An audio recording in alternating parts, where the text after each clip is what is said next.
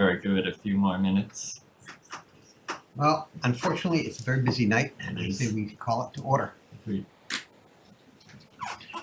So as Vice Chair of the CPDC, I call tonight's meeting on 1/8 to order. I'll give my little spiel. Give you a little spiel, please. All right. So thank you all for joining tonight for the CPDC hearing of Monday, January 8th, 2024, our first of the new year. Good to see you all. So to inform all, I'm Andrew McNichol, Community Development Director for Reading Town Hall. Next to me is Mary Benedetto, Senior Planner for Town Hall.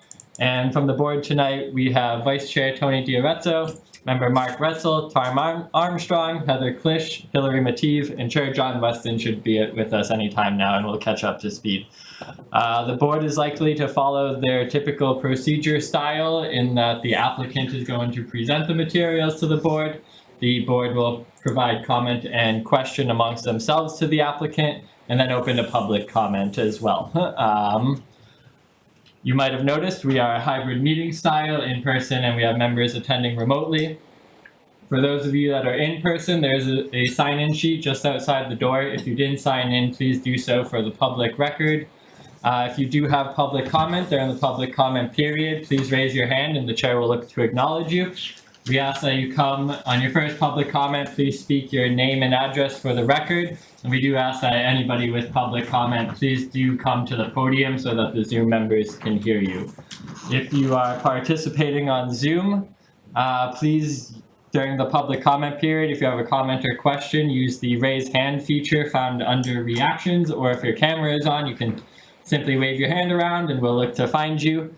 The chat is available to us as hosts, but we ask that you keep such to technical difficulties if you are experiencing any. Outside of that, on Zoom too, you cannot unmute yourselves due to past Zoom bombing, so we just ask when you use the raise hand feature, we'll ask you to unmute, and we appreciate your time in that and any hiccups there. But outside of that, this meeting is being recorded and broadcasted by RCTV on the local channels and will be posted to their YouTube after the fact. And I think we're ready to roll. The only additional comment I will make to that is these meetings can get a little, shall we say, heated at times. Please address all your comments to the board. That includes public comments and the applicants. We will ask for clarification from whomever if we need it, but this way it keeps things moving smoothly and it keeps people from getting into situations that they probably shouldn't get into. All right, let us start. If somebody wants to make a motion for the Zero Annette Lane. I'll move to continue that matter to the February meeting. A second. That would be Monday, February 12th. And for until John shows up, we will have our associate member voting. Technically, you're supposed to announce that for every single one. Oh, right, yeah. All in favor of continuing?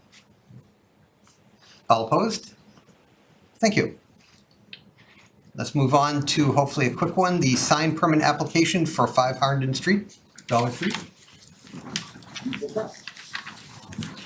Andrew, I did not see a notice. I don't believe there is one for a sign up. No notice for the sign permit. I believe the sign mechanic is online. Let me ask him to unmute real quick. I will share the renderings on the screen, but if you guys don't mind briefly explaining your proposal, we can go from there. Hi everyone, my name is Matt. I work for Artifacts as the permit supervisor. Behind me is Julia Paul, who are the project managers on this job, as well as Lauren Rosen, who's the owner of Artifacts. So what we're looking at here is two wall signs. They're routed PVC letters, externally illuminated by goosenecks. The goosenecks currently are there. In the scope of this project, we would take down the existing goosenecks and replace it with 8 gooseneck lighting. They are 12-inch scope shade, about 12 to 1400 lumen. And you can see there both signs measuring at 71.19 square feet.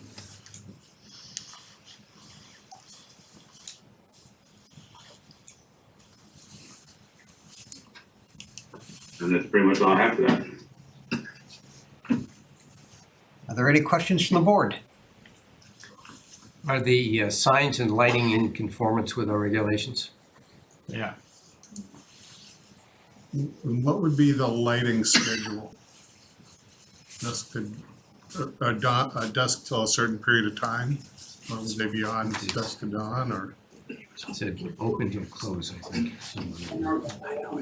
So they're on a timer, so they're, they turn on 1 hour prior to the opening of Dollar Tree, and they close an hour post the Dollar Tree closing. So even if Dollar Tree is opening at, say, 8 a.m., the lights are going to be on? That is, that's Dollar Tree policy. You know, if that is against the regulations for lighting in Reading, then, you know, Dollar Tree, and we would alter that to conform to the regulations. Okay, thank you. I don't believe there's actually anything to prevent you from having lights on during the day, other than common sense. Your rendering does show a shadow on the lettering. I assume that's just an artifact of the render, and that these are not going to be illuminated Dollar Tree or the insignia, correct? Correct. The lettering is non-illuminated, and it's only illuminated by the gooseneck itself. And is there a reason for 8 goosenecks?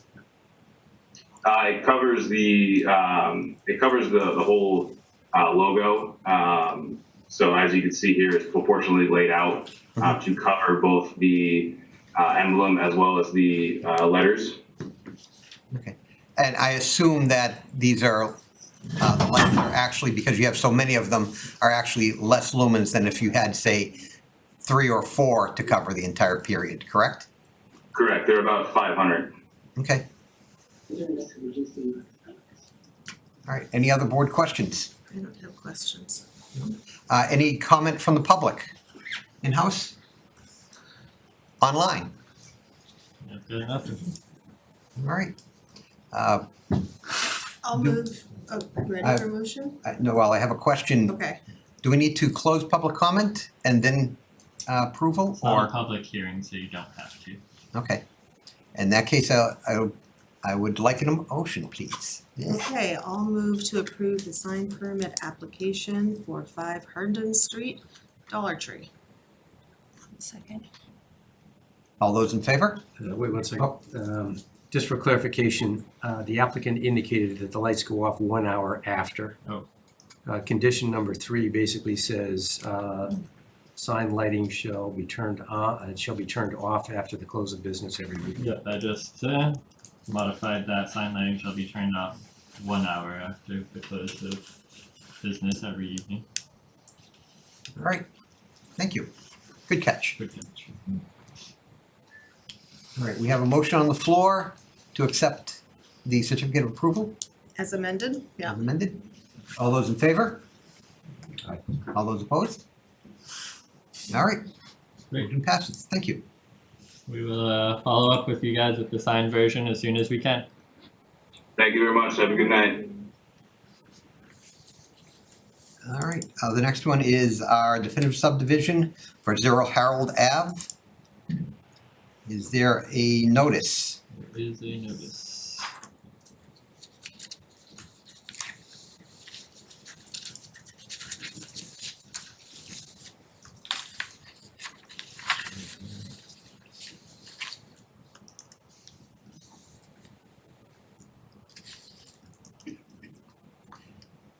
You want me to read it?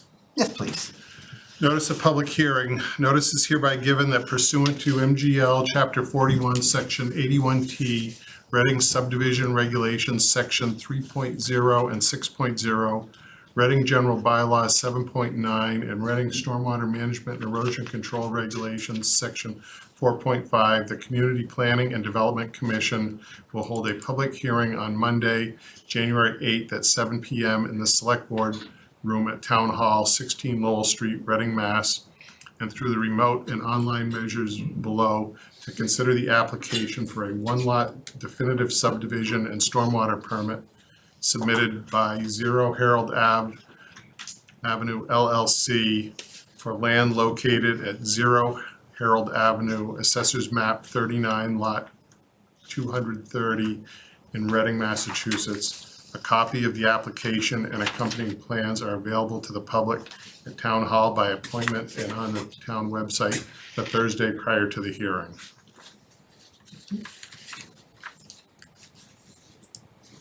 Do we have a representative from the applicant? Yes, thank you.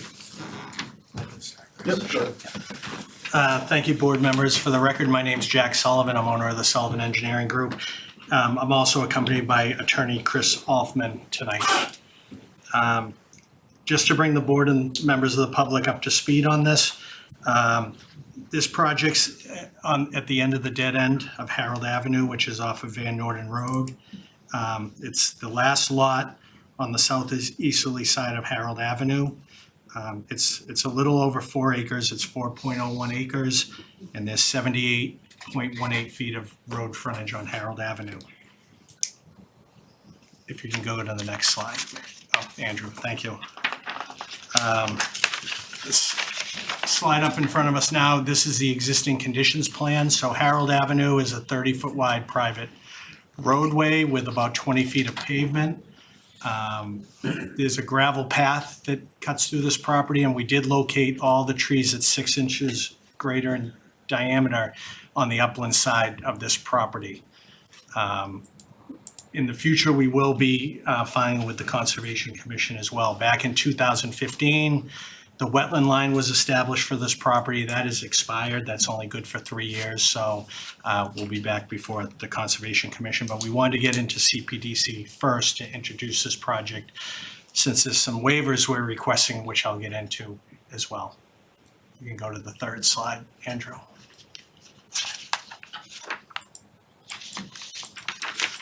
Okay, this is the lotting plan. What we're proposing to do is come in with a proposed right-of-way. The right-of-way itself, where we only have this 78 feet of frontage, typically with a 60-foot right-of-way, you have 30-foot roundings at the entrance to the site. We're unable to do that, so that is a waiver we're requesting for this board, and I'll get in the reasons to support that when I get into the site development plan. But basically, we're creating one building lot. The rear portion of this property, the remaining 2 acres, will be a separate parcel of land. We're doing that. That way the developer can retain rights over that land with the thought that we may look to donate it to the town. The Conservation Commission's expressed interest in that land, but also in case the developer wanted to maybe sell off some of the upland side to abutters in the back. So that's created as a separate non-building parcel. We can go to the next slide.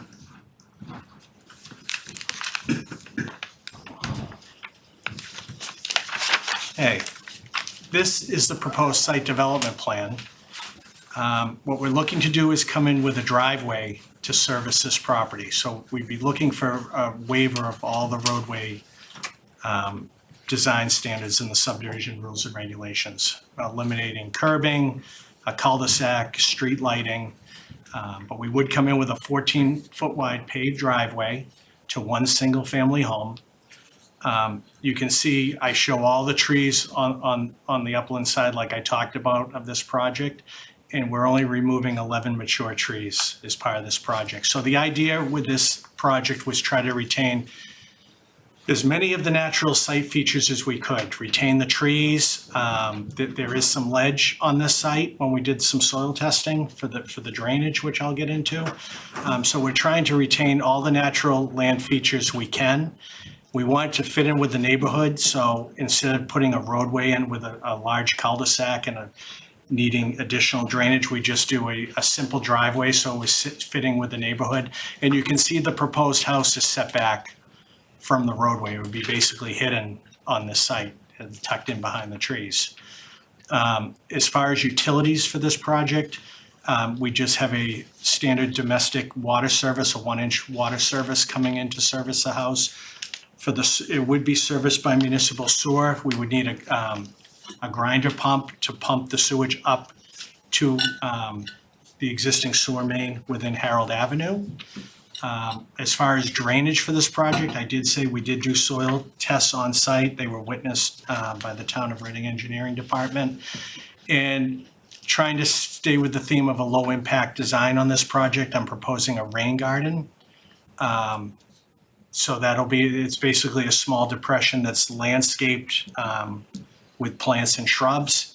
It serves as a stormwater mitigation feature, but also a landscape feature. All the work is outside of the 25-foot buffer zone to the wetlands. We meet all the requirements for conservation, but like I said, a majority of the work will fall within 100 feet of the wetlands, so we will have to file with the Conservation Commission, and we will be looking to do that.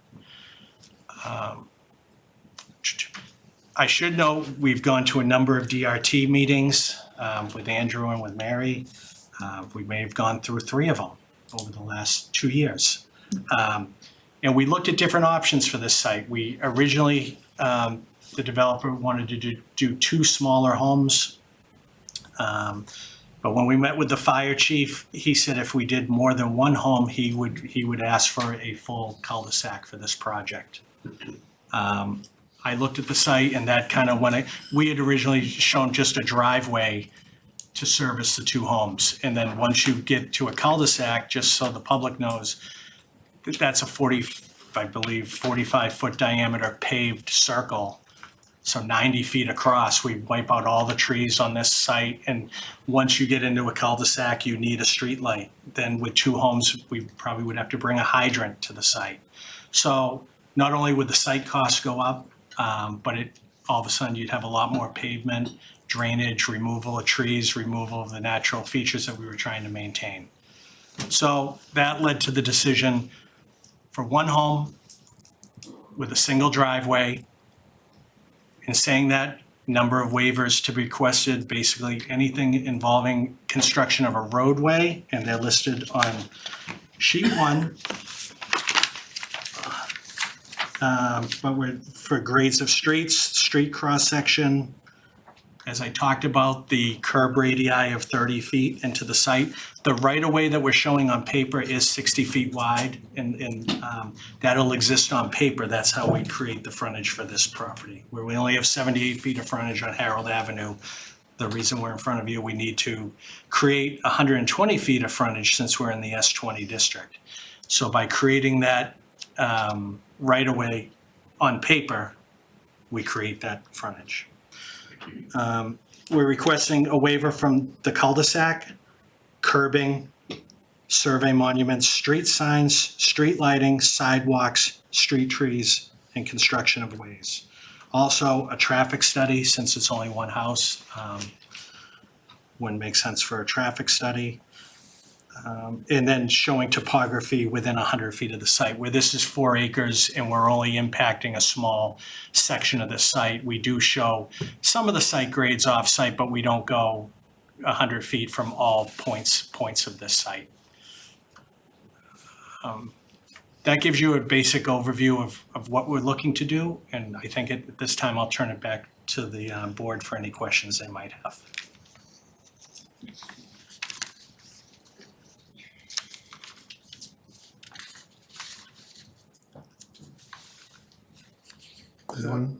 I have a question that may be more for Andrew for clarification. So the existing road is it's a 30-foot right-of-way with 20 foot of pavement. Is there an issue with doing a quote subdivision off of a private substandard road?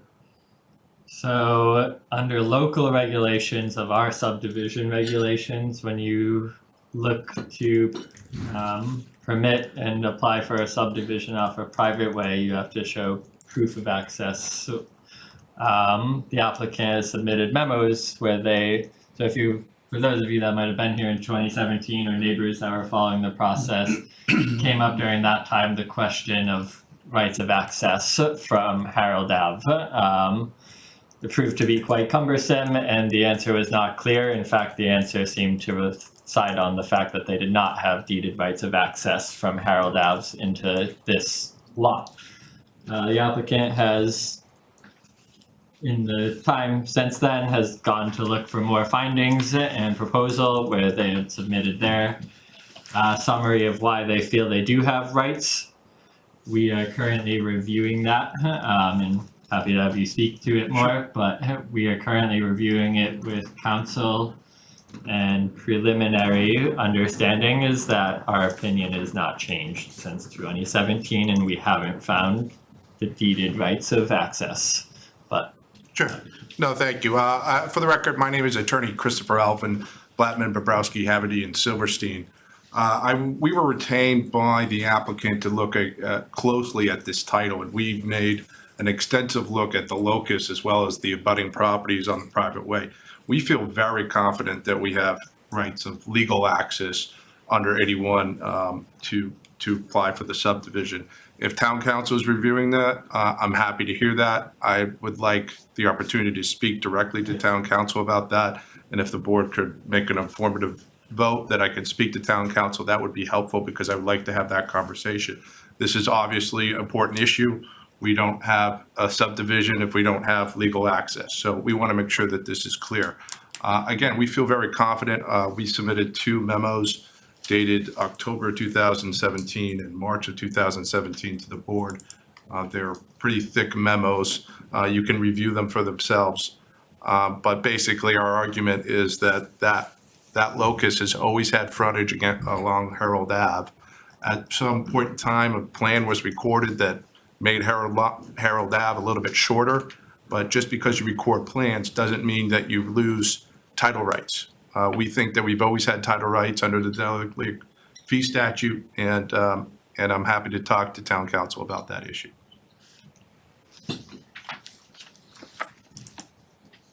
Is your problem resolved if you don't have to subdivide? No, because, well, for the purposes of the planning board, I don't think that it would make a difference, no. For the purpose of private property rights, it doesn't make a difference either. It's private property rights, whether we have title rights to use a private way, that's another issue. And that's another conversation that we can certainly have, and I'll have that conversation with town council. The town of Reading doesn't make definitive determinations of who has rights over whose property. That's decisions that are made in court. And so the legal standard is certain a little bit different for the board. You're not making a definitive answer to say, we have title rights, we can go down this road. If there's a neighbor who objects to that, they can certainly sue us and say that you're going over my land, you're not supposed to. But I think by the memos that we've submitted, we provided enough evidence to prove that we have legal title rights. You look at case law about this, cases where planning boards have said you don't have rights, it's clearly Larry going over Joe's property. I've never seen a case where a planning board has denied because we haven't shown legal title rights when I've submitted a memorandum that I think makes it very clear that we do. So I think it's sort of an unusual situation. And again, I certainly understand and respect the board's position that you'd like town council's opinion on this. And again, I'd like to have that conversation with them. also, as an aside to this, even if rights are proven, there is still a subdivision process that needs to happen because they don't have the required frontage. So that's the right of way that Jack has proposed on paper. So that process is. That's accurate. Yeah, that's accurate. And I think that may have been your question. It's still subdivision approval because we don't have a sufficient frontage. So we need to extend by creating an additional street. So that doesn't really change anything. It is a two-step process: legal access and then definitive subdivision approval. This may be a silly question, but can CPDC approve a subdivision proposal when we aren't sure they have rights of access? So Or let me ask even more definitively, can we approve a subdivision plan when there is not right of access? So it would get a bit tricky. Pardon me, I asked our Sure. staff. Just here in case the question comes up. There are paths forward for that. You could approve it. This is a local regulation under your local subdivision rules and regs, and you could entertain a waiver from that under 3.8, which can apply to all of, so the way I read it, apply to all of subdivision rules and regs. You could look for that and approve if you felt that it was in standing with the existing regulations and that it wasn't a detrimental impact. And then have it follow the proper appeal period from there. Or you are within your rights if it doesn't meet the regulations to deny the project. So both are potential. From my perspective, and even as an attorney, I'd be very hesitant if counsel is advising us that you don't have the rights to rule that you do. Sure, and I understand that, and again, I would just like the opportunity to talk to town council before they issue an opinion, because in my mind, I think it's very clear that we do have access. So that's the only point that I'm stressing, but I totally understand and respect that position. Lynn wanted to jump in on the Zoom. I personally feel like I'd like to have the written opinion of town council before deciding further on this. We also have a note, and it was addressed here from the town engineering department, that it doesn't meet proof of concept, so there's a lot here that's up in the air. Yeah, so the engineering comments with planning revolved around the proof plan. So there's a very specific requirement that any reverse curves have a specific length and radius that this proof plan doesn't meet. Again, under our local regulations, you are able to waive that if you feel that the proposal is still in standing with the regulations in and of themselves and close to. Our typical practice here has been to show that you meet full proof fully by right. And this proof doesn't do that, but again, it's at the board's discretion in terms of waivers. And just to, we don't have to get it, I know we have to deal with the access issue, but in this case where it's one lot, we're at the end of a street. The idea of the roundings are usually for sight distance and like public safety. In this case, it's a one lot subdivision with a driveway, so it's no different than any other house on the street. So that will be part of the support for the waiver request in this case. It's just a one lot subdivision on a dead end road.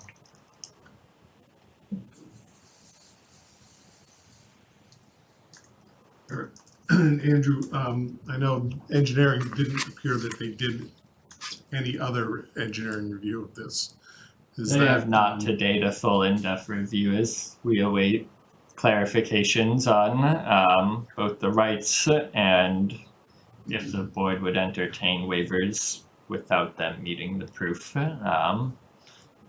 We're hopeful to get a sense of confidence in waivers, but I understand the rights probably precede all of that, so. And this is also going in front of conservation? It will. An application has not yet been filed, but it certainly would. And our typical recommendation is that CPDC hearings stay open until conservation also has some sense of confidence in the proposed design. That way both are working in tandem and no major modification processes are triggered after the fact. That's the path we were going to pursue. I did have one question on the proposed construction, if you get through. Assuming that you're diverting water off the driveway, et cetera, and you've got a plan to do that, which requires in part checking 3 times a year, et cetera. Assuming all of that fails, what happens to the water? Where does it go? If it all failed. Well, with any utility system, there's maintenance required. Drainage systems are no different.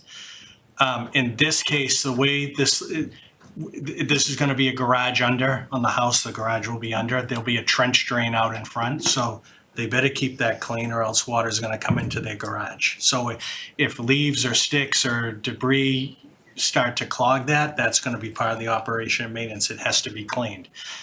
From there, it goes out to a drain manhole. There's a drain manhole there because we're catching some of the surface water and we're gonna put a pipe under the driveway.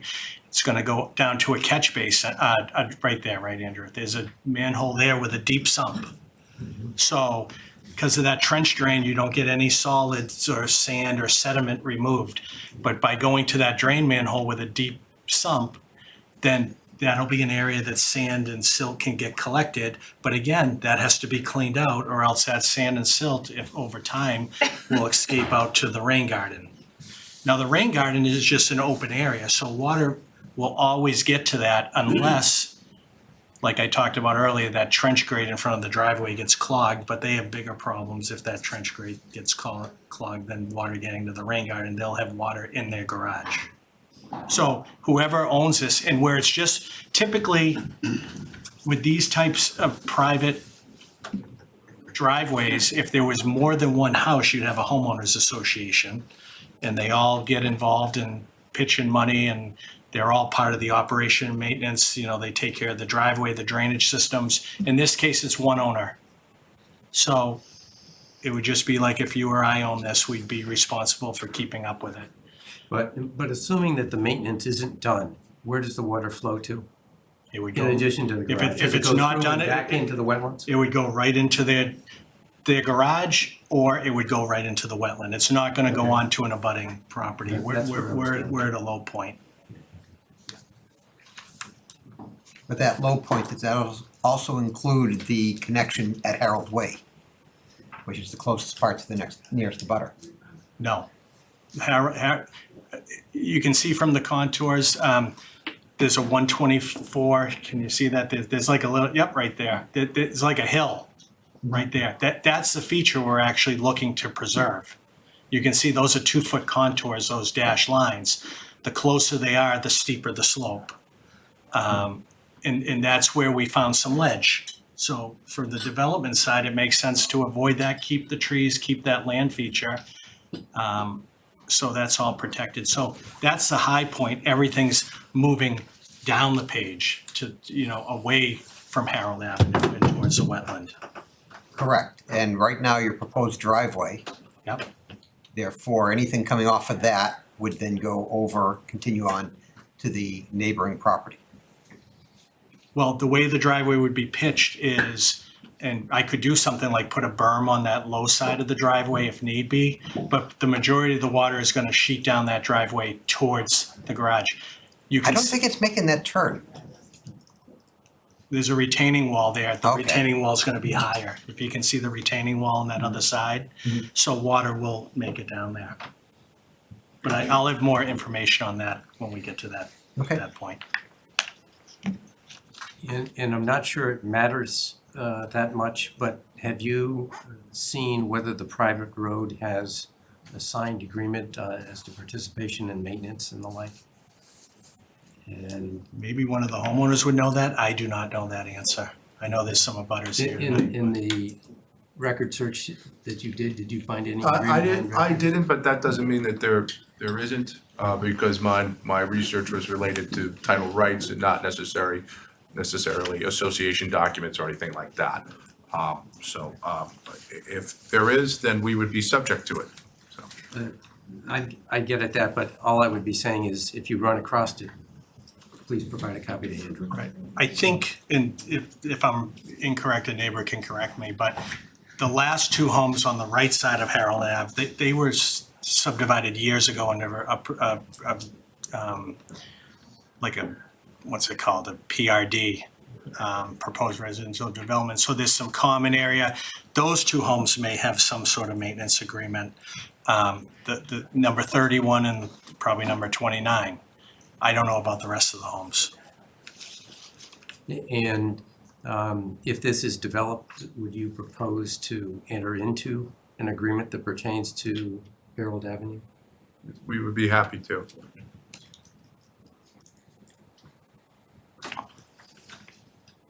And for the record, I'd like to state that our chair is returned.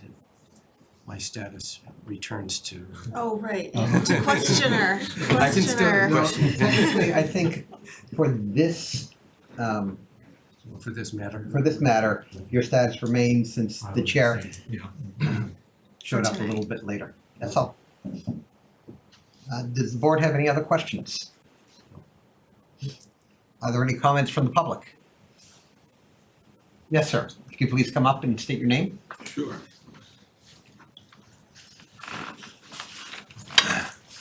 My name is Aaron Bornasian.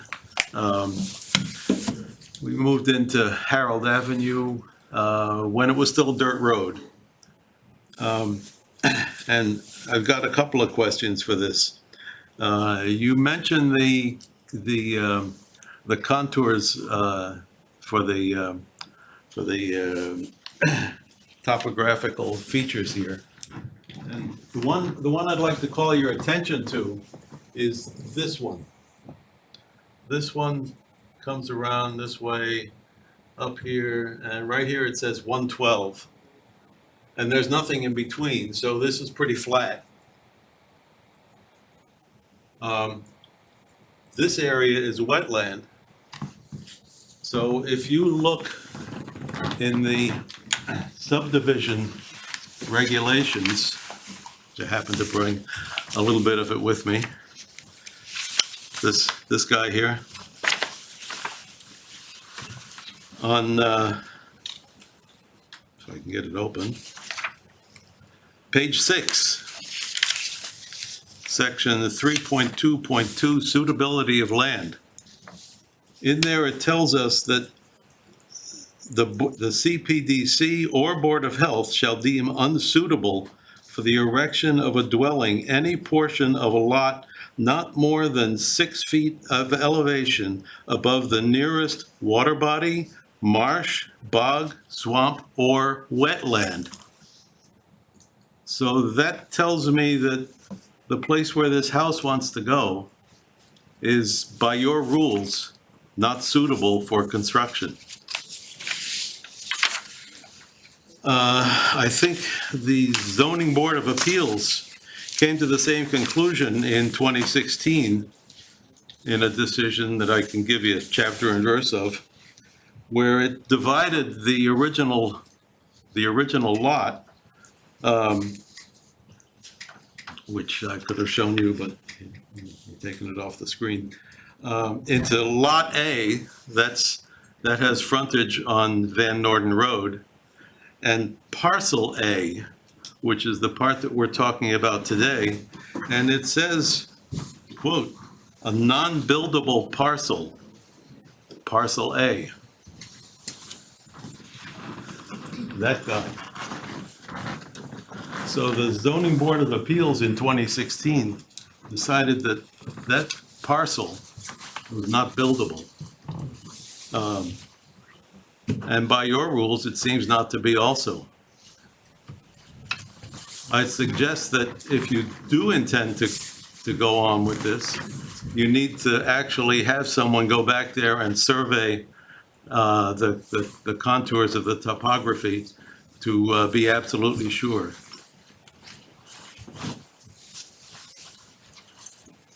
Thank you. You're welcome. Are there any other public comments?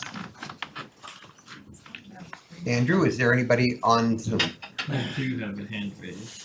I'm gonna ask them to unmute. Hello, my name's Len Joseph. I just wanted to address the frontage access issue, if I may. I actually had done an extensive title on the property in the road. One of the things that you can tell by going to the city GIS website is that Harold Ave is not currently a taxable parcel.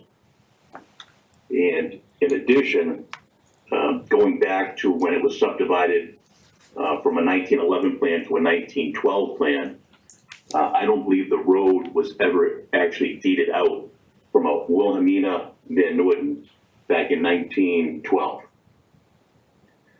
So as Attorney Chris Alpin pointed out, the derelict fee statute would cover this particular issue.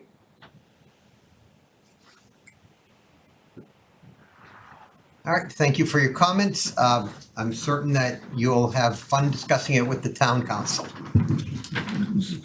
Thank you. Two more hands raised on Zoom. Okay, thank you. To Cowie.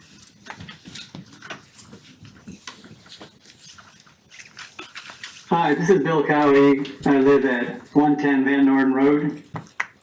And so I'm the butter who is just west, so just on the bottom of this particular map, not the top, but the bottom. I'm sorry, I'm east and not west. And so we have a concern in general that you know, there is this stream which comes off of Van Norden Road, goes through, I think it's 116 or 26, the property upstream, and then crosses onto our lot. And then the property on our lot, parcel A, and these other areas are sort of one big wet area.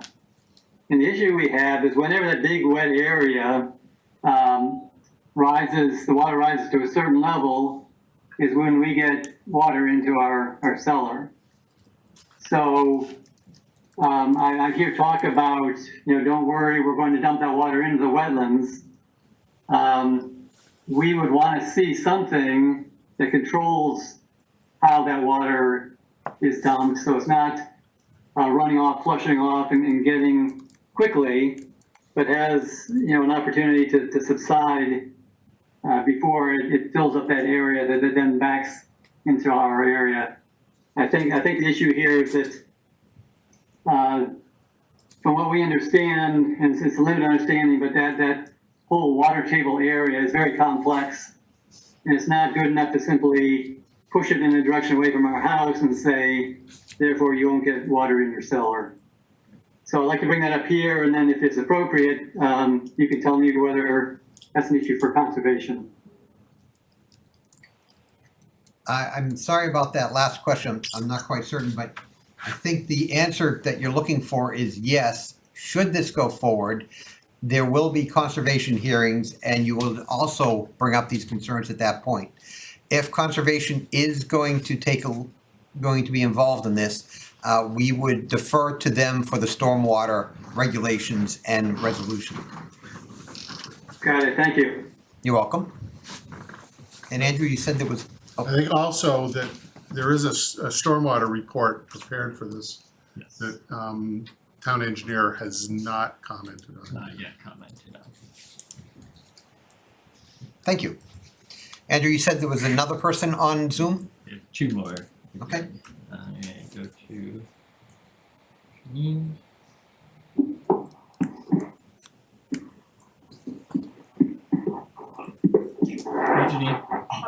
Hey, Janine. Am I on now? You're Janine Hi, I'm Janine Shudo, and I am a butter on Colburn Road, right behind this project. And I am just wondering how far back it's gonna be going into towards Colburn Road, and what type of structure we're gonna be seeing, and how much they're gonna be taking down of the landscape and all the trees and everything.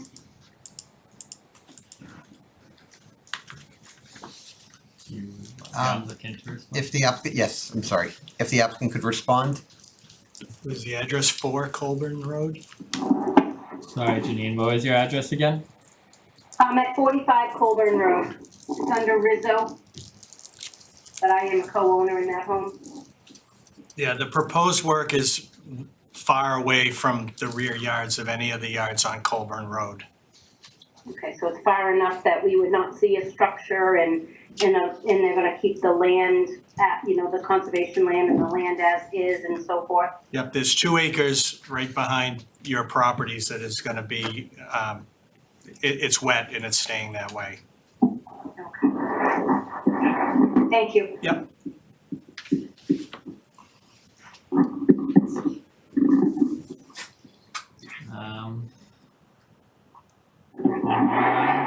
All right, why more on Zoom?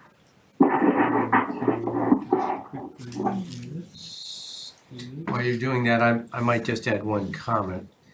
The applicant is right with regard to the property that it intends to develop, but it intends to break off the other parcel. So it's not guaranteeing that the other parcel wouldn't be built. Correct, but we cannot concern understand. ourselves with anything. Any future I understand. I potentials. just wanted to answer the person's question. We have Fang on the Zoom. Hi, can you hear me? Yes. Hi, my name is Fang Yu. I'm from 27 Harold Ave. I just have a basic question. I see the address, for this lot 230, they called it 0 Harold Ave. But in the assessor's database, it's actually 0 Van Norden Road. 0 Harold Ave is used for lot 76 and 75. I just wonder, is that, why it's calling this, may add a confusion. Thank you for pointing that out. The number 0 is commonly used across town to indicate properties that basically do not have a residence on them. All right, thank you. You're welcome. She's right, though, that in our own GIS system, there's nothing that shows up for 0 Harold, it's 0 Van Norden Ave. It's already 2 lots named 0 Harold Ave. It's not, residence or part, but it's under trust. I just feel it's a duplicate number, add confusion. I was wondering why, No, thank you for that point of clarification. We can make that a bit clearer in the future. All right, thank you. All right, anybody else on Zoom? You have Mr. William Cowie again. All right, Hi, it's actually Karen Cully, William's wife. I just wanted to point out that although it's on the end of the street, this property can be clearly seen by us at 110. We have an unobstructed view of that property from our house. 110 which road, please? Van Norden Road, I'm Okay. sorry.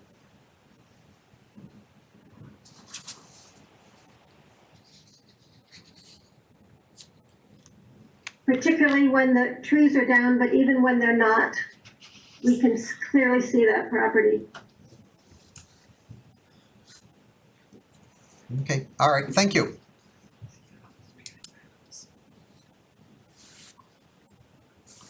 While you're checking Zoom, I will once again ask if there are any public comment in the room. No? Any more on Zoom? I'm not seeing any hands raised. All right. So I think the chair will entertain a motion to continue. So moved. We have a Monday, February 12th, 2024. I'll second. Andrew, before, I apologize. I would like to table that motion for just a moment while I ask Andrew one final question. The applicant had requested that we vote affirmatively to allow them to speak to town council. Is that required? I do not believe you need to vote on that, and we can reach out to council and set It's up just a a call. town-to-town basis. Yeah. If you don't need to, if that's not customary, that's not a problem. I'll reach out to council. I know how to reach them. No. Okay. We can reach out to them and give them a heads up that the applicant would like to I talk. just want to make sure we covered all our bases. Thank you. Thank you. All right, taking that motion off the table. All in favor to continue to February 12th? All opposed? And the motion carries. Thank you. Thanks. Be in touch. Yep, thanks.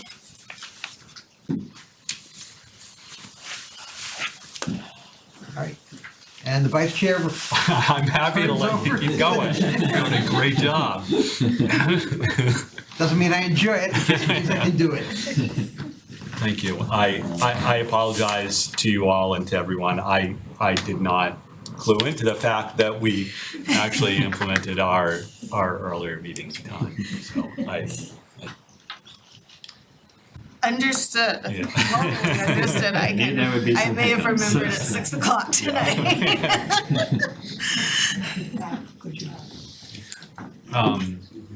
So the next item on our agenda, right? Continued public hearing for site plan application and special permit at 413 Main Street, McDonald's USA. Yes. And I believe the applicant. Great. Should probably make him go. Do you have anything you want to share, Dan? Do you want to share your screen? Yep. I can do that. That'd be great. Let me make you co-host real quick.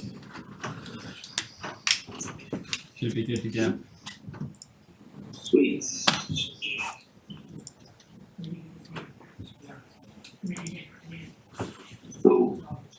is that coming in for everybody? Yes. Sweet. Awesome. Well, again, Dan Allen with Bowler Engineering. Also here with Jason Adams. He's also on remotely with McMahon, the craft consultant on the project. Coming out of our meeting last month, there were a few requests to our plans as well as some additional information just relevant to traffic and some additional analysis of that as well. So just to review some of the material that we submitted and updates we made. One of the requests was this existing chain link fence along the north end of the parcel here. We were originally proposing to replace it with another chain link fence. To request the board, we're now proposing a 4-foot high kind of timber 3-rail fence instead. We had checked the Banks plans and they weren't proposing any other kind of fence features along here. It's really just landscaping kind of on this parcel being proposed. Additionally, there were some concerns about potential light spillage to the rear abutting property. We've reached out to the lighting vendor and designer, and they've been able to make some modifications to which we've been able to lower these two light poles closest to the rear from 21 to 12 feet. And then it's really just going to reduce the spillage to 0, as you can see across our property onto the abutter. Also, some additional revisions we made to lighting at the request of the Conservation Commission. They had some comments relative to the wavelengths and kind of brightness of the lights and impacts to the resource area at the rear here. So we've swapped those out with warmer ones, light fixtures at their request to just be more better for kind of the environment and insects and animals and such there. So I think those were the main couple plan changes that were requested. Additionally, there was a request to provide some analysis should the traffic to the site potentially double. As mentioned, based on the previous data we received from McDonald's, they said they typically see a 3 to 5% increase. This illustration here shows what the potential doubling may look like compared to the observations that we made on site with the traffic. Shown in red here is 9 stacking vehicles. That was the max queue stacking we had seen, our traffic consultant had seen out there when they made their observations. Shown in green is 5 more vehicles, which is a 50% increase from those 9, and that's really still able to be contained within the drive-through. And overall, the site, as you can see, we're showing up to 20 vehicles here, and that's really doubling, about 122% from what was observed out there today. So I know there were concerns just relative to, hey, what happens if traffic doubles and more cars are coming onto the site? Can that be handled, and not wanting to impact the driveways? So I hope this illustration kind of provides you guys that, yeah, this site can accommodate that. We also met with Andrew and in talking with Mary in McDonald's. We've been agreeable, to which they prepared a condition with any potential approval here that should any impacts to the existing driveways based on the stacking be negative, then McDonald's would work with the town and compensate, I think, up to $25,000 or 10% of any project costs for on-site improvements, potentially off-site, or any potential studies. But again, McDonald's is confident with their proposed layout here being an improvement to the existing operations out there today, and they really don't expect a negative impact or large issue to those existing driveways and traffic coming in and out of there. I think that's generally the kind of new information we've been able to provide here, and be happy to open it up to the board if they have any additional questions for us. I'll open up. Board? I have a question. Thank you for the stacking diagram. I guess I actually wasn't so concerned that this layout would accommodate more cars on the site. A second driveway, that's what it would do. I guess I have a question and then my comment. My question is, do you expect cars to flow through the drive-through faster? Now, the reason I'm asking that is because my concern has been more on the exiting end, where cars are already congested on Main Street heading north. If they're heading north on Main Street or turning right on Washington Ave, my concern has been backing up that traffic even more because cars are coming out at shorter intervals. So you've got, anyhow, that's my concern. And does this address that at all? So I think with the overall restaurant improvements, with their new kitchen equipment, kitchen layout, there will be some improvements to that queuing time. But overall, I don't think it's anything that's going to significantly impact vehicles exiting onto Main Street or really that traffic out there. I'm not sure if Jason, you had any additional thoughts on that or feedback. Give me 1 second to unmute. Oh. Great, thanks. Jason Adams with Bowman. So when we conducted our study out there, we did a delay study to understand how long it was taking vehicles to come off the site. During each of the peak periods we looked at, that delay that we measured was under 30 seconds. And the existing site right now has a maximum number of vehicles using the drive-through of 60 vehicles in an hour. So that's about a vehicle every minute. So about every minute a vehicle comes through the drive-through. It takes about 30 seconds to get off the site on average. Now it can be a little bit longer for certain vehicles, but even if that input were to increase, there's still at the 30 seconds on average wouldn't be expected to change as a result of this project. There'd still be time for additional vehicles to get off the site. So similar to how the site can store additional vehicles, if there were an increase beyond what McDonald's expects, beyond that 3 to 5%, which aligns fairly well with what the industry standard traffic data also suggests for this site. But even if we saw a 20% or 30 or 50% increase in vehicle trips, the number of vehicles coming through the drive-through should still be able to be served by the amount of time it takes to get a vehicle off of the site. And then what does that do to the traffic backing up on Main Street if you've got a car coming off every 30 seconds instead of every 60 seconds, which I think is what I just heard you say, but I may have gotten confused. Right, well, it's more that right now, the way the site operates today, a vehicle on average, it takes them 30 seconds to get off of the site. So that's not a vehicle every 30 seconds. Again, it's about 60 vehicles that come through the drive-through at the peak hour. So it's about a vehicle every minute coming through the drive-through today. The Main Street operations, because those vehicles, again, are going to be metered by the drive-through itself. So even with more efficient kitchen operations, there still is an amount of time that it's going to take each vehicle to come through. So those vehicles will essentially be metered by the drive-through itself. And the Main Street traffic really shouldn't have that much of an impact as a result of any increase from the McDonald's. Vehicles heading north, there still is the signal. So, there will be times when the signal is red for that northbound traffic.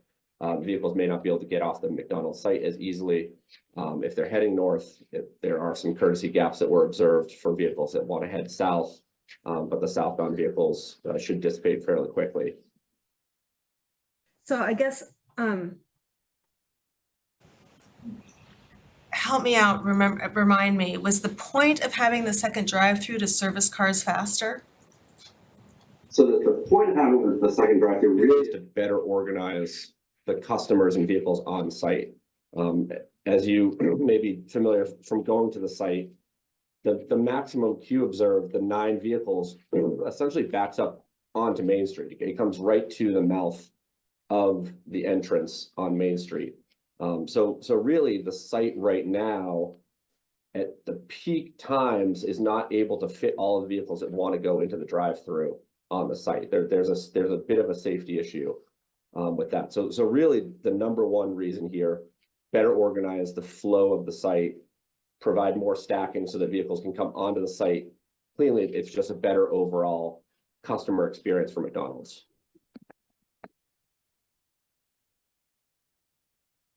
So what I'm saying is that the second drive-through really only adds 3 cars. If you had the cars just lining up and still in one queue, you would still be increasing the capacity by 30%, plus the additional in the parking area. So I guess I'm still wondering, is the second drive-through really necessary now? Yeah, I don't know if you want to jump in. I guess I can start the response here. This side-by-side drive-through is really the standard that McDonald's is looking to go to. It allows them to take orders earlier on, which allows the kitchen to have more time. It better organizes the entire experience on the McDonald's side as well as the customer side. So this double drive-through here that you see on the plan is really what McDonald's is looking to go through on a number of sites in Massachusetts, New England, throughout the country, to just better organize their kitchen and their customer experience. I get that, and I remember last time I also asked about so as McDonald's is doing this, there must be data on, in addition to what you're saying, what we might anticipate, there must be information out there about what actually happens to the speed and the volume of cars coming out when a second driveway has been put in. This has been happening over and over, so I guess I'd be curious about that. Otherwise, it's kind of looking like it's at this very congested intersection, like that second drive-through just might not be necessary. So again, so with the second, another kind of improvement that the second order point provides is to where people typically waiting behind the single order point, they'll be waiting behind the point where they're supposed to order. Whereas that second order point allows cars and the kitchen to kind of continue processing orders here and to keep those cars moving. So as you can see here, this 9th car is at the order point placing their order, whereas that 9th car kind of under existing conditions is still way over here, probably about 3 vehicles away from placing their order. And again, kind of vehicles passing by and also wanting to go through the drive-through, if they see that kind of 10th car or 11th car here, they're just usually going to keep going. When people see kind of fast food restaurants, like if there's going to be a long wait, they'll typically just continue on and go on to the next one and buy it that they see there. So kind of under these conditions, it allows customers to come in and get within the drive-through lane where that 13th and 14th car is actually in the road. So it's really just an improvement to customers who want to come in there and able to do it and just having an overall better experience at the McDonald's. And with that drive-through data, I know you requested, again, the McDonald's and kind of fast food industry, that data is really proprietary and they don't typically like making specific public data for certain sites available. Just kind of gives up kind of competitive information to competitors in the area where they say, oh yeah, this McDonald's had this restaurant, these having these numbers, oh, we'll do this now then. So it kind of cuts into their competition by just making that information available with why they haven't been too forthcoming with it. But again, they have said that they typically see a 3 to 5% increase in sales based on the side-by-side being proposed where single orders exist today. So for the board's purpose, right, knowing that McDonald's, right, they're not gonna put that kind of information out there. Right, I did do a little digging, way too much digging into the quick service restaurant association. And I think, right, to me, when I look at this whole picture, there's a couple of things that come up. One, I think the important thing for this site in terms of, right, what we've been talking about sort of maybe 2 or 3 different things here. One is, will this result in additional traffic to the site? Right, that's one question. The other question is just because of the increased process time, right? And question 2 is if that additional, that quicker process time leads to more conflicts, right? And I think that there's 2 potential locations for conflicts. One is on Main Street, the Main Street entrance and exit, and one is on the Ash Street. What's the other? Thank you. So one thing, two things that I think about when I look at that. So during the peak period right now, the peak, right, is queued down to, or at least northbound is generally queued down to Bagel World, somewhere down there. So, right, to me, this says, well, you know, if you can get through McDonald's drive-through in a minute quicker, that's still not going to make your decision to drive off the highway to this McDonald's, right? So this, because you're going to get stuck in that traffic coming north across the crossing, all that sort of stuff. The other thing, what McDonald's won't say is that, you know, they, if you consider their competitors, their true competitors, Burger King and Wendy's, which I think is the right thing. Burger King and Wendy's process customers in 3 minutes, and McDonald's, their average processing time is over 4 minutes. So part of what they won't say is they need to do things like this just to keep competitive, because the whole industry as a whole is getting quicker and quicker. McDonald's to date has not gotten quicker and quicker. And I have all this data here about, you know, change over time and how quick it is and what it is that they're doing. I think that's getting way too deep into it, but I do think in looking all this that my concern really isn't the speed, because they've slowed down over the years, right? They used to be able to do it quicker. Part of that's because they have more items on their menu. Whatever, right? To me, my concern here is not the Main Street queue and them getting more customers because it's going to be faster. It's really the opening up of that Ash Street intersection, because right now the Main Street intersection keeps, right, that's a limiting factor for the whole site during peak periods, right? And now they open up this other this other way to get in and out pretty quickly. And I'll say that's why, to me, my concern from a safety perspective is on that intersection. In addition to the fact that that's a bad intersection, right? There's so much going on there. My other concern there is we don't have a good solution for that. I mean, McDonald's isn't going to have a solution for that. We need to come up with a solution and bring it. If McDonald's, if there's an issue, I think we need to bring them along with us. That's my take, and delving way too far deep into this. No, and I agree with you that whole Ash Bolton Main Street intersection is a mess now. And is this gonna make it worse?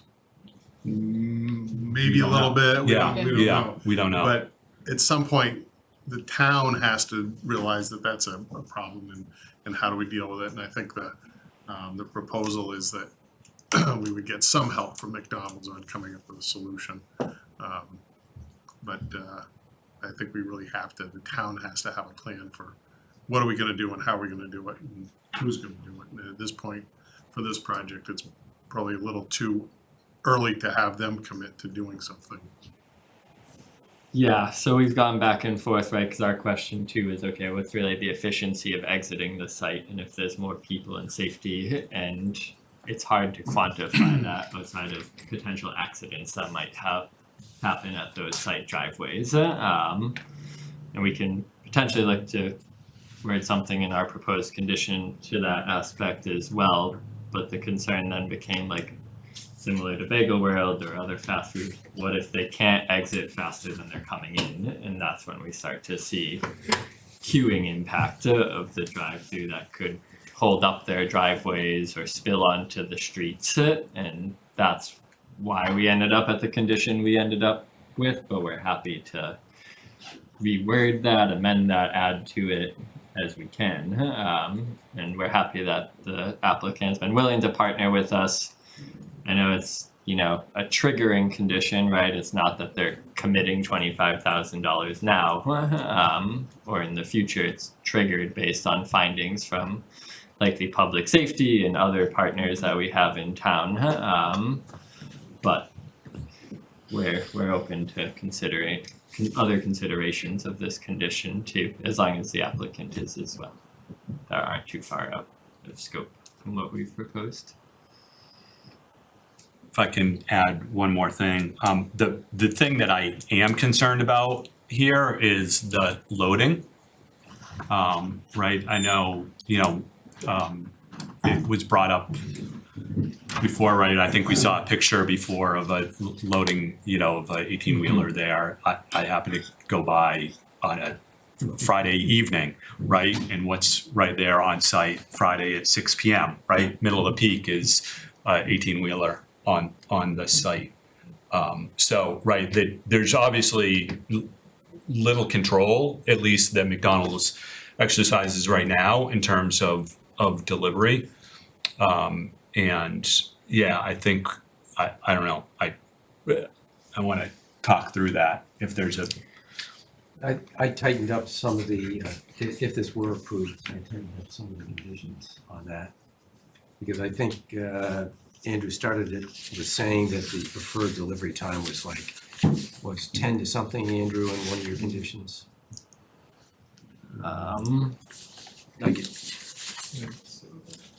Let's see if I can find out where it is here. I believe we had mentioned at the last hearing that they typically would look to schedule those times for 10 a.m. on the site with the proposed layout. Yeah. I think you're correct. I just have to find it. And I hear it was. They're requesting the 2 loading spaces as a waiver, which we vote on. So, no always vote against. Dan, I think you had said before that even if you took those spaces away, you technically still have enough to meet the required spaces. Is that correct?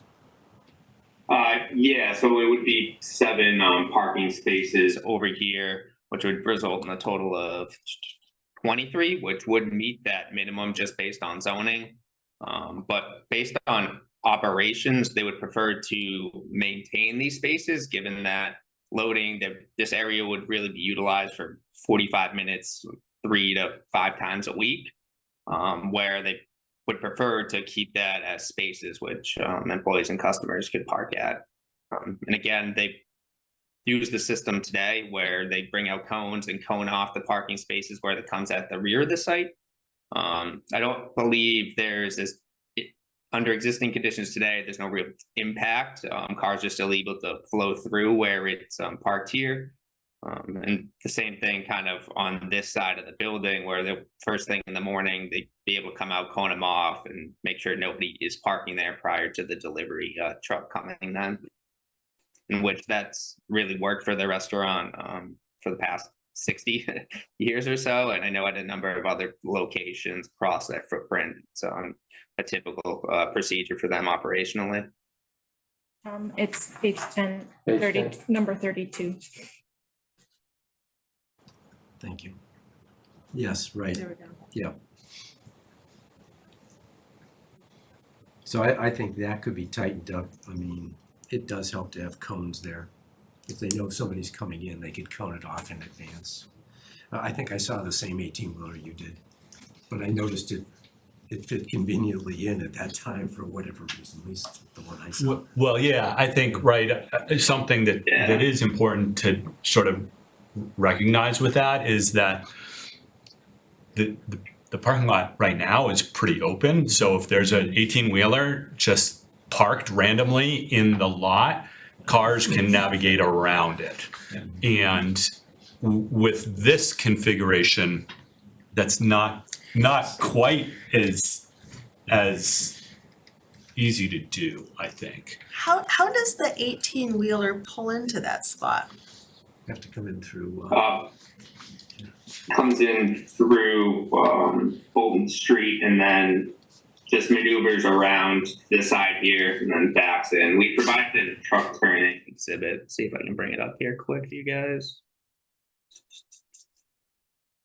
So you'd actually block off like all those spots on that side, not just the place where the truck is parked.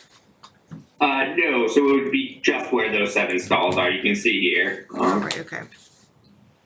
Yeah, so that vehicle would come in here, be able to clear around the side of the building, pull up to like just the start of the recirculation lane, and then back in. It doesn't really encroach on these 3 spaces up here.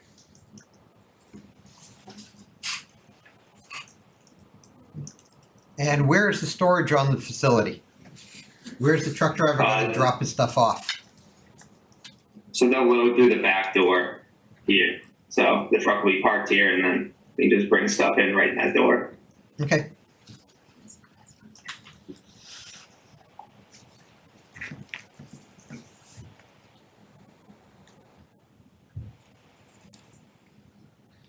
I'd like to go back to the queuing onto Main Street. You have a proposed pull-up window. What's the different distance from the pull-up window to Main Street? The distance from the pull-up window is 1 second.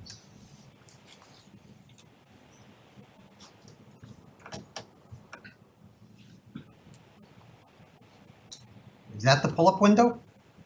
No, I'm just making sure the dimensions are right. So 30 feet. Yeah, we require 54 stacking. So I assume the pull-up window is part of the drive-through. It's a pull forward window, so the main pickup window is the first one here. Again, if those orders are taking longer to come through, the larger ones, they'll tell them to pull into the pull forward spaces over here or up to that window. Well, if they pull up to the window, you don't have enough stacking for the exit onto onto Main Street. So you require 54 feet stacking onto off-site. So I know, yes, I think we had noted that. And the stacking exiting onto road was 54-foot requirement. And we based that from the first pickup window that would at least be provided. Which is, sorry.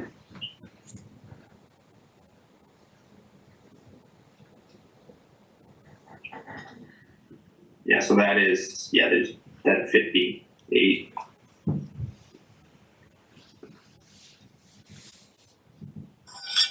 So for the customers who pull into those spots, where's the nearest door for the for the employee to bring out the food?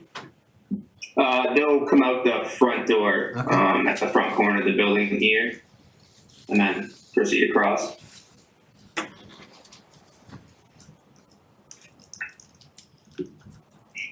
You may need to eliminate the pull forward window to ensure you have enough stacking onto Main Street. So, well, my understanding was that that window would be included within the 58 feet we have, meeting that minimum, was my understanding of that. And your understanding based on discussions with town staff, your interpretation of the bylaw? Yeah, I didn't believe it was like our interpretation of the bylaw, and there hadn't been any really issues raised with that or that we had been made aware of.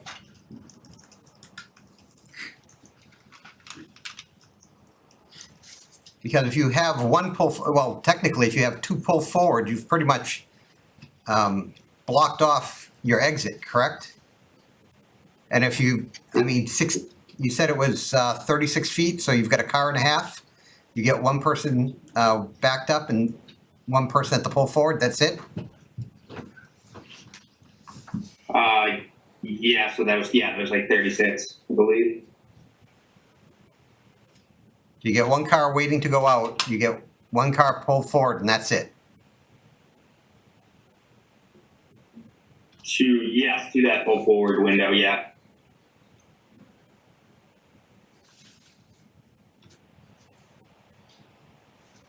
Okay, so you're missing the loading dock and the stacking for the exit. Okay.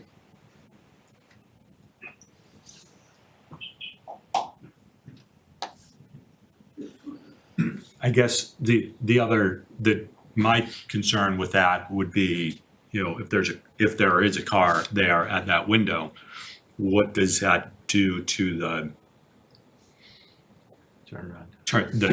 Left turn. Yeah, the left turn. If there's a car behind them, what does that do to the left turn to go around them in front and out? Are you creating a bit of a gridlock there?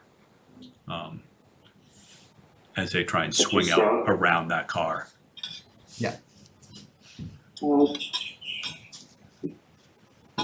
They would have to, don't believe so. I mean,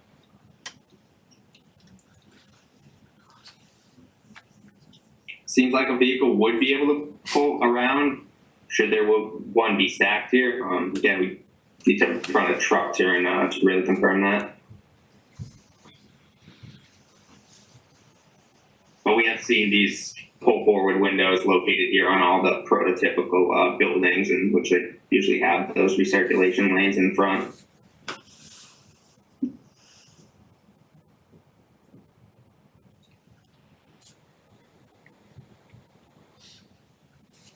I don't know, is that, it seems like we're kind of guessing, is that a car there, is that a full-size pickup with low visibility? What is that you just drew in there? That's a 9 foot wide by That's a car, I guess. like 18 foot, kind of a standard stacking vehicle, as see from here. Yeah. Let's give you a better visual.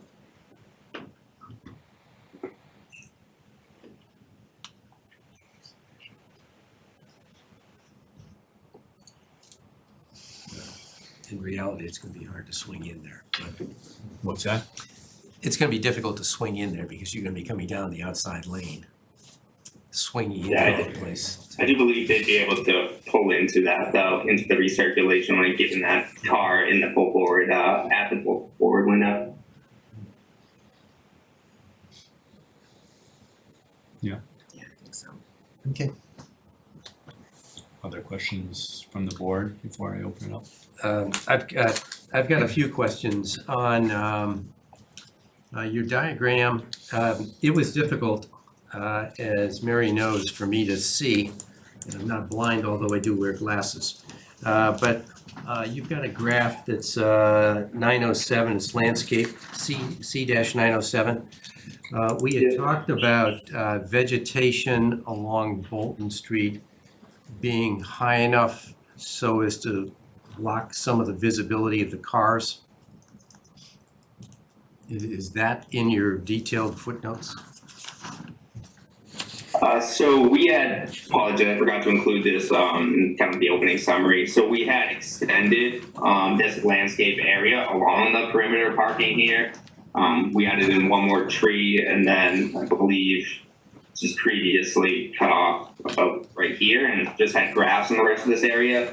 So we run that landscape all across. The parking is kind of separated from the kind of public right of way there a little better. The plantings that are proposed. Yeah, I apologize, it's C701, landscape plan. Yep, right here. So these plantings are about 3 feet in 3.5 feet in height, I believe. Okay, evergreen? No, so these are shrubs. So we have the 3 AM, so those are chokeberry bushes around the front here, and then the IGCs. I don't mind if there's a variety, you know, Yeah. seasonal variety, but I said this before, it sounds strange. I'd rather see your building than seeing a bunch of cars. Understood. I think, you can. if we were to screen these cars, it would. No, 3 like, feet, give it. 3 feet is good enough. Sorry. You don't have to cover up all of the cars. Gotcha. You know, it's just to reduce the visibility of the parking lot. That's what I'm trying to do. Yeah, so we look to do that by just extending the landscape all along there instead of having grass kind of proposed and along like the front half of this parking area here. Okay, and then along your directional arrows are different. The Chase building size, the one where you're removing the chain link fence. Yep. You suggested something like a 4-foot high. Timber rail. Yeah, timber rail, but I don't really want it to be a split rail. I want it to be a substantive fence. I'm thinking more 3-foot high railroad tie timber.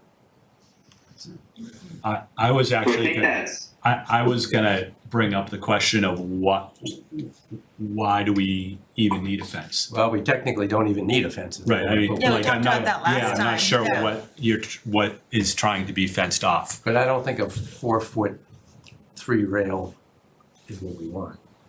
I could either go with none or something that's a substantive wood rail, a height of a 3 foot or something like Wooden that. guardrail. Guardrail, yeah. 2x timber. 6x6. Yeah, I think we'd like to still have one over there, just given the parking that's kind of against their property line. But just to look to get a lower one to closer to 3 feet, I think that would be fine. So this may not be super conventional. But in this area, who knows if Chase Bank is going to get overloaded with parking? Who knows if McDonald's is going to get overloaded with parking? Maybe neither ever will. But in an area where we are encouraging people to get up and move, that's maybe, why separate the parking areas rather than allowing like quick crossover from one to the other if you need to have a parking spot? Why force people to climb a fence? Well, that's why I wanted to. There's climb the fence. So there's a public sidewalk out here that I know look like the Chase Bank has a connection to, and then that'll allow patrons from there wanting to go into McDonald's to use the public sidewalk and then use our connection that we are proposing into it. But And not have to go through the parking lot. Let's get real about what's really gonna happen here. So, right, you've got kids coming to McDonald's, they live on Washington Street or are coming from Washington Street. They're gonna cut through the parking lot at the bank. Yeah. And then you're putting, like, they're just gonna have to hop this fence that's there that serves, I'm not sure what the purpose is. And that's really, right, that's the Yeah, point. and I'm It's sure like, that's why making have- all property owners involved sweat buckets Yeah, because they'll like, have kids in their parking lot. But why are we why- putting up a fence between parking lots when it's all the same use and we're trying to encourage continuity, visual continuity, everything like that? in our I can downtown? live with no fences as well, but I don't want 4 foot, and I don't want chain link. Right. And the wood stockade fences, or it's not stockade, it's a rail, which is kind of cheesy. I mean, it's a small issue, but Well, I think you're right on the fluidity of, we want people to protect it. Let's put it this way, if I've got to go and make a deposit at Chase Bank, but I feel hungry for a hamburger, I want to leave my car there and just walk over and get it. so right across the street here from there, and I bet you many people in this room have done this, right? Dunkin' Donuts, there's that ludicrous guardrail that extends down there that has like a foot that you have to like shimmy your way through there. It serves very little purpose, right? Everyone's nodding their head, everyone's done it, right? And like, because you're parked over back behind where they have parking, or you park in the big parking lot on a Sunday, like, right? Like, come on.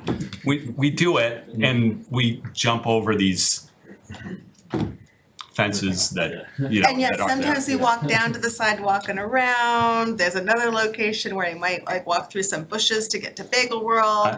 But let's why not? Yeah, why throw up a barrier that, from the user perspective, isn't necessary? I don't have any problem with that, and I don't have any problem if they put in, I don't know, what do you call it, the, where your tires will go up to it and they'll stop the. Yeah, you have to do that. Yeah, I think you have. Those, Yeah. I have no problem with that. Concrete curbs. Yeah.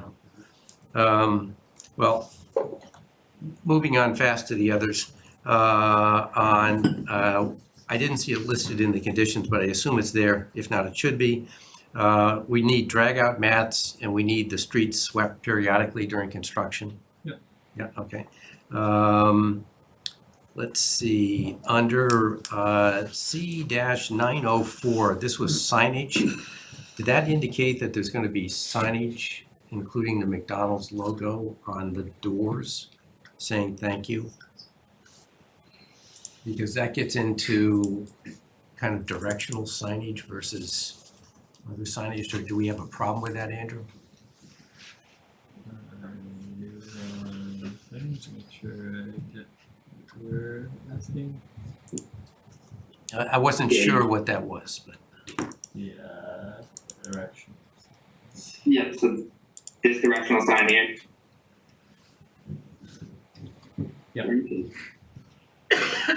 Yeah, so those signs are proposed at the driveways, so for people entering the site and Well, at the exit driveway. Oh, okay. So you're saying Yeah, so at just that point, designating thank where you? traffic comes in and where it leaves. Yeah, those signs are too big. Yeah, we do typically limit those to 1 square foot.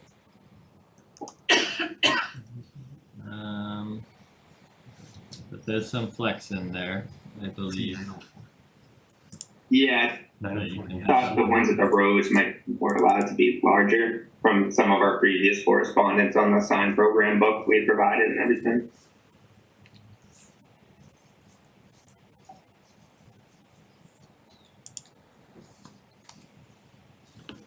We hadn't gotten too much into the site directional signage yet, but we're certainly willing to work with you on that and get you to a conforming place. And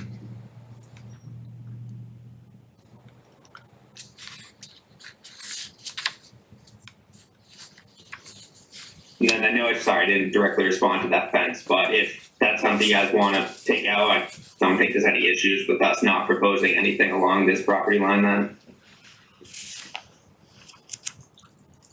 I think that was the discussion, yes, yeah.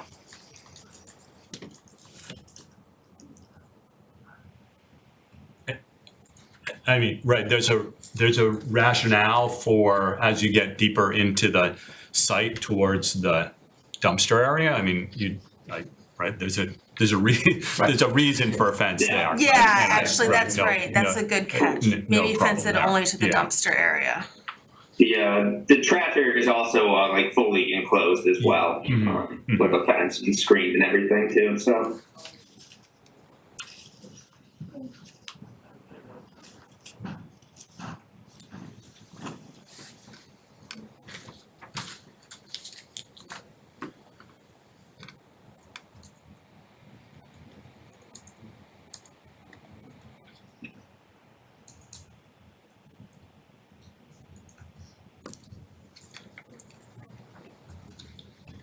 Other comments from the board, questions? No. All right, we'll open it up to the public if anyone has some questions or comments, if you can come to the podium. Hi, all. Dave Talbot, 75 Linden Street, and just as a reminder, there's 100 and some people who signed, this petition saying they don't want this and they want to see better development downtown. I did send a couple of slides to Andrew a short while ago.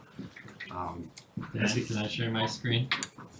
Yeah. And while he sets that up, just from hearing the great discussion tonight, some great points that you all have raised, including this 54-foot dimension that the site plan violates, which should be reason enough for you to deny the site plan. It's also a reminder that the third window that they want to stick so far forward is clearly, we can infer that they expect lots more volume. What you have not gotten in 9 months from McDonald's is any traffic counts. The members of the commission have asked many times to tell you, has asked McDonald's many times, that what happens when you go to double drive-through, and the company has never come back and said, well, it used to be this and now it's this. I have a single data point. Unfortunately, it's only from today. It's the best I could do on short notice. I tried to do more, but go back to the cover there, Andrew. This is a couple miles north in North Reading. It is in some ways similar to what they're proposing here. It's obviously also on Route 28 Main Street, but with some very big differences between the two situations. Next slide. It is new. It has 2 kiosks. It has 2, not 3 windows, so it doesn't have that third forward window, but it's otherwise sort of similar. But before looking at what the counts were that I got today, we would expect to see many fewer vehicle trips at this one, because the site compared to this site is so much less advantageous for McDonald's. And the next slide shows what those items are. Comparing these 2 sites, there's obviously a traffic signal slowing cars at Washington Street here in Reading. There's none at the North Reading site. It's not at an intersection. Ours is obviously at a complicated intersection. The one in North Reading is not at any intersection. It's at a straightaway on Main Street with no side roads next to it or even nearby. Whereas in downtown Reading, traffic is moving slowly by, inducing demand. This is a very busy part of the thoroughfare. In North Reading, as you all know, cars are going 40, 50 miles an hour past there. The Reading McDonald's, as envisioned, will have 2 full entrances and exits for drive-through. The one in North Reading only has 1 entrance and 1 exit. And again, there's 3 windows proposed here. There's 2 in North Reading. So these are all the ways that the North Reading site is deficient relative to the Reading site, and we would expect to see many fewer cars. So it's not a good example. I think you need to balance for these things. There are 2 kiosks. So today I went up there. I was editing a report in my car, and I put the phone on. I have a time lapse of this, and the next slide shows the counts from 12:47 p.m. to 1:47 p.m. There was 100 cars that went in, 103 that went out, total of 203 vehicle trips. So here you have the first piece of actual data on a McDonald's double drive-through count that actually in 9 months that McDonald's has not given you. I'll send my invoice for my chicken McNuggets. Just kidding. Oh, by the way, there was 1 pedestrian counted during that time. Unfortunately, that was me walking across the street. It was pretty dismal to see 200 vehicle trips and absolutely 0 pedestrians, but that's what we'll see down here too. So what are the takeaways from this? I think, as indicated earlier, for all the reasons discussed, we can expect that what will happen in our downtown will be far, far greater than this because of all the differences in the sites. we need much more data. You haven't been given any data. You've been given traffic manual counts, and many of you have asked great questions about, well, what actually happens, and you just aren't getting answers. The numbers there are what they are. They're in line with what they would say if the two sites were similar, that those counts bear out what they've predicted, but the sites are not similar. I guess the question is, we're looking at another half a century of major traffic congestion, in part from this project, not only from this project. And, how much is this worth to the town of Reading? And McDonald says, well, 25 grand conditionally. I just hope, with the great technical points you found, including this 54-foot one, that you can simply deny this site plan, send them back to the drawing board. Let's have a comprehensive plan for the area, for reconfiguring that intersection, and ideally with a pedestrian overpass that would get massive numbers of people from this side of town in the depot area over to the Walker's Brook area through this site. This is an opportunity for some transformational thinking, and approving this, would be, maybe your hands are tied in some ways, but we see a disaster in the making. That concludes my comments. Thank you very much. Thank you. Do we have any? We do have a hand raised. Ask Nancy to unmute. Nancy Dr. Pearl Street and a precinct 1 town meeting member. Thank you very much for the previous speaker's comments. I actually did have a couple of questions though. I'm a little confused. So you're expecting your employees to walk in front of cars pulling out from the windows to deliver food? Is that what you're saying that site is? That they'll come out and walk in front of exiting cars? Is that correct? They'll walk through, they'll walk across the drive aisle and hand off their food. So that's a major concern I have, and I think that is a real safety concern. It would seem that you could have an employee deliver something in a safer spot in your lot than walking across, because you're saying you're expecting 60 cars or more in an hour. That does not seem like that's taking pedestrian safety for your employees. So that's a big concern I have. That doesn't sound like that works.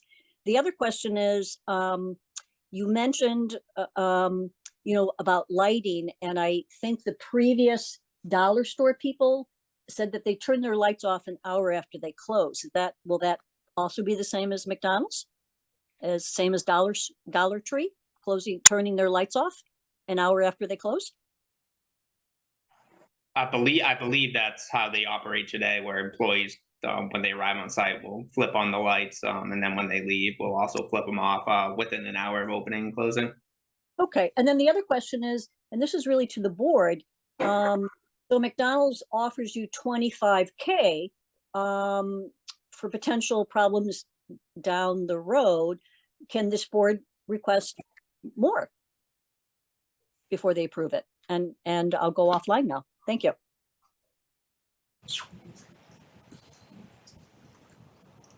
I think to the last question, I think the issue there is really the percentage, right? Is not the dollar number. We can move that dollar number.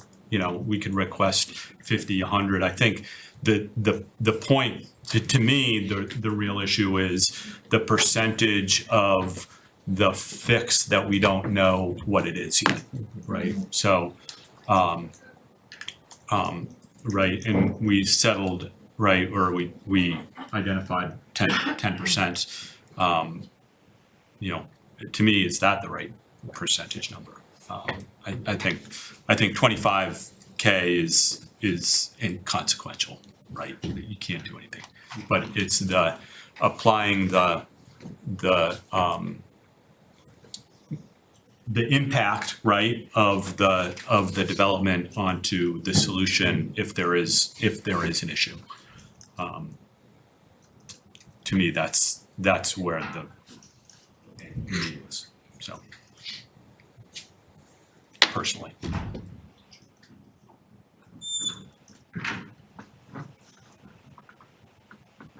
don't know what we would do if this causes a lot of traffic. I mean, what are types of solutions that would be implemented? I can tell you what I've already thought of. Okay. The exit is a right-hand turn only. There's an X box in front of it, not allowing any backup in front of that exit so the cars could go onto it. Do the same thing on the other road too. You could eliminate one of the service pickups.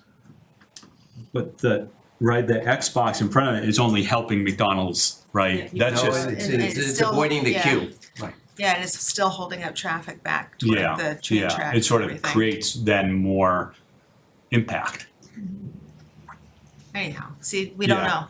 We don't, right, I mean, Well, I mean, I agree, and it's a difficult intersection, period. You know, where I basically stand on this, I hear everybody's comments, and they are significant. There will be an increase in traffic. There's no doubt in my mind on that. But they've been here for 40, 50, 60 years. And I'm trying to come up with solutions that'll, you know, I'm not gonna use that common phrase, win-win, for both. But I think there are things that we can look at that could alleviate problems. For example, the last individual, the spin-off where the truck stop would pull off the three parking spaces that are there. We could always shift let's put it this way, if there's a backup and they need to tell people you gotta wait, that's the place. But we can eliminate some of the other area there, like Uber pickups and stuff like that, to the other side, if that becomes an issue. So I think there's some things that we can do if traffic becomes a problem. And clearly, the window that's closest to the road, that has got to be the last choice. That's cannot be the primary pickup spot. Which it is, that first window, Right. the primary one. The first window, the primary one, is the primary pickup spot or the last No, resort pickup spot? Well, the first So window the you middle, Oh, right. middle window, yeah. the middle window here. So the first window is the pigeon window, and then the middle one here is the primary pickup window. Yes. Oh, sorry, I wasn't sharing the screen. Sorry, that's mine. But I think there's some things that we can do. It's a tight lot. But I think the changes that they're proposing, I mean, no offense to McDonald's, it's an aged building with an aged playscape in front of it. And I look at the opportunity here to, you know, you've got Chase coming in there, you've got the one across the street from it coming in, the mixed use. I see a lot of advantages to allowing McDonald's to go forward. And I see opportunities, if there's problems, to try and make fixes. We could require the report back of accidents annually for the next 2 years if we wanted to. The reality is, if people can't get off-site, they're not not gonna gonna use it. use it. they're not getting on-site. Right. Yeah. Which, right, we don't know, right? I don't want to start poking holes at traffic figures, but we don't know whether the site in North Reading has more traffic because you can get to it quicker. It's more remote, which may be a bad thing, but it's quick. It is on a 45 mile an hour, so you can get in and get out quickly, right? We don't know those pluses and minuses. That maybe that site from the McDonald's consumer is a better location. Yeah, I would not say that being behind a wall of congested traffic is an advantageous location. I think, I guess, a couple of things here. One is, I would advocate that we, when we get to the conditions, that we address the loading zone issue in the same way that we have addressed the other, the other traffic condition issue, right? If the police identify a concern, right, with essentially, if they're not able to corral their supplier, which is themselves, right, to come at a time when it's not, when it doesn't impact it, then you need to work out an issue with them on how to better do that. And what would be that solution? I mean, there's, you got limited site, you say you can't have any deliveries between certain hours, or? That part of the problem is we have identified these problems, but there aren't really any mitigations to any of these. Well, there's operational mitigations to that, right? Well, I honestly believe that an organization as big as McDonald's can organize their deliveries. If we took in their time. Yes, if it's an issue, right? I mean, the good thing is they do own the supply, unlike other places, so they could do that.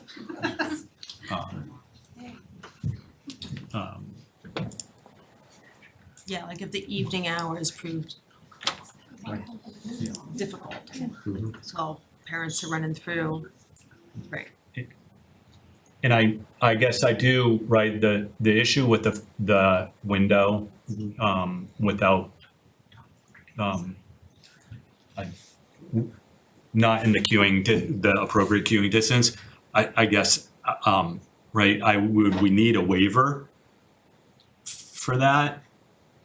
Is that part of the? Are we even allowed to waive it? I don't know. I guess We are allowed to waive a loading zone. Right. I guess I'll finish that thought. Right. If we can waive it, I'm not so sure that I've heard a rationale for it and for waiving it. Right. So, yeah. Just provide some feedback on that. So our understanding of providing that 54 feet minimum exit of the drive-through lane from the primary pickup window, and then that additional window was just inclusive of that minimum. We've gone through the ZBA for the special permit for the site already, and they didn't note any issues there. If we can, I guess, to avoid kind of slowing down the planning board process, if we could confirm with the town, ZBA, or planning whether it is permitted by right, or if we need to go back to the ZBA potentially if that was determined, or else we could potentially remove the window as well if it led down to that. So as I read it, and based on the proposal, we had found that their proposal is in compliance because the stacking capacity is at that order point, and that third window is really an as-needed basis. Emergency is no, I guess, stacking of multiple cars expected there on a daily basis and exiting the site. So we felt that it complied. They're in excess of all of the queue lengths required for the drive-through capacity. But again, happy to have that discussion. Well, I guess my main question is, is it really like an emergency, or is it more like matter of course? You have a minivan come through with a team of kids. I mean, so you pull forward, so you're not holding up the back, the rest of the line. My question is that like normal operations, or is that something that's highly unusual? We also have three pull-in spots for people who need to wait for their food. So and my sense, I'm not a huge fast food eater, but you know, my kids like it, so enough, that's not unusual to be asked to go pull forward. So I guess I'm asking, is that unusual or is it kind of just normal standard operations? It is typical on the prototypical like number one building they'll propose on sites to have that third window. But as you mentioned, it is really for those larger orders with that car full of the soccer team waiting for 6 orders to come out. There, it's not typical, hey, this one person ordered a Happy Meal and that's it, push them on to the next window type deal. So it's really for those Unless the order is circumstances where. specialized. So I don't Trust know. me, I've pulled through enough. The way I read it, right, is it's the drive-through lane that should have a stacking of 54 feet afterwards onto Right. the roadway. And that's, to me, that's obviously, that's part of the drive-through lane, right? Yeah. There's no other way to, right, the drive-through lane doesn't end at the drive-up window because then you have this other thing. It's all part of the drive-through lane. So personally, I think we either need to, if we can, waive it, or I think what I heard you say is the applicant would prefer that we give some time to sort of work through that issue before we make a decision, if that's something that the board May I propose feels. a different solution? All right. And see if the applicant is amenable to it. What if we had it as a condition that the pull-through window would not exist or would be removed unless they got their variance from the ZBA? The applicant has proposed that either they could go back to the ZBA and get a variance or that they could remove the window. We just say basically the window would need to be removed unless they get their variance. Can ZBA give a variance on that? Yeah, well, they can discuss and vote it. They could. Yeah, again, we had understood based on the previous discussions that this wasn't a non-compliant issue, just given that was within that stacking, that minimum stacking up to the first window or the first pickup window, I said. So I didn't know if that condition could be worded to where we follow up to confirm if a variance is in fact needed and then pursue it if required, based on discussions with staff.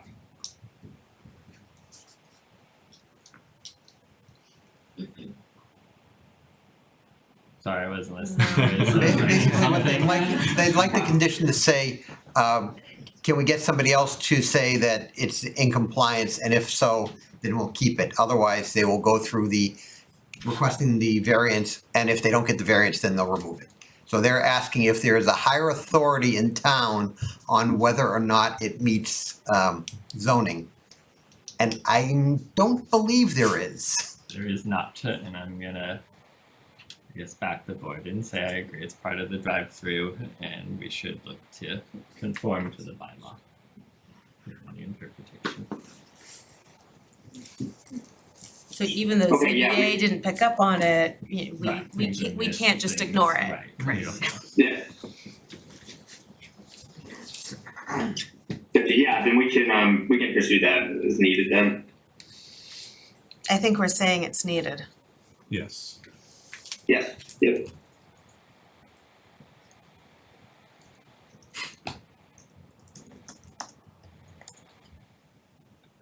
Mr. Chair, if the hearing's still up for just one sentence, Excuse me? one sentence of additional comment, if I may. Sure. Is the hearing still open? Yeah, it is. So just in response to your comment about maybe the North Reading is better, the McDonald's website says the ideal site today includes the following characteristics. It includes corner or corner wrap with signage on two streets, signalized intersections. So that's what the company itself regards as an ideal site.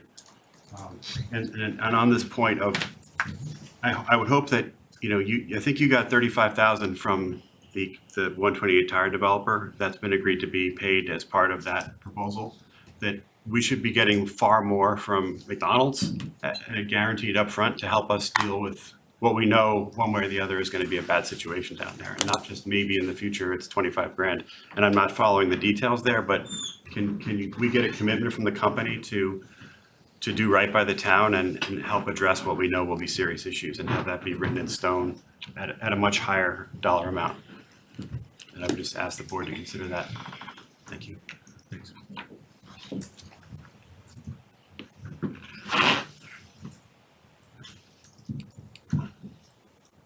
Do we have any other? I just have a Oh, sure. since I'm here, now I've learned all about this, Andrea Farina, 51 Pineville Ave. Learned all about this in the past 2 times I've ever been to a CPDC board meeting. And I just want to say, this is fascinating. 1, 2, I appreciate all the comments and questions, but entirely agree. I don't know who does what in the town to make these kinds of decisions and what control folks have. But if there's any way to leverage this moment to address that intersection, I feel like that's what we should be doing.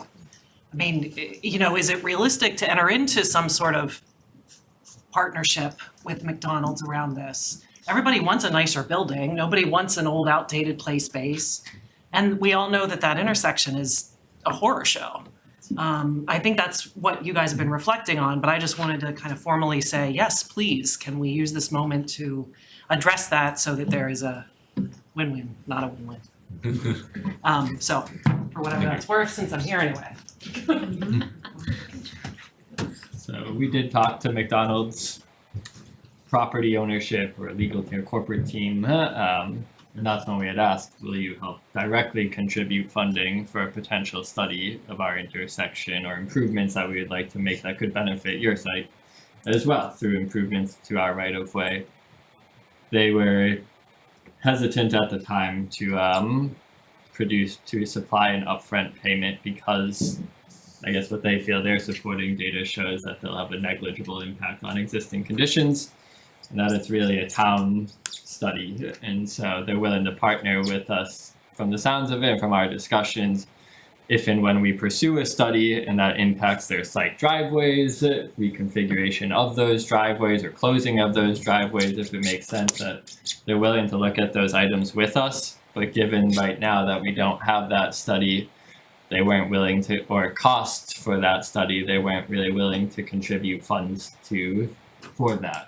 And so that's when we'd come back after these discussions and say, okay, if you do impact our system, let's trigger a payment that we can move forward with it. And they did agree to that. So I agree it would be great to get funding, and 25,000 is inconsequential and it doesn't get you a lot in roadway improvements or even study, but we are trying to find that partnership and agreement. Just acknowledging 25 grand won't get you anything. You guys know that. I mean, yeah, it's not Get gonna an get you engineer to go out and stand on the Yeah. corner for an hour. But we had some Green International did some concepts. Do we have any idea of what the cost of those concepts were?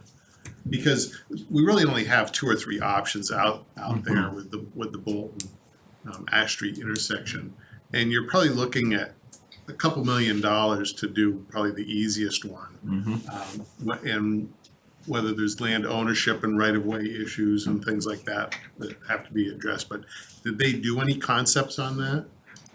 We did not get any preliminary estimates for those concepts. They just weren't pushed far enough to really get into those details. We did share them with the McDonald's corporate team, and you're right, there could be potential easements, takings on other properties that aren't even McDonald's. So the answer is no, we don't have an estimate, but I personally would, after all the development we've heard and through the comments we've heard and town meeting comments we've heard, would like to push forward the estimate to further those studies, maybe not a construction estimate, but at least an estimate to push the studies forward, to bring that to you guys, select board, town meeting, any approving authorities. We just haven't gotten there yet as we try to work through the hearing process.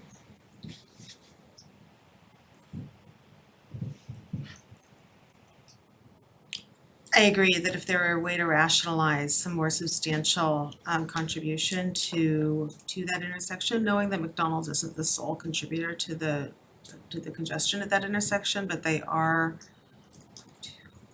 many corners are there really? There's like 3 corners there, but they're like this will be one of the major contributors. When I look at the draft decision, I'm also seeing that it triggers on, if there's, oh no, never mind, I'm misreading it. Never mind. I think we're to the point, right, that we will close the public hearing and move towards the decision, right? Because I think we've hammered out the issues, now down to the details.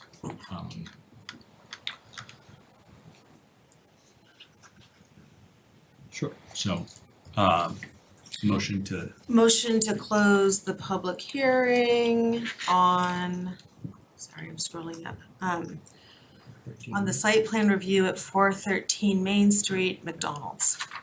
Second. just one, right, discussion point before we vote, right? Close the public hearing, that means that the approach that we discussed about requirement, a definitive statement about the third window. Yep, We'll have to include that instead of giving them more time. Yeah, so how does that work? We include that here? Yeah. I just wanted to Yeah, make yeah. sure that, you know, Yeah. because the other alternative is not to close the public hearing and just leave it open and have it continue for them to work it out. But Just to note on this, it's also the vote for the waivers and then the special permit for the freestanding sign as well, correct? Or the monument sign? yes. Yes. Yep. Cool. Okay. So you had a motion Yeah. in a second, or we can go through the decision first. It's up to you guys. Whatever you want. I think we should Well, finish we'll the close. motion. Yeah. All those in close the favor public to hearing, yeah. close the public Public hearing? All right. Right. Let me bring this up.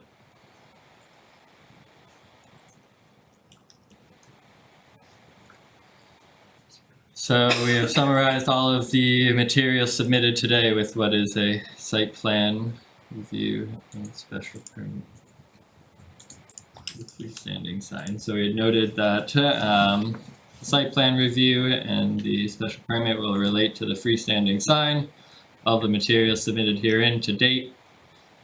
Get into the findings, which is a summary of the application.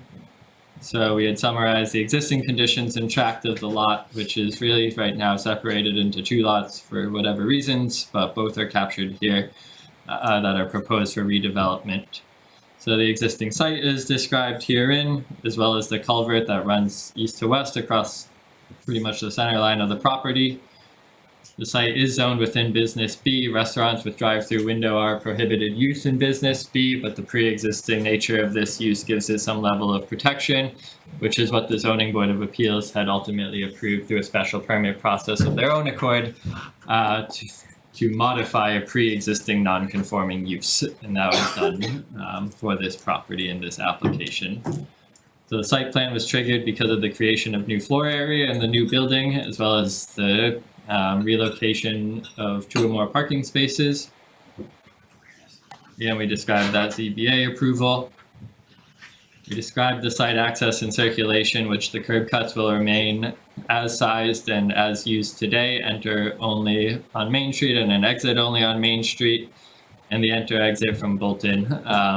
The difference in the site really in relation to the driveways is now that the front circulation lane users from the drive-through will be able to circulate the site to exit to Bolton Street should they choose to. Parking and circulation, the site currently has 43 spaces. They are proposing 30 spaces, 23 are required, so they are in excess. 2 of them are to be ADA accessible, 3 of them are to be used for the drive-through, sign for drive-through pickup and pull-off should they be needed. We described that 2 loading zone spaces are required, but no permanent loading spaces are proposed. A temporary zone is proposed across those 7 spaces across the northern side of the restaurant site. And you're back on 8, do you want to tighten up the language about, instead of it does schedule, that it will schedule its deliveries during off-peak times? That's at the line 4 in paragraph 8. Yep. Delivery spaces.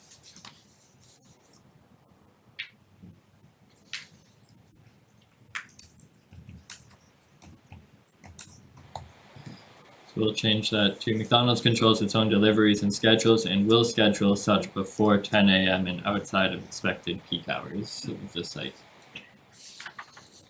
which are described in their own reports. So we described the drive-through, its widths, its total stacking. Dan, can you remind me the measurement from the third window to the exit? Was it 32 feet? 30, yeah, I believe it was 32 feet. Let me just confirm in seconds.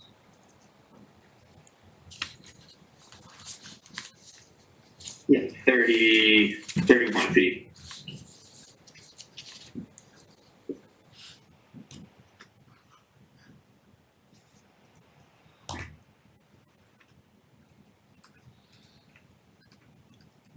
So the building is sized to be just under 4,000 square feet. 44 seats are proposed within the dining area. It does contribute to the parking requirements as well. Utilities will be installed and will be underground. We described the culvert that runs across. Sorry, do you have a comment? Sorry, Andrew. Yeah, just to clarify, on the it's the second pickup window, I guess technically, third window on the building, but just to clarify that. Gotcha. That's fine with me. Do you want to just call it the last pickup window, the final pickup? That's even better.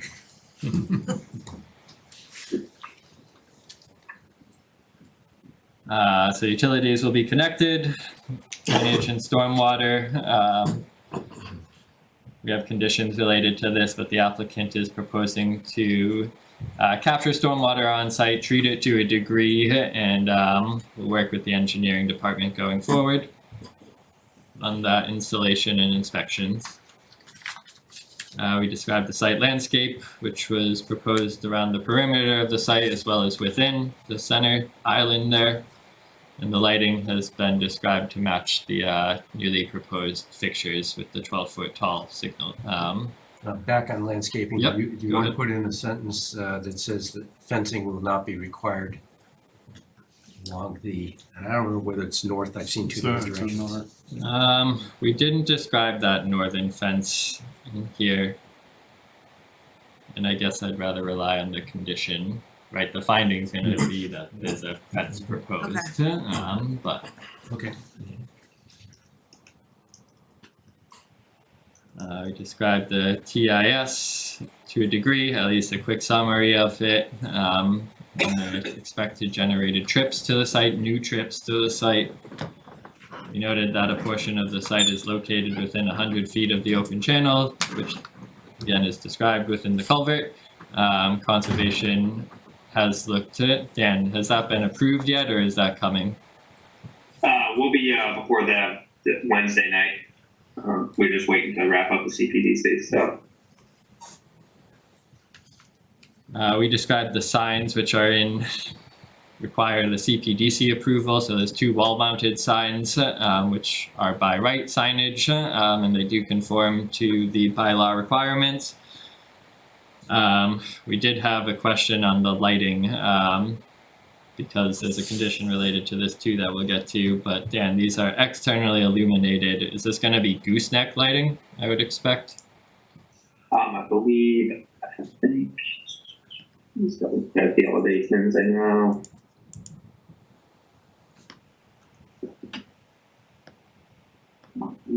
No, so it's not gooseneck lighting. It's like a metal lighting bar above it. LED bar. Okay. Yeah.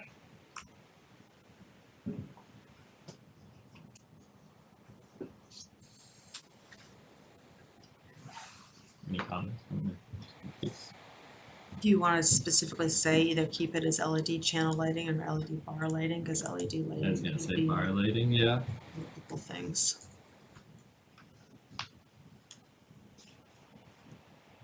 Okay. All of the directional signage will comply with section 8.0 of the zoning bylaw. Condition to this. Yeah. You do recognize the signage you proposed in your signage book does not meet 8.0 at this point in time, correct? So I think you're in excess of size. I think you're at 1.5 square feet where 1 square foot is allowed. Yeah. I was thinking that adding on to that very sentence, saying regardless of what was included in the application. Mm-hmm. Right, because I don't want someone saying, well, this is what was approved, and then having to have that battle back and forth that it's whether it's in compliance or not. Yeah, and I know we had gone through a couple iterations revising that program, but I think 2 or 3 times at this point to get it into compliance for that. So, but I'll have to double check for any remaining items. I will double check that. My bigger concern is using the directional signage as logos. Promotion. Yeah. Yeah. Promotional. Yeah. Right. Every sign doesn't get an M. It's fine if they're red and yellow or whatever the colors are now. But, Agreed. So the applicant is requesting a special permit for that freestanding sign, which is proposed at 35 square feet in total if you count the monument with it. They are proposing it. It's in an odd place where the side lot line kind of juts at an angle at a weird location. It's right by the front, first at the side entry on Main Street.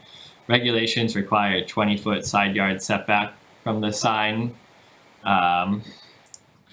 This isn't necessarily a side setback. It's 5 feet from the front lot line, and then there's an odd line that if we want to consider that as a side lot line, I think we could. So Dan, I didn't know, and maybe I should bring it up on screen to see if you can measure it while you're here. Yeah, we have it. Yeah, I can share it here. It's 5 feet off the property line outside that landscape buffer. We considered that whole property. Let me share it here. This whole kind of property line was considered frontage. Not sharing. So we didn't think that side setback applied. But Dan, can you share on screen? Oh, it's not coming through. Sorry about that. Coming through now? There you go. So, yeah, so sign's just right here. So we had considered that 5 feet from the front lot line. So I was curious what the measurement is to that next lot, to that budding lot line. Yeah, so I mean, it's just 5 feet off. And then from the side, it would be in the corner here. So almost 8 feet, 7'11". If you go parallel to the street, what's the distance? It's just 5 feet off the kind of front lot line along Main Street here. That's horizontal to the street. If you take the bottom of the sign, go to the lot line, parallel to Main Street, how far is it to the lot line? No? 90 degrees 90 from degrees. Thank you. This one? Yeah. Gotcha. So that is, which to be 15 feet? 15 feet?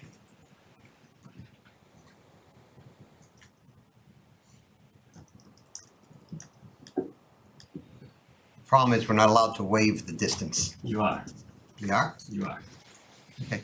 So the CPDC may grant a special permit for a freestanding sign within the side setbacks identified in Table 8.6 if it finds that it complies with the purposes of the sign bylaw and that abutting properties are not unreasonably impacted by the site sign placement or impact to traffic or pedestrian safety.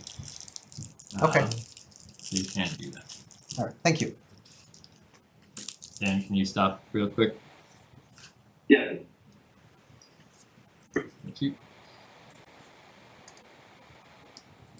So I'm gonna say at 8 feet because that's the lowest measurement, and I'd rather stick to that for be conservative.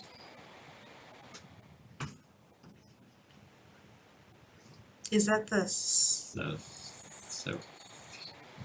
western line? yeah. Yes, it is. Yeah. It's like the southwest property line. Yeah.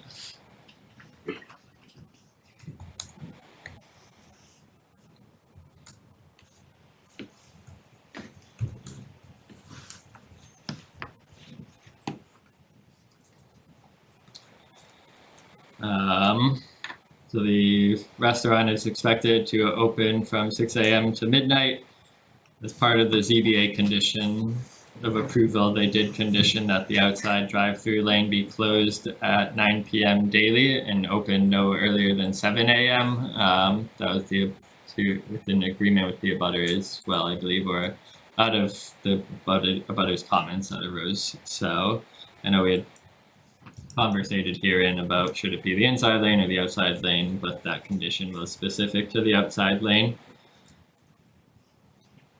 There is a proposed dumpster which will mimic the existing dumpster area with a new 16-foot by 30-foot trash enclosure.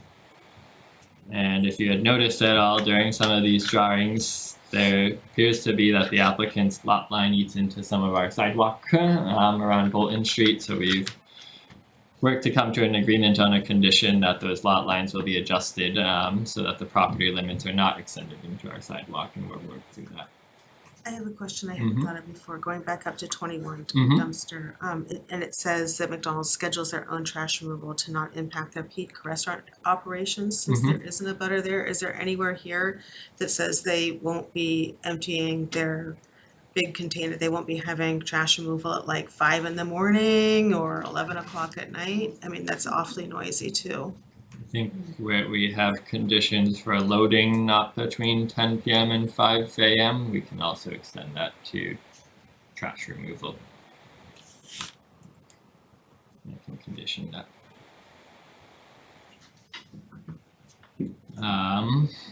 So the applicant has requested the waiver of 2 off-street loading spaces given the floor area of the proposed restaurant, as they propose to temporarily block off the parking spaces on the north side as described, as they feel they control their own delivery schedule and will do so outside of peak hours. And we can review the condition in just a second. So I'm just going to continue and march through the conditions. General conditions typically apply to all of our site plan approvals. We've conditioned sidewalk improvement to repair or improve any damage to the sidewalk during construction, if any is made, typical. I know the applicant had a question about that. I've got a modification to 1. Sure. Line 4, applicant / owner, it says shall agree. I should say, I'd like to say agrees in good faith to work with staff to rectify. Really good.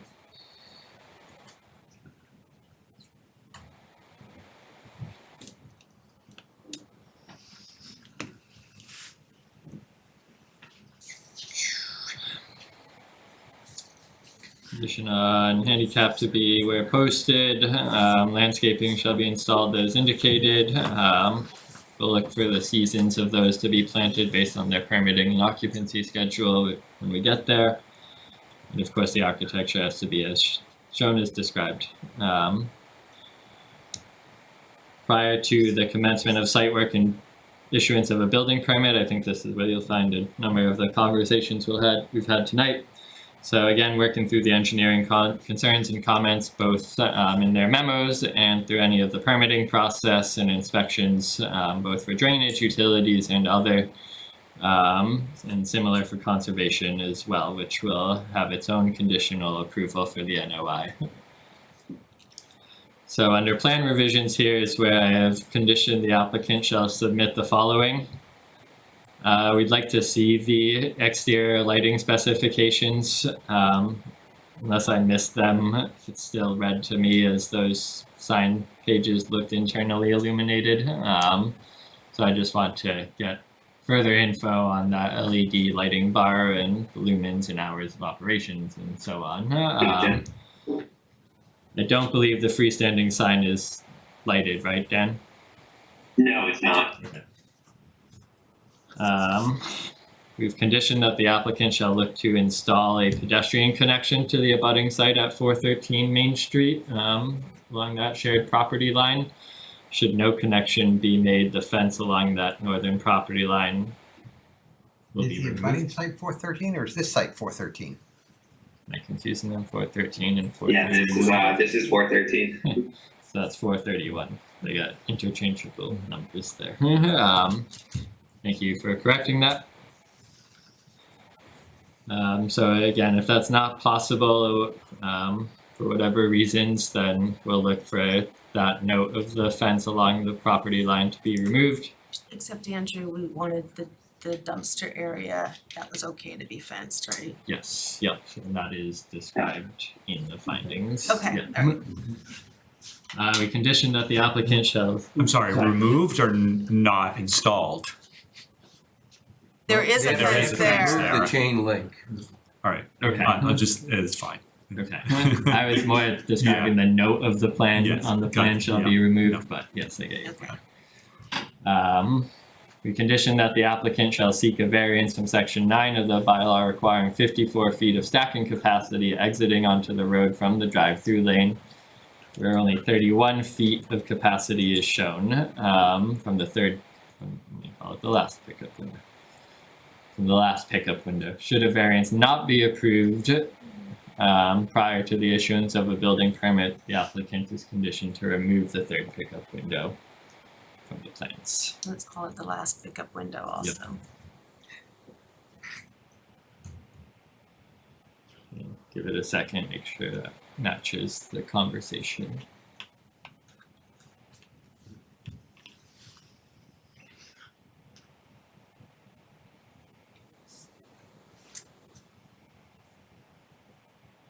Seems to cover it. Okay. Yep.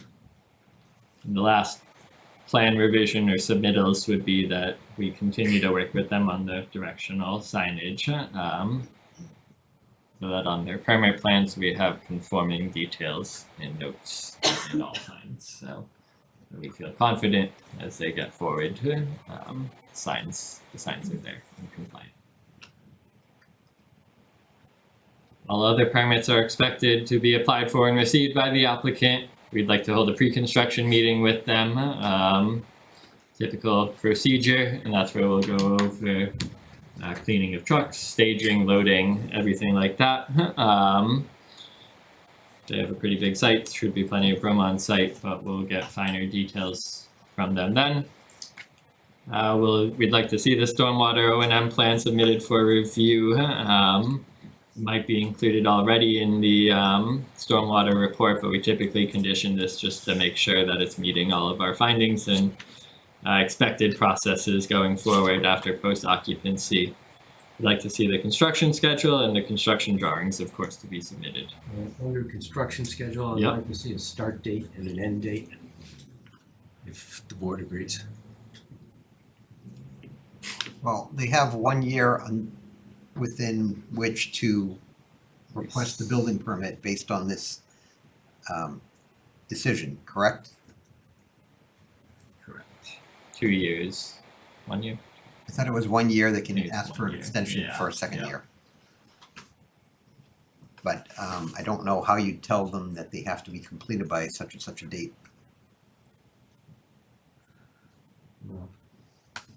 I mean, yes, I agree, it's always nice, but can we enforce it, is the question. Everybody runs over schedule. Yeah. But I'm happy to include specifying start and end dates, specifying expected start and end dates. Well, you could do a start date and then basically and Well, the schedule has completed that. expeditiously. The Right, the schedule schedule has has that to. on Yeah. completion date, if Right. it's not complete. Yeah, right. But that's it's gonna be changed, or, you know, Right. I don't know what you require We do. if they aren't on schedule. Yep, if they we submit require them. additions and additions to it. But yes, any schedule would have start and end, but will be during construction, they have to maintain the construction hours set in the bylaw. That's the general bylaw, not the zoning bylaw. We kept the lane closures condition similar to 459 Main Street, that the applicant shall meet any requirements deemed necessary by any of our staff departments related to such if they're proposing to utilize area within the public right of way, either for staging, loading, anything akin to that. I don't know if we expect that at this site, given the room there, but we wanted to keep it in there just in case. Obviously, we can go to the site to inspect it, and they'll have to coordinate with us and utilities. Any plan changes noted during permitting will have to be highlighted so that we can make sure it's not triggering any further modification process. And if they'll have to establish a bond with the engineering department for the as-built. Prior to the issuance of an occupancy permit, that's where we want to see the lot line adjustment done and completed, fully executed and recorded, so that we can make sure that that is all set, and that could come through a plan similar to an A&R or 81X plan, or it could be a permanent easement provided to the town, and that might be a bit more of a process, but we can work through that with them. We'll obviously go make sure that the site complies with the decision herein. And pavement markings are matching what's shown.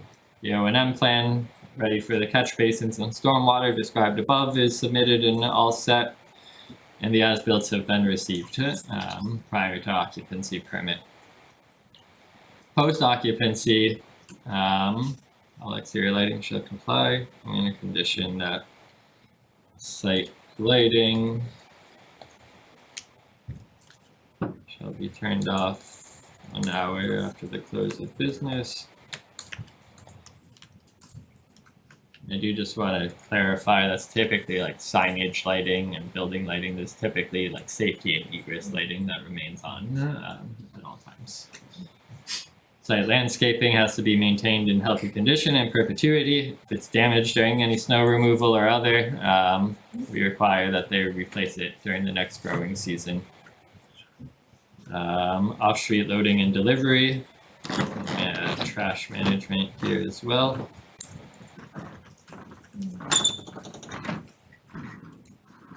No delivery trucks or dumps, trash removal. Oops, I'm reading the full sentence. No delivery truck shall queue on Main Street or within on-site circulation aisles, and I mean commercial delivery and trash removal shall be prohibited between the hours of 10 p.m. and 5 a.m. Happy to make that 6 a.m. That's a bit more confidence. Yeah, I mean, there's a house right there. Yeah, and like they don't open till 6, so. Right. Yeah.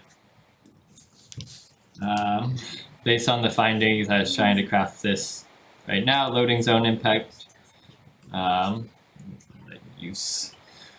Should the property owner not comply with the described loading and delivery practice herein, the applicant shall be required to reconfigure the site's loading space and submit supporting documentation outlining the required practice.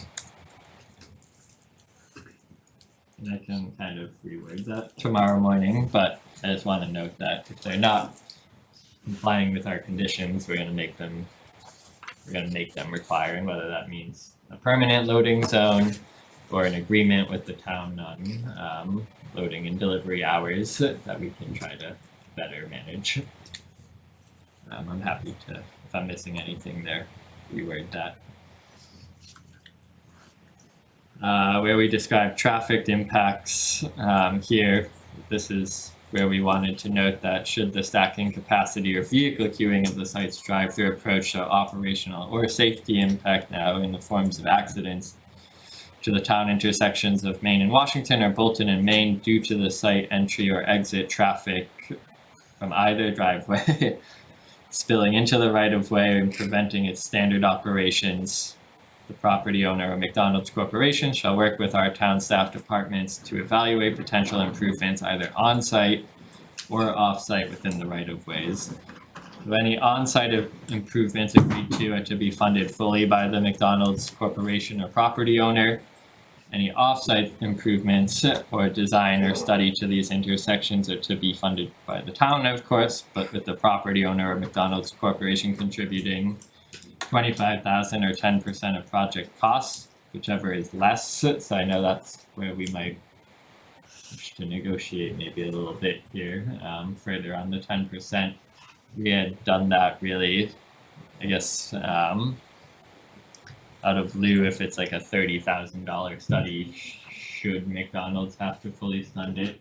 I guess if it's from their impacts, I don't see why not. This is triggered based on their impacts and not just like a flat payment. I would minimally say whichever is more. So I couldn't, yeah.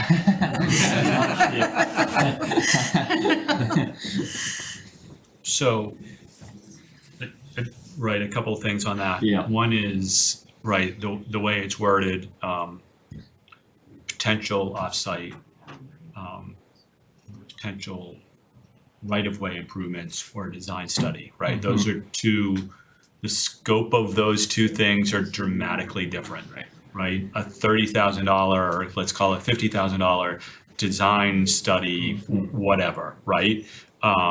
Compared to the, $500,000, $1 million intersection improvement. I guess my proposal would be that, right, I'm not, I can say this, right? I'm not so sure that that we should be all that concerned about getting money from McDonald's to do the study.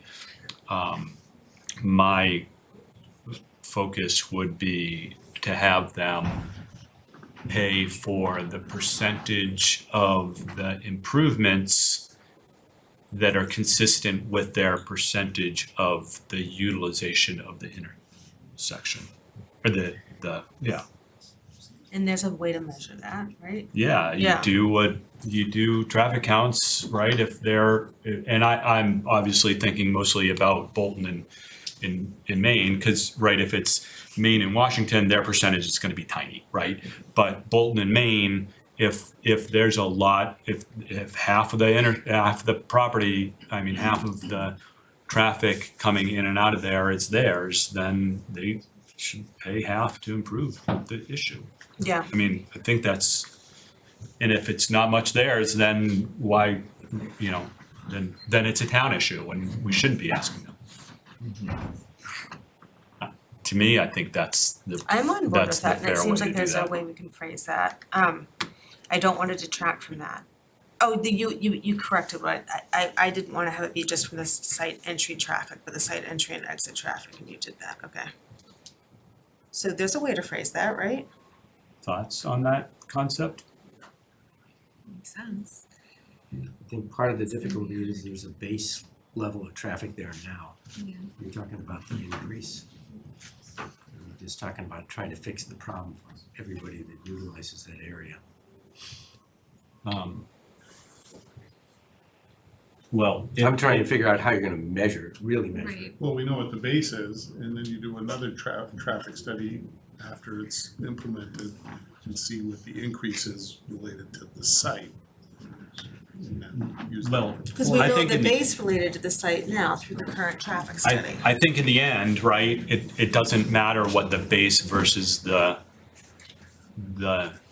way I'm thinking about it, right? It doesn't matter what the base the existing versus the future condition is.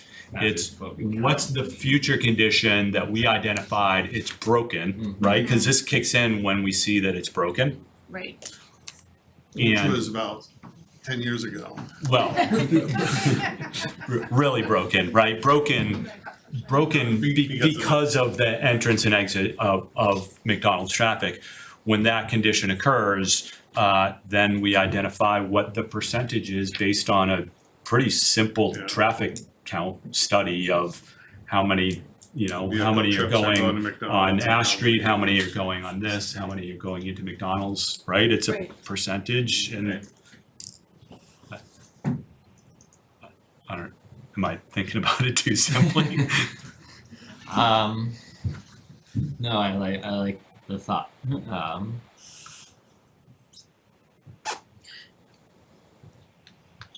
to think through. And then are we separating a study versus improvements? Because still that cost can be very, very different, right? To me, I wouldn't even bother with this, incorporating the studies into. It would into just this. be, because either way, a study is going to have to happen. So that Yes. would be the actual like improvements.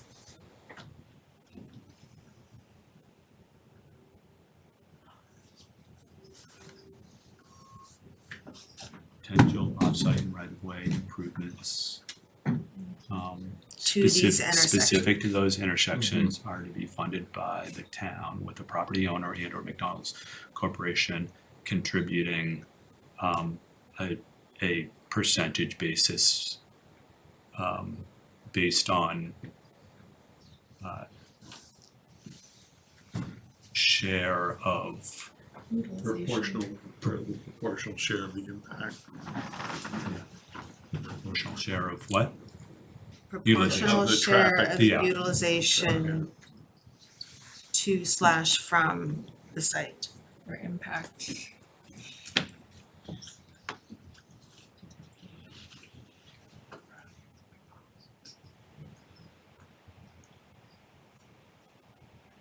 The problem is you don't define what a operational or safety impact is. Right. It's gonna have impact to the town. Who makes Question- that call? Exactly.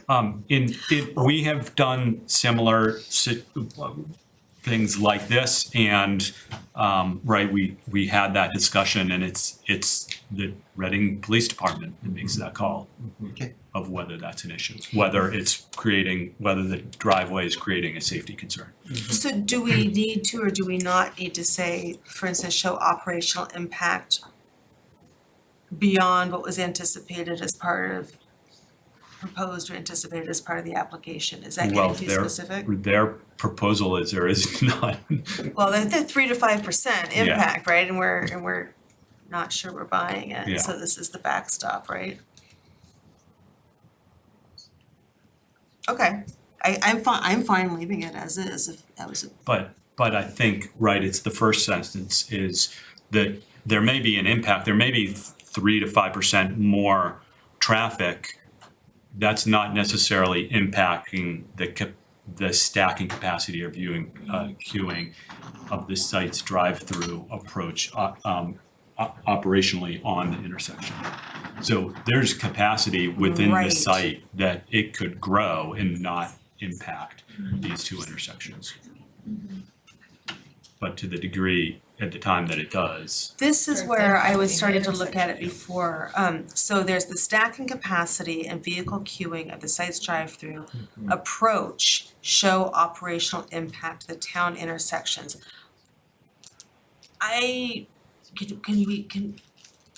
So if it's the approaches that's impacting, but if the exiting to Main Street or to Bolton is in fact people taking left turns, is impacting that, I think getting rid of the word approach. we haven't Yeah. captured that, Yes. yeah.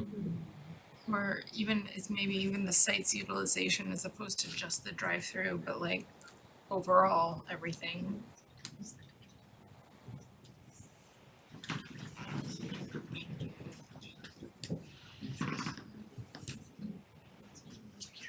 Sorry, what were you saying? I almost wanna say, should the vehicle queuing and exiting patterns show operational impact? I don't know that I'd specify if it's the queuing, if it's the stacking. If it's people coming to the site, not just using the drive-through, but like using the site, not just the drive-through, I think. Because now we have this like turnaround and like Yeah. other things, so it's like more of the utilization of the site as opposed to just the drive-through. Yeah.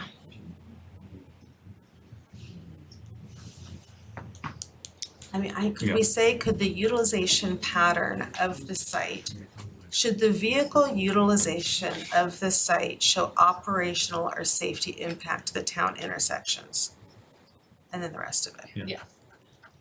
What she said.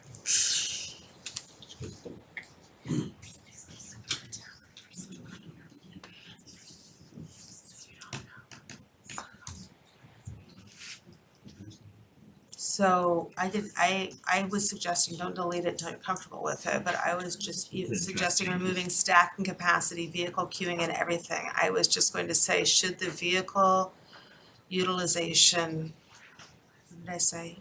Should the vehicle, Traffic patterns of the site. yeah, should the vehicle patterns, utilization patterns of the site or something like that. Should the vehicle utilization of the site show operational impact? Some combination of those words? I think that, Utilization, there's also the access to the sometimes site. less is better. Yeah, I would get rid of and circulation that you just added and just keep it traffic, the traffic patterns. of to and from the site. Yeah, that's fine.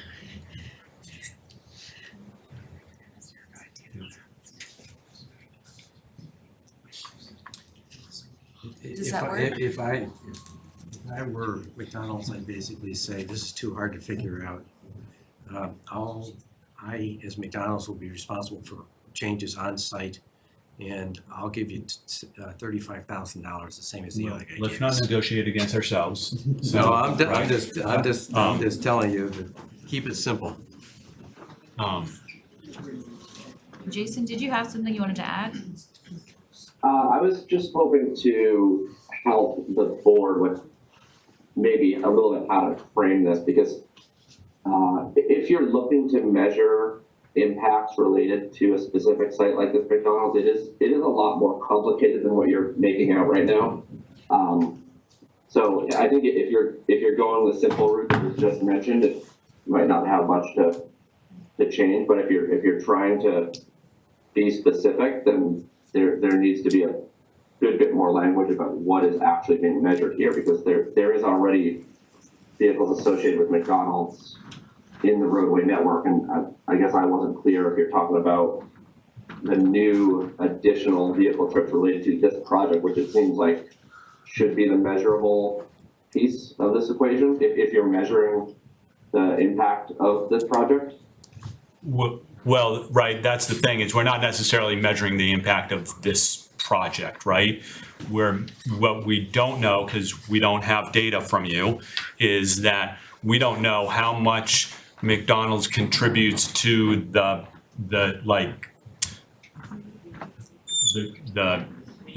how much to the breaking point are we based on, from McDonald's traffic. And so what the idea here is that, right, if we get to a point where the traffic coming in and out of McDonald's creates a safety issue, then we will split the cost of whatever the fix to that safety issue based on the percentage of traffic being accommodated into and out of McDonald's versus the percentage of traffic that's just using from the street, right?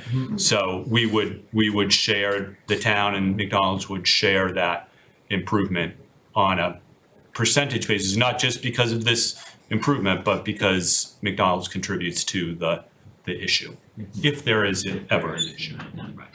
And we've been assured that there's not an issue, so this is the backstop for us. Right, and you said there isn't going to be an issue, so this should be a moot. The impact you're talking about is to vehicles at the intersection of Bolton Ash with Main Street, as in vehicles that would turn from Main Street onto Bolton Ash to go to McDonald's, or vehicles that would turn from McDonald's onto Bolton to travel to Main Street. Those are the vehicles we're talking about impacting safety and operations. And on Main Street. And on Main Street. So vehicles traveling north, like say on Main Street past that intersection, and turning right into the McDonald's. Yeah, if that becomes a safety issue. Or exiting from the drive-through area. Identified issue that this could have. To simplify it, would it be appropriate to say that you do a traffic study for a 1-week period of time, only during the operational hours of McDonald's, and look at traffic to and from McDonald's versus all other traffic. That's what you were saying too, right?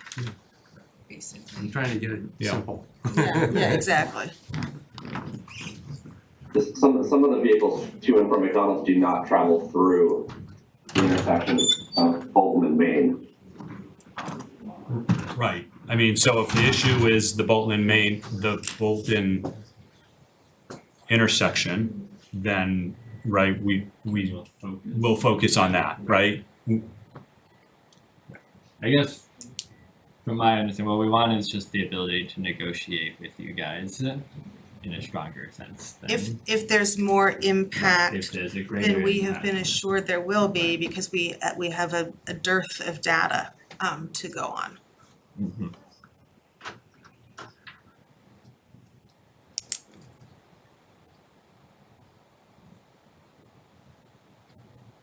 Is that good?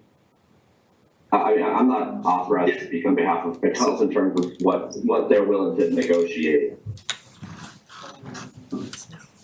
Yeah, I believe they would be good with this, to at least negotiate it.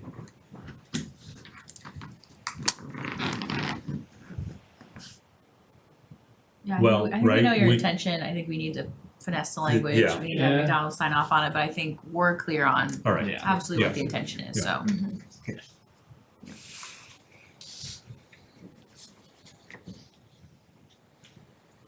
I didn't know. All right, moving down. Yeah. Yeah. So back on that last point, do you basically put something in there to say that it's a placeholder right now, you're gonna be working on the language that will cover this good faith negotiation? Okay.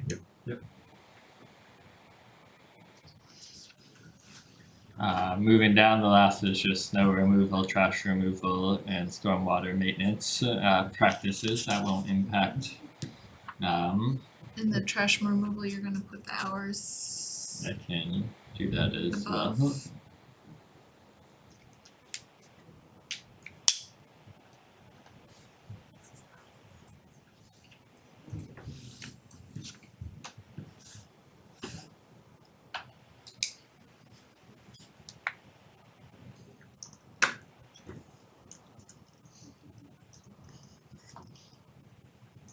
That was everything we had. All right. Any other discussion on this?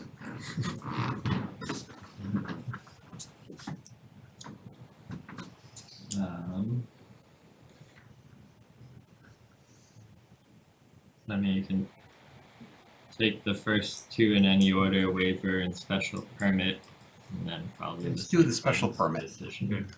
A motion to grant 413 Main Street McDonald's a special permit to allow for an unlit,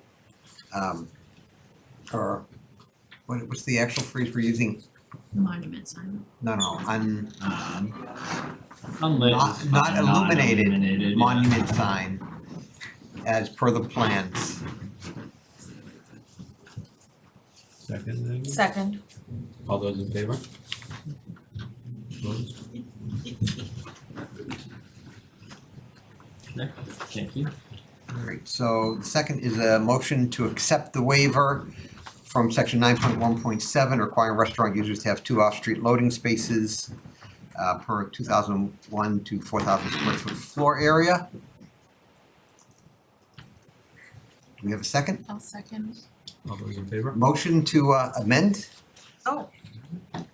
I would like to reduce it from the waiver for 2 parking spaces to the waiver for 1, which would require them to still have 1 loading space defined, but would it say that they do not need the 2 as required. My understanding at this point would be the board would vote on the amendment.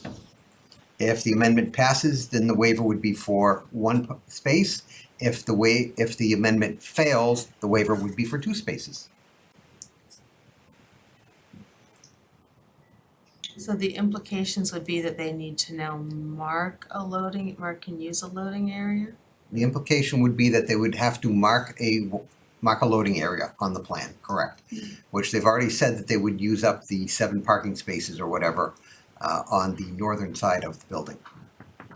And So they would define that as an actual loading zone. and not have the parking spaces there at all. Can, I guess the second question was, can a loading zone have dual use?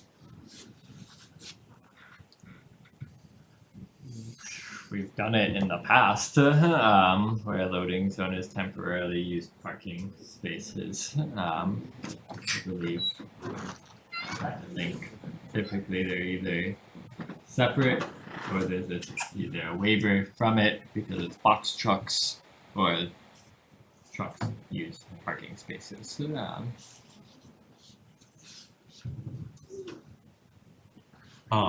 I'm sorry, so for procedural, right, you So I've made a motion to amend Okay. the waiver, which needs to be seconded. Without a second, the motion fails and we move back to the waiver.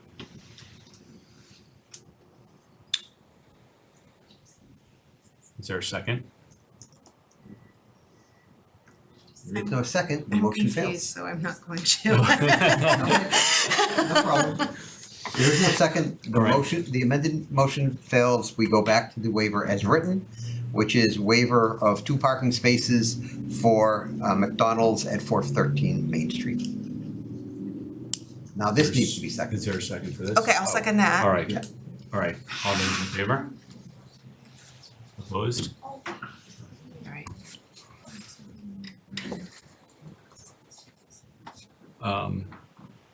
And then we have the decision as written, as amended. Motion to accept the site plan review decision for 413 Main Street McDonald's as amended with the condition that town staff will work with the applicant to finalize any payments required for the safety and operational issues encountered at the intersection. Second. All those in favor? Okay. And we'll be in touch. Alright, great, well, thank you guys. Thanks. Thank you. Like a 2-minute bio break. Yeah, Yeah, we're gonna take a 2-minute break and then we'll be right back. Stretch the legs.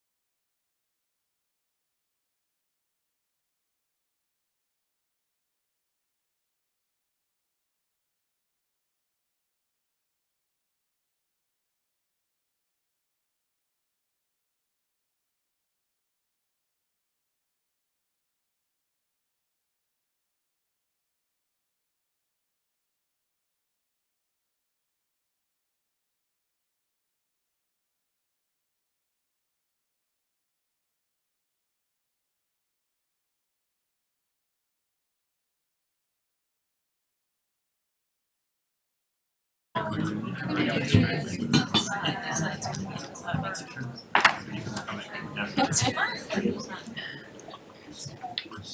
right, next item on the agenda, continued public hearing for a special permit, stormwater and site plan review at 252, 258, 262 Main Street and 10 Pineville Ave by BLVD Reading.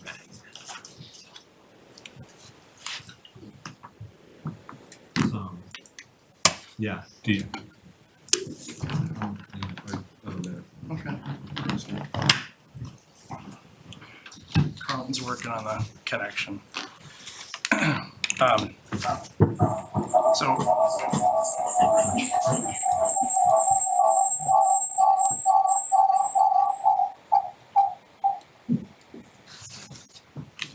Technology. All right, so hello, Chris Latham, accompanied by engineer Carlton Quinn, architect Robert Passiano, traffic engineer Scott Thornton. Our client apologizes that he's not here tonight. He's actually under the weather, hasn't been feeling good. So decided not to come to hopefully protect us if he has COVID. So to refresh your memory, the 4 properties are substantially located in the Business A zoning district, with the westerly portions of the properties in the S15 zoning district. The 4 properties are also located within the town identified priority development area, PDA 2B, which is a 13-minute walk from the depot. 3 of the properties are located directly on Main Street, neighboring the Carter and Colden building, which is to the south. Across Main Street to the south is the Belmont Arms condominium, which complex consists of 46 residential units. Slightly to the north, but almost directly across Main Street from the applicant's property is the new 24 residential development unit at 269 Main Street, which was formerly Smith Oil. And to the north across Pineville on Main Street is the Fantasia building. This redevelopment was explicitly designed to be in compliance with the mixed-use zoning bylaw and the town's South Main Street design best practices, as well as adopts the prior recommendations of other CPDC boards and the fire department regarding the redevelopment of these properties. As a refresher and for the record, the December version of this project complied with all requirements of the mixed-use zoning bylaw, and in many instances it was actually designed to exceed and improve those requirements. No waivers are requested or needed in this project. With this said, the applicant listened to the comments and suggestions at the last CPDC meeting and has made significant modifications to the project, which continues to meet and exceed all requirements for the mixed-use zoning bylaw. So, Carlton, if you can go to the second slide.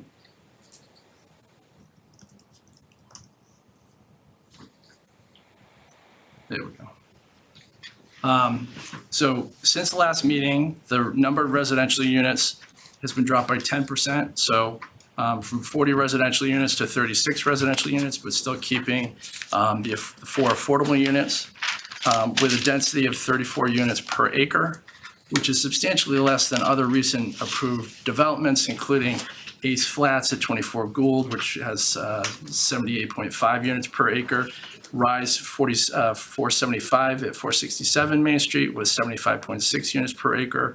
6 Shoot Street, which has 70.3 units per acre. The Post Market, 136 Haven Street, which has 52 units per acre. 30 Haven Street, which has 69.2 units per acre. And if the press report was right, 459 Main Street, which has 42.6 units per acre, and which received a density waiver and was located on a 10,255 square foot lot. Since the building has also reduced the width and the footprint of the structure to accommodate improved site design and decrease the building footprint to 9,687 square feet, revamp the parking design to create a one-way circular access that exits onto Pineville as opposed to entrance onto Pineville, which is designed to try to help the neighborhood by preventing cars from doing the turnaround that the folks were talking about. As requested, we reached out to the commercial abutters of the old Carter and Coleman building and also Fantasia about shared parking and we're still awaiting responses from those particular butters. As we said, we comply with the zoning bylaws parking requirements. We've increased the surplus on the site to 2 extra spaces, one of which we have designated now as a ride share to promote alternative mobility. As a result of these changes, the revised traffic study confirms that fewer vehicle trips to and from the site and that no signal is warranted according to the state regulations. If you could go, thank you. This redevelopment of the existing properties is not clearing of undeveloped land. This land was all developed previously. There's even, in some places, asphalt that goes way back into these properties. Removed disturbances from the buffer zone, so we're going to revegetate by by removing invasives and planting natives species. We will commit to planting only native plantings throughout the site. The site lighting will be dark sky compliant, as we noted last time, and not less than 56 nanometers, removing wavelengths that negatively affect wildlife. Replacing 45 trees with 57 new trees. All of them will be native, preserving 9 existing trees, along with adding shrubs, ground cover, and plantings. We're also proposing additional sidewalk trees along Pineville and Main Street. You could go to the scale. As I said, the footprint has been reduced. Width of the building has been reduced by about 8 feet to narrow the perspective. Lot coverage is approximately 21%. The FAR is approximately 8.4. Impervious area has been reduced from 38,077 square feet to 33,885 square feet, over 11% reduction. Open space, open area landscaping has increased to nearly 31% with hundreds of plants accommodated and no disturbance to wetland buffer.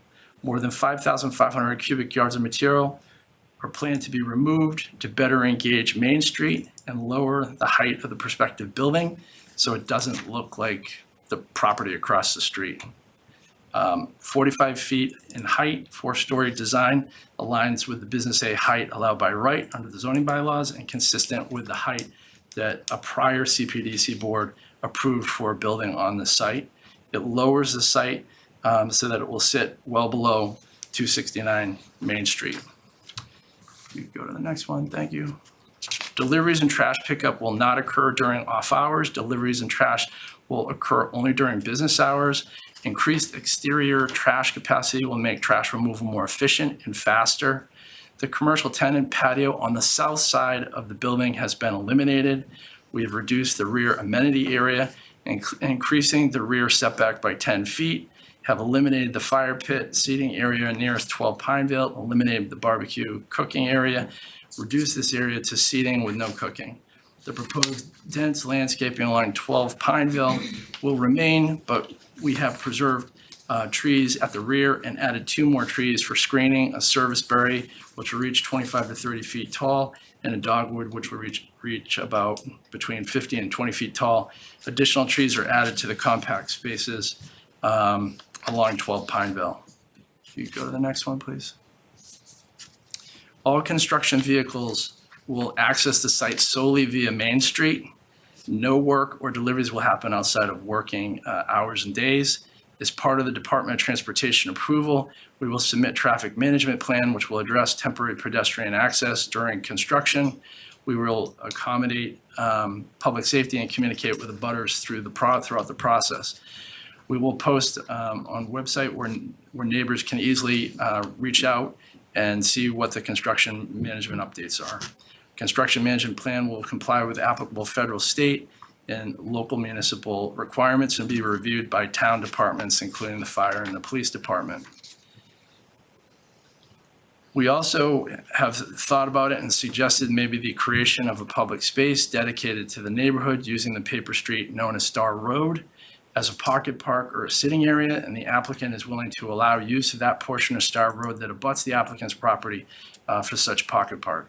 We also suggest upgrading sidewalks starting at 12 Pineville and connecting around to the project to improve pedestrian connection, as well as adding trees at the sidewalks. Applicant will also donate funds to the Conservation Commission to invest in the Pineville hiking trails.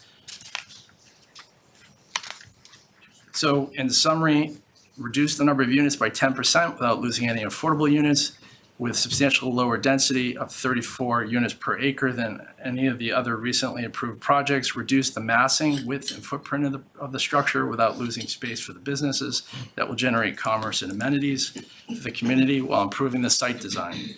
Increased surplus parking by 2 spaces and created a dedicated rideshare space to promote alternative mobility. Improved access and safety along Pineville without sacrificing public safety, and remove 2 existing means of egress from Main Street. There are no changes to the stormwater, which will exceed Mass DOT and Town of Reading standards. Please note that the proposed on-site drainage will substantially improve the drainage by capturing almost 95% of the 100-year storm, as opposed to the capture of only 25%, as opposed to the capture of only the 25-year storm that is required, that is the required standard, and thus will be a drastic improvement from the existing condition on the site where there is currently no on-site drainage system. Impervious area has also been reduced by over 11% while increasing open space, improving wetland buffer through revegetation, and planting more new trees than the site currently has, 45 versus 57 plus 9 preserved. We've reduced the amenity area, increased the rear setback, eliminated commercial tenant patio, and improved abutter screening. In terms of public improvements to pedestrian walkways and funds to upgrade Pineville and hiking. Resulting changes have reduced vehicle traffic impact. The building will run solely on electricity with no fossil fuel use at all. The project is suitably located in the Business A zoning district, which zoning district these properties in this neighborhood have been located within for well over 50 years, if not longer, since the Business A district existed as far back as 1942, at the time as the adoption of the bylaws. The redevelopment of these properties is consistent and compatible with the other properties in the Main Street neighborhood. Please note that this project is not an anomaly.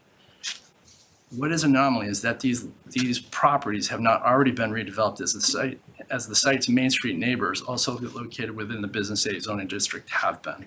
This project will provide integrated diversity of housing that Reading admits it needs, including 4 affordable housing units to help Reading work toward regaining the 10% safe harbor on the subsidized housing inventory from Reading's recent count of 9.76.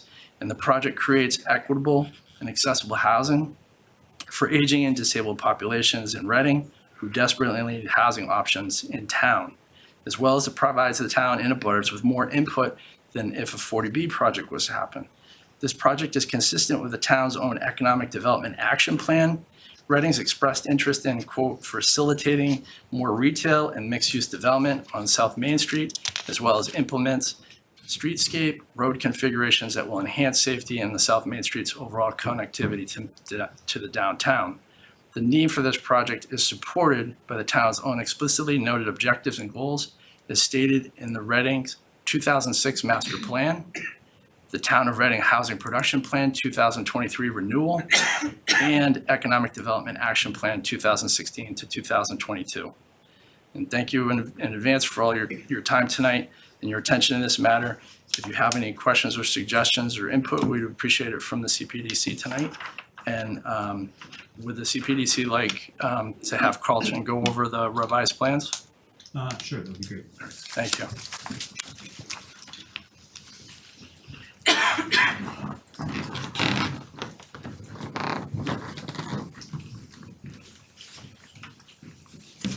Good evening, Carl Quinn with Allen Major Associates.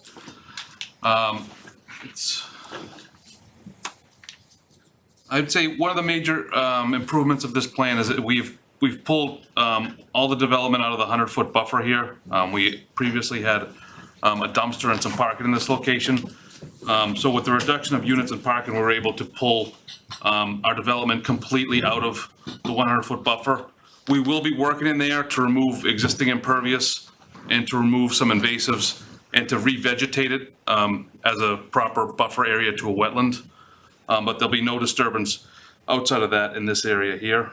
The circulation was also something we had heard from the town engineer that He didn't appreciate the dead end that was associated with the previous one.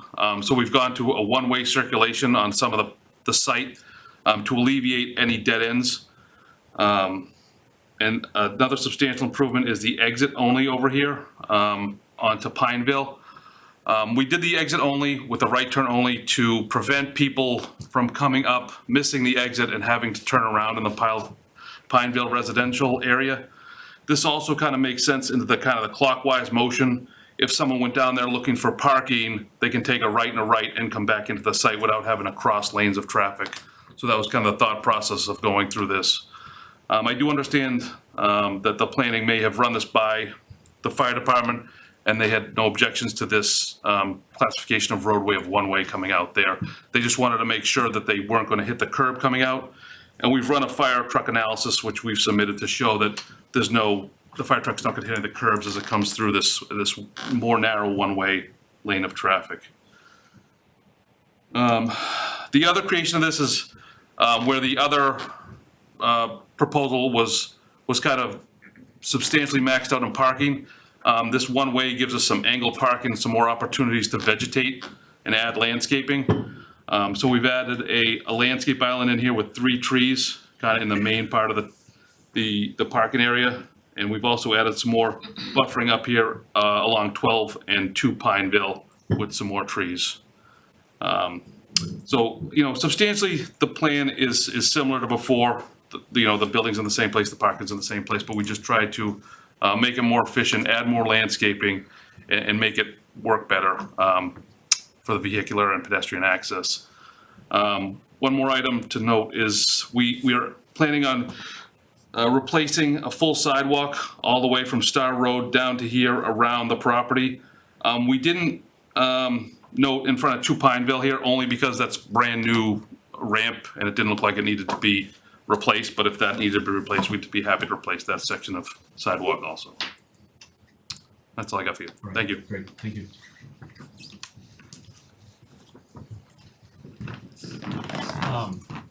I just wanted to start off by noting, right, we got, in the last meeting, we got a lot of good input from the Pineville neighborhood specifically. For this meeting, we need to get into a little bit of the nitty gritty on some of the details here. So there's going to probably be less opportunity for public input. That's not saying none, but right tonight, I think we're probably going to be a little bit more focused on the details of the plan since we didn't get to that last time. So I just wanted to set expectations on where we're likely to head tonight.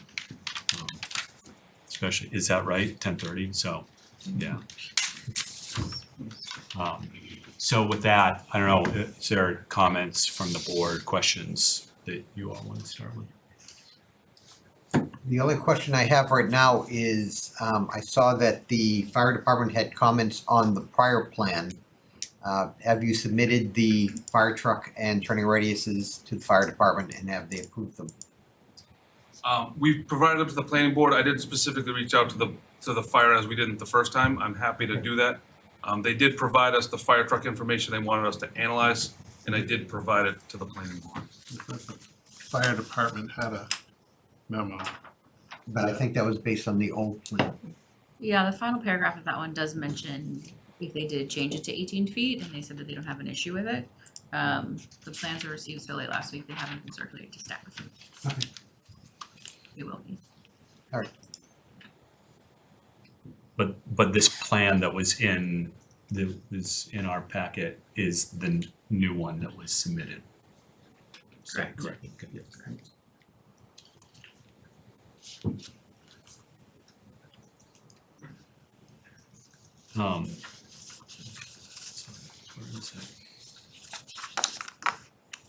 There is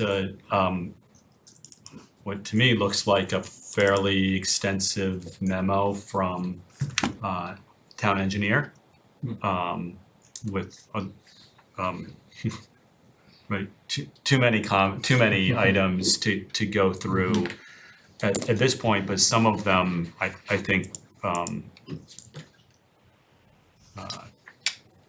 right, that will likely change some of the layout. Have you had a chance did you receive that yet? Yeah, I spoke to Ryan today. Okay. Went through a lot of these items.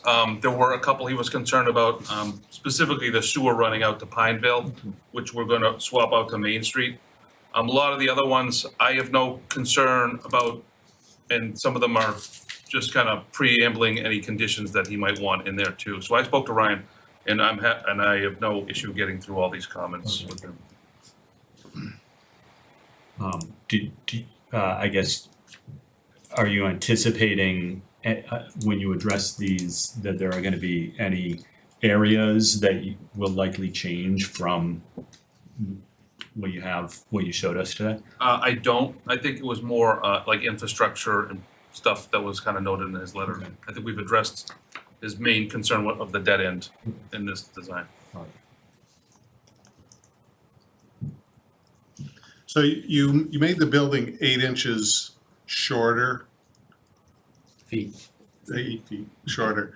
And it appears, and I didn't compare the two plans, that you took that off of the south end as opposed to giving more of a buffer to the house on Pinevale. That's correct.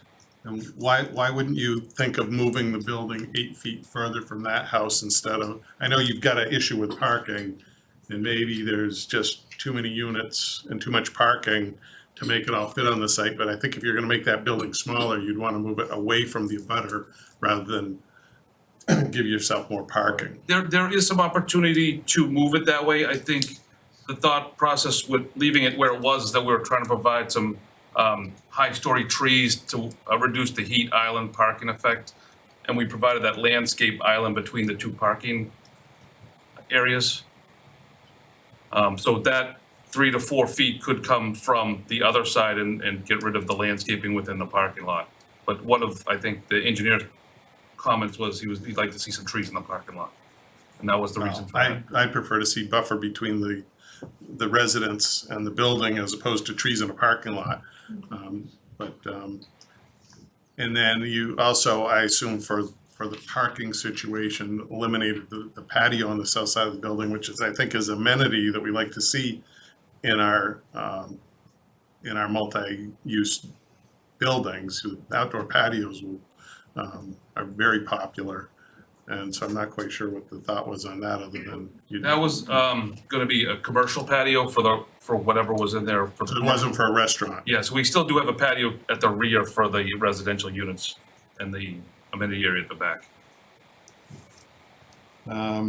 The South Main Street design guidelines propose more landscaping on the Main Street side of the building, and you really don't show any landscaping at all in the front of the building? There are areas to landscape in front of the building. This one kind of just specifically is noting the tree locations.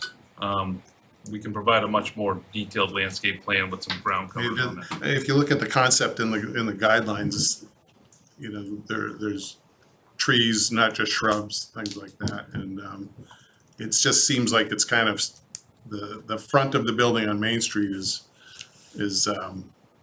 kind of, there's no good landscaping or pedestrian amenities on that side. So I think you should look at that.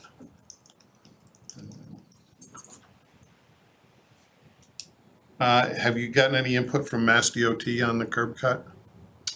We wouldn't get any input from them until we have an approved plan to put in front of them from the town. No preliminary discussions? I've never gotten preliminary feedback from Mass DOT.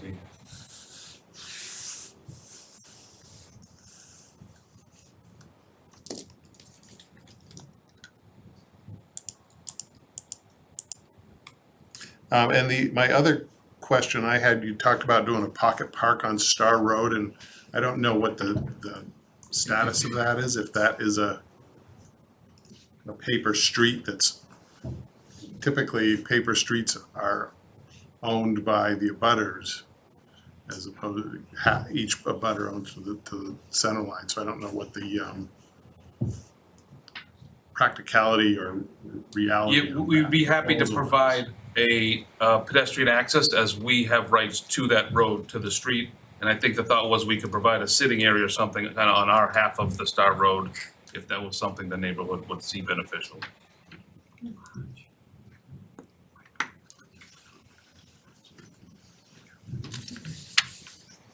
I have kind of a big question. Sure. And it's about the location of the building on the site.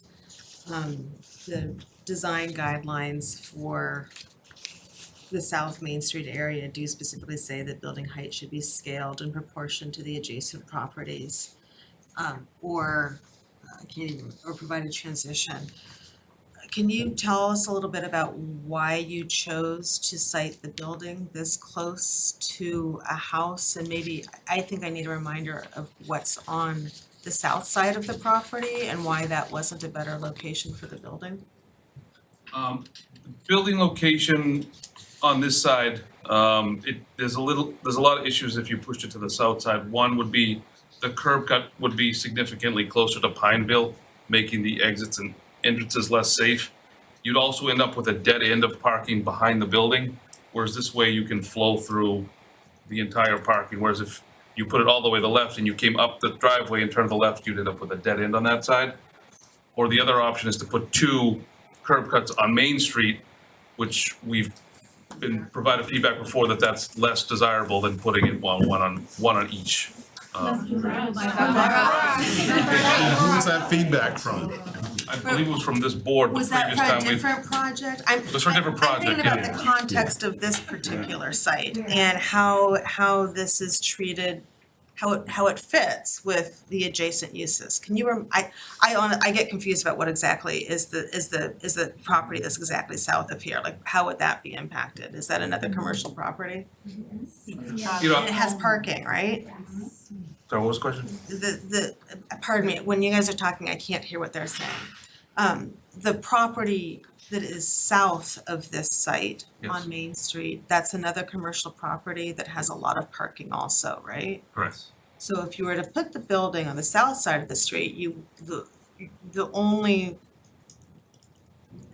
wouldn't be casting shadows on another building. Right? Yeah, no, understood. There are some issues with moving it down that way. It would be further away from the residential buildings, certainly. The problem that we run into is that the town's engineering department has certain policies about locations of driveways relative to intersections or existing roads.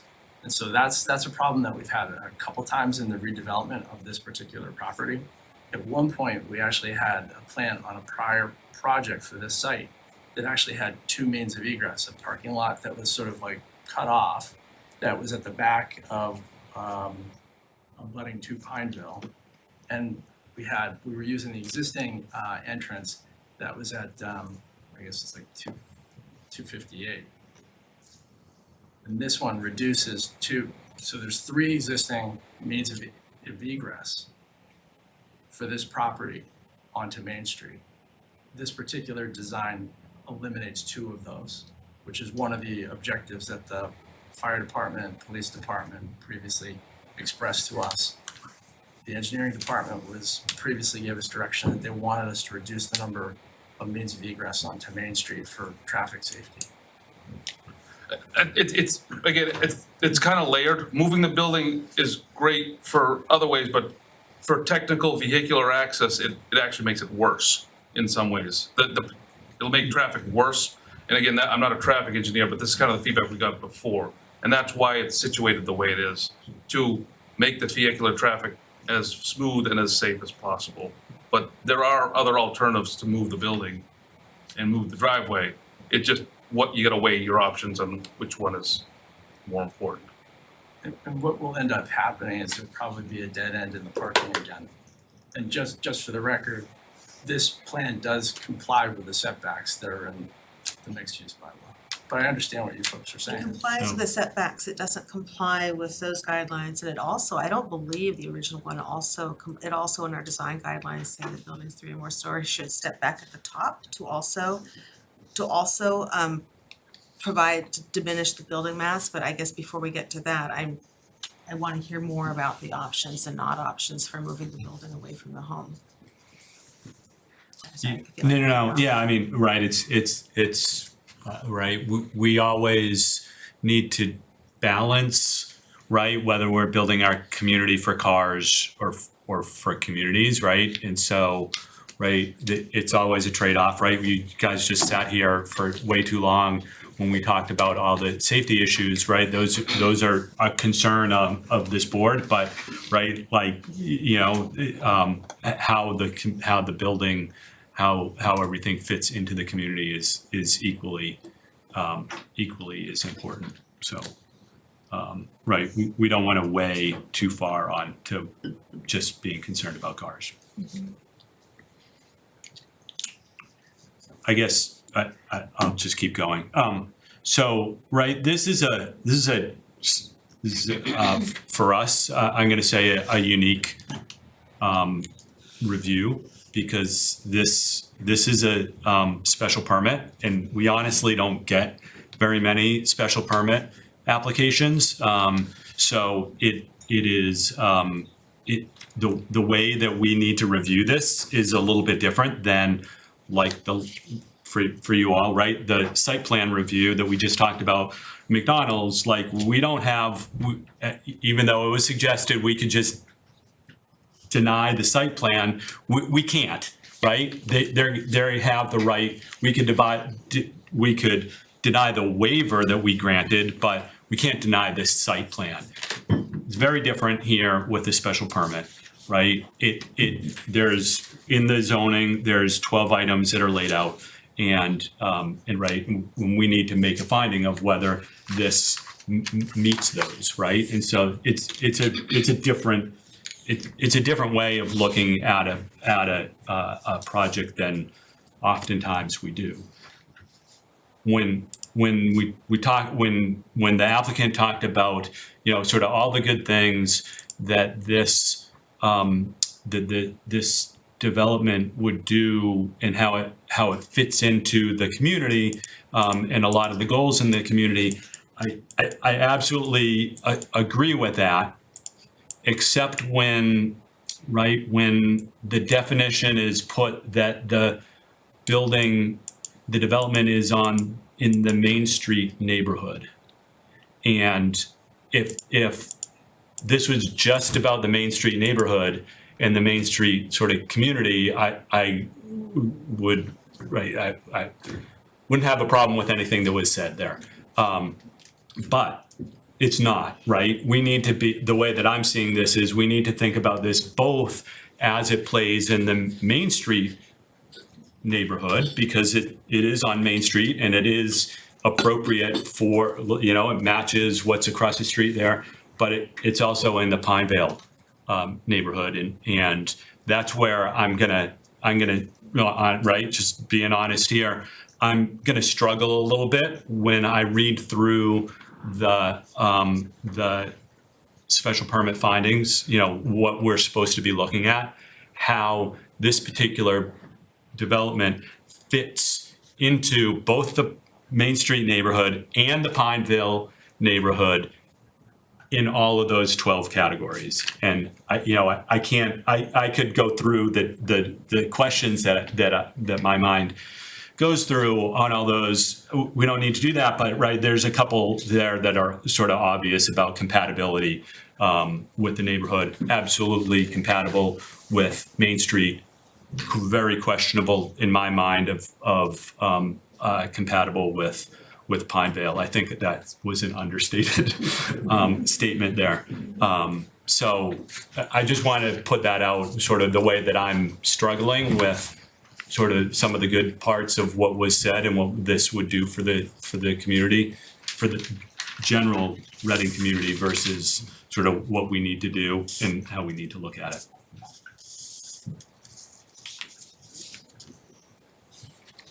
Not real good guidance for you on the details, but right, it may be helpful to some of them, so. I had a couple questions with regard to excavation. The site is elevated. You indicated that perhaps about 5,500 cubic yards of material would be removed from the site. Is that in-ground yards you're going by, or is that in-truck loose yards that you're going by? The in-ground was about 5,300. I rounded it up to 5,500 to give it a little bit of fluff, but that's in-ground. It's finished grade to finished grade. Okay, it might go a little bit higher than that, but I understand you better when you say that. And one of the things that I would need is just some assurance, perhaps by your wetlands person, that excavating all that material would not adversely affect the wetlands behind it. In other words, it wouldn't in some way drain the wetlands that is behind it. The stormwater design has been set up where the majority of the site is being infiltrated back into the watershed of the wetland at the rear. So the majority of the water that's being moved is moving from running off the front to running off into the ground in the back. Pardon for me saying this, does wetlands know of that already, and have they approved that already? We're currently in front of the Conservation Commission.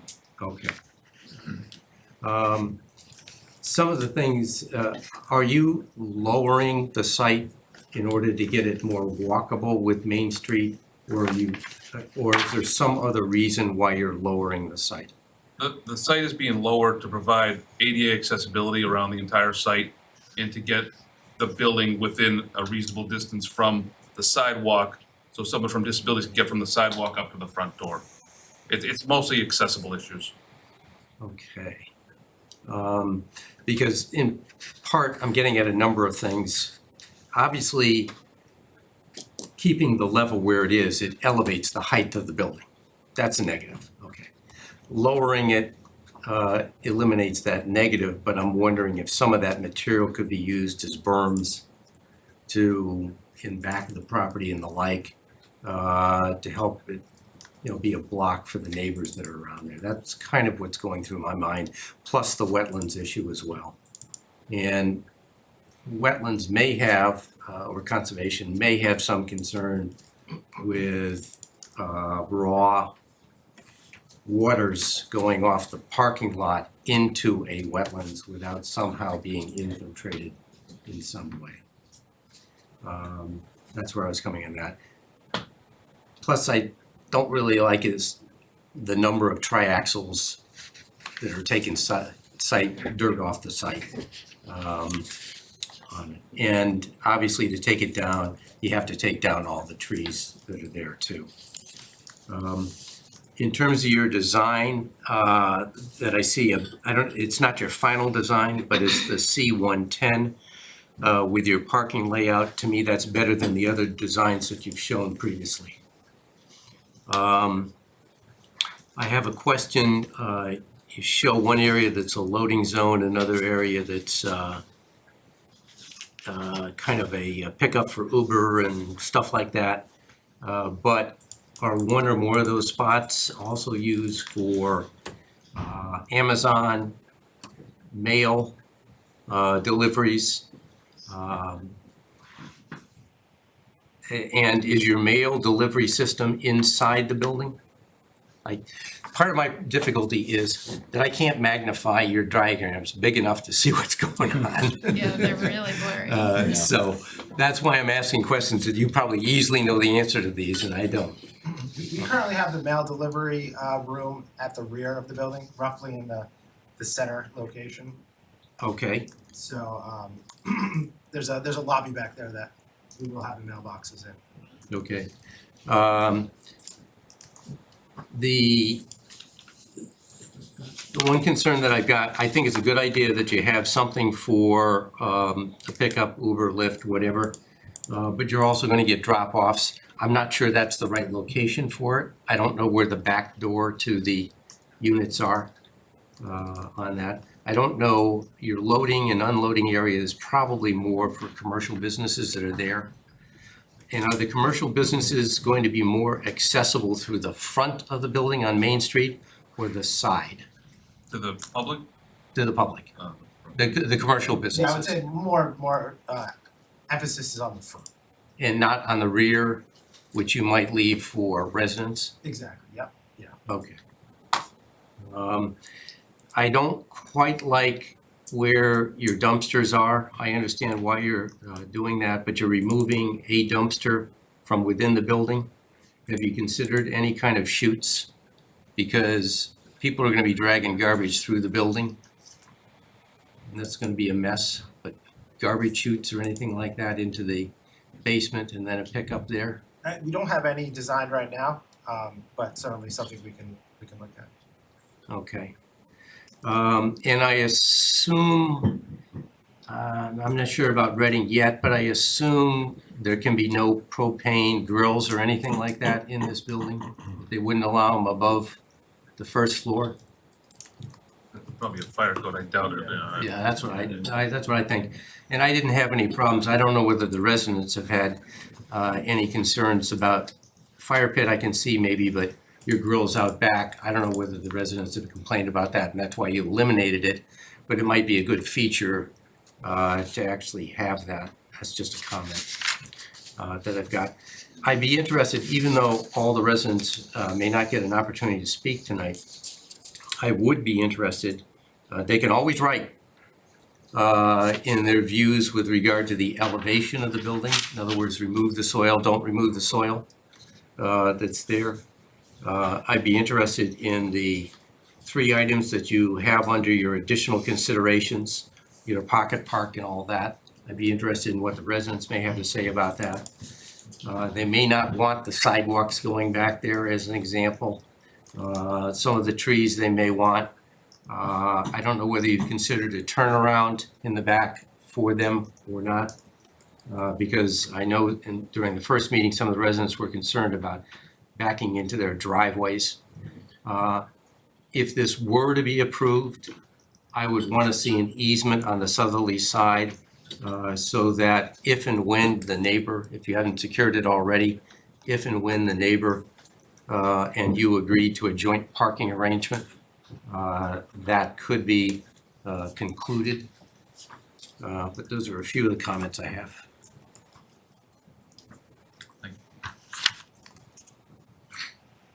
And I suggest you continue to push that issue with your neighbor if you can.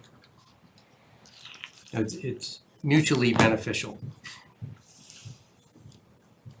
It might free up, spaces. I assume that what you're going by is 1.5 parking spaces for the residents and the rest for commercial? I believe it's 1.25. 2.5, okay.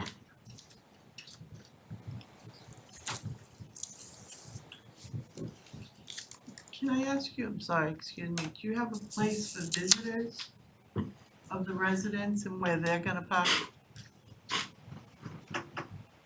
You want me to answer that? Yeah, I'll ask that question. I'm sorry. No, that's fine. I was just like 1.25. I'll ask. Do you Sometimes have I'm not visitor supposed to parking? address the audience, sorry. This is not reserved parking. We've met the zoning for what we need for residents and commercial, and we have 2 extra spots. They're not labeled visitor, they're not labeled commercial, they're not labeled residents, it's just open parking for now.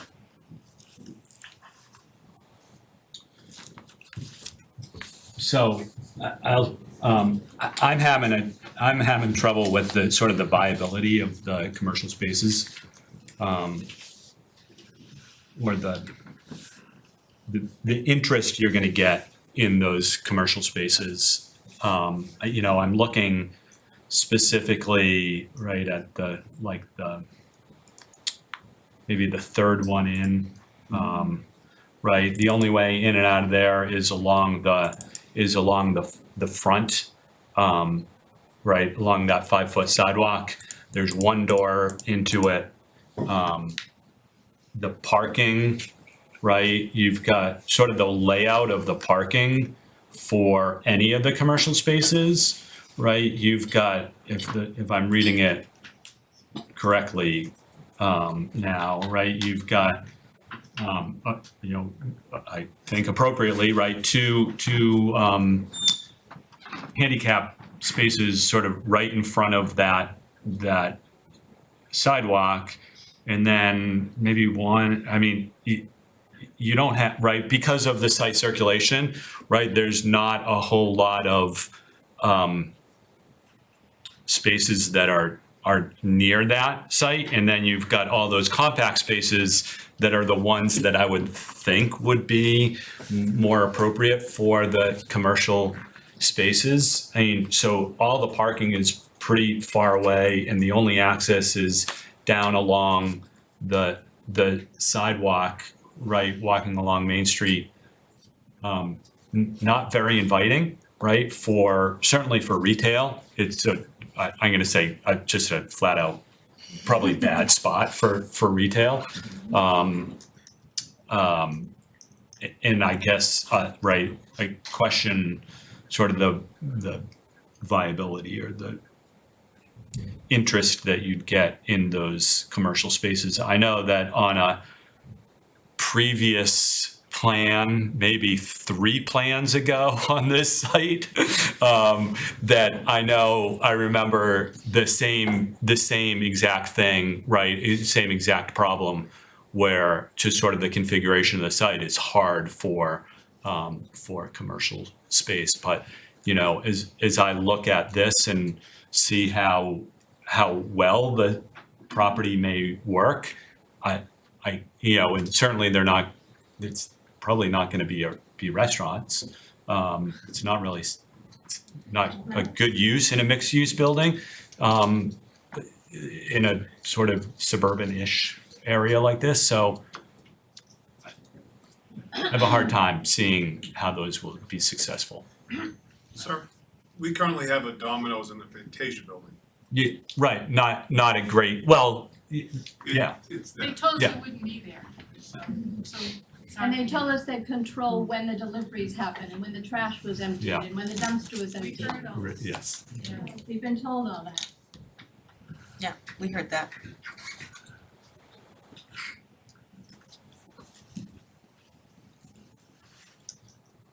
I mean, the rest of my comments are so like niggly, like you've Yeah. got trees in the way of where your snow storage is. But I think I'd like to see, my biggest thing is seeing more thought to how this fits in with the surrounding area, fully appreciating that you've come to CPDC and wasn't here then, I'm sorry. And I think there are better ways to configure this to fit in with the neighborhood, and this right now is not it. Did you have comments on the 4th floor or something? Yeah, also in the design guidelines, this is a note I had from last week. I'm going back to some of my comments that I had from last time, that from our design guidelines, it says that buildings of more than 3 stories should step back 10 feet from the front plane above the 3rd story to diminish building mass in the front and the side that abuts a driveway. And I'm thinking, okay, just the guidelines, the driveway, I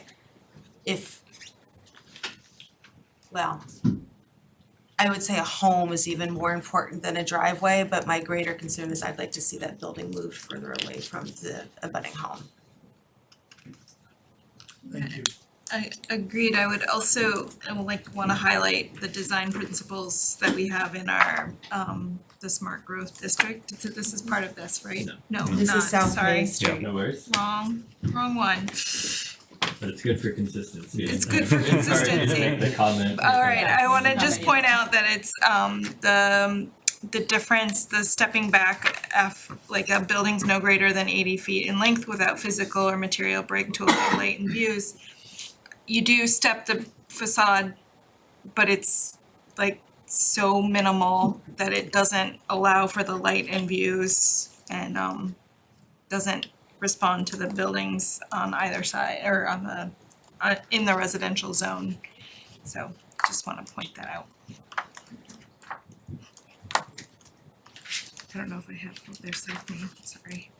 One further tab in, sorry. So many tabs. I remember I had to go find them last time. Other comments, I think also, right, I could start to nickel and dime some stuff, but it doesn't, it seems like there may be some more fundamental issues to comply, not to comply, because you do comply, right? The comply with the details, but maybe not the spirit. And I think that's, because you gotta look that you're both in the Pinevale neighborhood and on Main Street. One of the questions I think they could use guidance on from the board is on parking overall. So they could do additional designs in the parking lot if you were willing to grant them potential waivers on the number of parking spaces. And so kind of understanding on the feeling towards that would be useful in helping them think through the future parking lot designs. If that makes sense. I think one of the comments we've heard from the public is that they're afraid that people aren't gonna park in the parking lot, they're gonna park in front of their houses on Pinevale, they're gonna on the street, so we need to make sure that there's sufficient parking here. I just think it's just too big of a project.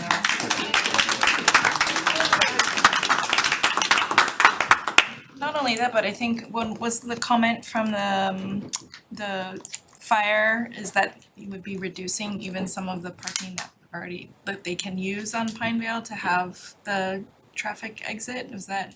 I think their comment was on an 18-foot driveway, you just might need to prohibit parking from like the curb cut to Main Street or some portion of that to make sure they can make the movement.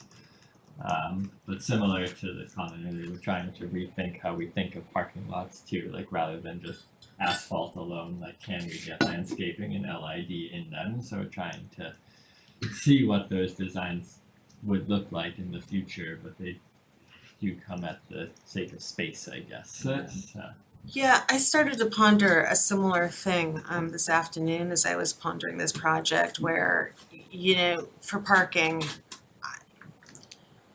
there's nowhere else to park. I would encourage, I think Tom's suggestions about how to set it up so there's shared parking with the lot next door is great. As much as in the downtown smart growth district, I'm more comfortable with encouraging kind of waivers on parking and because there's walkability. Here, there's nowhere else to park except for up the road in the neighborhood. So what I was pondering is that if this seems like too much parking, that's not the right way to say. If it seems, I started to think it's just too big also. If we can't reduce the parking, because you've got so many units in there and there's commercial in there, and overall, the overall site is causing too much impact to the abutting areas, then it dawned on me that the project might be just too big. Yeah. Is there a parking ratio the board would be more happy with, that we could use as a guideline? I think you're missing my point. I think the thing is I'm comfortable with the parking ratio. I think I think it's too big and therefore that's why all the parking is required, right? There's no space for overflow parking. So we need to accommodate that overflow parking. Sorry, it's late, which gets me to the thought, it's like the parking is required because of the certain number of units in the commercial in the building, right? So if the parking, if it seems like there's if it seems like too much of the space is dedicated to parking, or if it seems like there's not enough space for overflow parking because parking can't go anywhere else, then maybe the project should be reduced and then we incorporate, it's easier to incorporate the overflow parking. I'm kind of speaking, the one reason I'm going around in circles is because I've been pondering what are different ways around this, and because there's nowhere else to park, I think the project needs to be reduced. There's no place for overflow parking anymore. It sounds like you're asking for more parking. No, I'm saying because there is no place for overflow parking, I think the project needs to be reduced so you can then you reduce the parking needs if you reduce the project. I think that's what I'm getting to. Yeah, and then hopefully right size. And then you can get LID, you can manage stormwater right there by the wetland, yeah. I mean, if you were to ask me if you could get a joint agreement with somebody else, would I appropriately approve fewer parking spaces for your lot? I'd consider that, yes. I think one of the concerns that the Pinevale has is they don't really want an exit onto Pinevale. They don't. And yet, it's a problem, as I see with the size of the building, the depth of the building, because the fire department doesn't want a dead end on it. And yet they want to get behind the building to be able to put out a fire. So some of the parking on Pinevale, we could probably handle by no parking signs. But I have a hunch there's a number of residents back there that also park on the street. Right. You know, so that's a problem. But I'd like to hear from you on that issue as well, too. But I kind of go back to the fact that I just wonder how it is, as our chair has said, 5 commercial businesses or retail businesses? I don't know. And that would reduce the size potentially. And I agree with you on the guidance. I saw that on the setback on the 4th floor as well too. So I almost don't know where to go to tell you to move, but I do agree if you could get joint parking with your neighbor, I'd be willing to look at reducing the number of required parking spaces. I don't think the parking on the building to the south, I don't think the parking there's anything to write home about either. It's kind of got these dead ends and people parking all over the place. You know, so if you look at the approach of how would you combine those two lots and make it flow better, that might be an option, but right now you can't just connect them and say park over there. Right. And maybe there's something to having that as a second connection, eliminate the driveway exit onto Pineview and have it circulating through the two behind the 2 commercial buildings. And obviously you'd need both owners to, I'm not talking about buying the property, I'm talking about having both owners agree that it's in their best interest to have a joint parking agreement on that. Yeah, and so like to reiterate the kind of the flow also, if you're really committed to attempting to have retail in there, I'd be keen to learn what kind of retail you think, knowing that you can't necessarily control it, might go in there. And think about how the flow of people, this is except for the Pinevale neighborhood, this is a pretty car dependent area, so how do people easily access the retail, as opposed to having the long walk? That in combination with that lot next door potentially, I think the whole thing could flow a little bit better and might need to be smaller.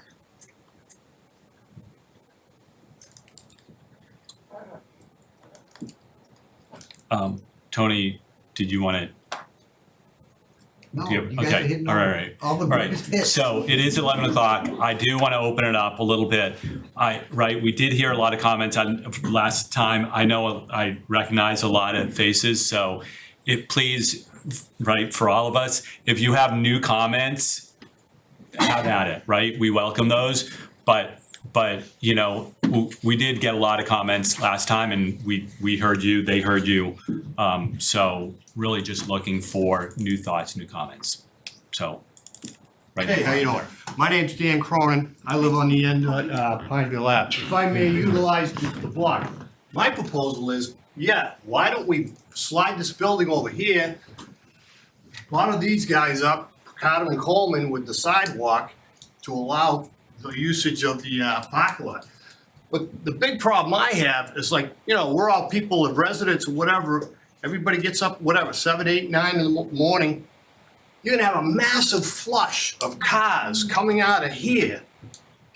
And it's all gonna get blocked off. And the other residents, how are we gonna get out as far as, we used to have 4 lanes here, 2 going south, 2 going north. Now it's single lane.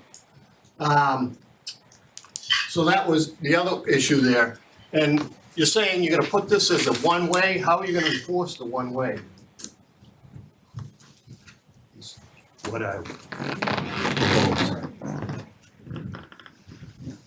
I think in the red, you were, I'll go quick, that's okay. 15 Pineville Ave, and just to follow up with that, making that a one-way doesn't help us at all. When you talk about delivery trucks, trash removal, emergency vehicles, fire trucks, they're not gonna go in and out of Main Street if they've got a one-way egress onto Pineville Ave. All of those headlights, all of those blinking lights are all gonna go into our houses constantly. You gotta get the egress off Pineville to give us peace. My other comment. If you, come up I'm here. sorry, if you guys can come up here, because, right, that's where, people on Zoom can. Hi, Nana is up too late. I agree with Heather. I mean, this counter proposal to me is just an insult to the neighborhood. That, they're putting 40 apartments, big deal, they shrunk it down to 36, big whooping deal, all right? And they have all that parking. They need to shrink it, they need to cut it in half. It's all of that, it's like a money grab. They're putting all of that income property on a 1 acre lot at the expense of these people, of my neighborhood, of these honest broker residents. It's not fair to us. And as far as tearing down 10 Pineville, totally opposed, and I'm sure we all are. And, big deal, one way, that's dangerous. I ask you, all come to Pineville Ave any time of the day and see how hard it is to take a left on Main Street. Or even a right on Main Street. I mean, I'm retired now, and when I travel, there isn't a lot of traffic, but I've clocked it. Taking a right on Pineville, it's sometimes taking me 3 to 4 or 5 minutes. Taking a left, forget it. I take a right because I can't take a left. So, I mean, this whole project, trash it. Cut it in half. It's too big. It's a money grab for these people. That's all I have to say. Amen. Go, you didn't speak last time. I have a PowerPoint. I don't know if you have that.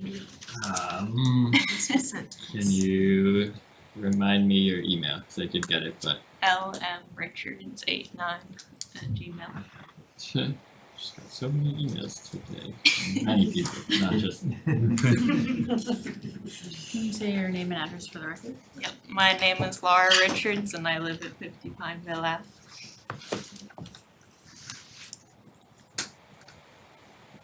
This one? Yep, thank you. So I have 3 main points. The first one is that there's a very basic error in the transportation impact assessment that I have here. It's 99 pages long. The error is on page 5. My second point is that the proposed changes, as you have heard, are not enough, and the construction would pose a huge daily disruption for 1.5 years at least. Next slide, please. Thank you. The basic error in the transportation impact assessment is that it describes Pineville Ave as having a double yellow center line. Pineville has no painted traffic lines. I don't believe anything in this 99-page report if you don't know what Pineville looks like. I don't believe that you actually looked at any cars coming out of Pineville. Next slide. Thank you. The proposed changes are not enough. Decreased density, like Joan was saying, it's too big still. We're down 18 vehicle trips estimated. We've gone from 592 new daily vehicle trips to 574, and they have concluded that this is unlikely to have any traffic increases that will be noticeable. This is illogical. How could 574 additional daily trips not have a noticeable impact on our narrow dead-end road? And as many people are saying, Pineville as an outlet, the Pineville outlet as a one-way, like, that's not gonna be followed. The Fantasia building that we've been talking about that has Domino's right next door, Drivers regularly ignore one-way signage when they're entering and exiting from Main Street. Another example is the right turn only sign coming out of Santander on the other side of Knollwood. The parking lot onto Knollwood Road is where that sign is, and that is also routinely ignored. If you could go to the next slide, please. Construction poses a huge disruption to daily life for at least 1.5 years. I hear the phrase walkable Reading. This will not be the case for Pinevale if this construction takes place, because they're proposing to block off the sidewalk in front of the property during construction. There are many students of Joshua Eaton who live on Pinevale currently or will be in the next few years. We have a lot of toddlers too. Many people on Pinevale take daily walks. Many people on Pinevale have dogs. My family's one of them. Next slide, please. So as things are now without construction, it is a 16-minute walk to Joshua Eaton. The red box is where, that's okay, where the construction will take place. The next slide. If you don't want to cross Main Street during construction, it will now be a 30-minute walk to Joshua Eaton, which is double the time. The star is now what marks the construction site. And then the next slide, if you do want to cross Main Street to take your regular route to Joshua Eaton, you have to walk in the opposite direction from where you want to go to get to the first crosswalk, which is by Bagel World. Here there's no traffic light at this crosswalk. And then you're also crossing Main Street, which is a state highway. This is 3 lanes of 40-mile-per-hour traffic or more. Then you have to cross Main Street again at Santander. Again, there's no traffic light. So this walk would take you about 24 minutes, but that does not include the time you have to wait to cross Main Street. So my questions are, what can the developers do to alleviate construction's impact on pedestrians? And also, I don't want to see this project continue the way it is. That's it.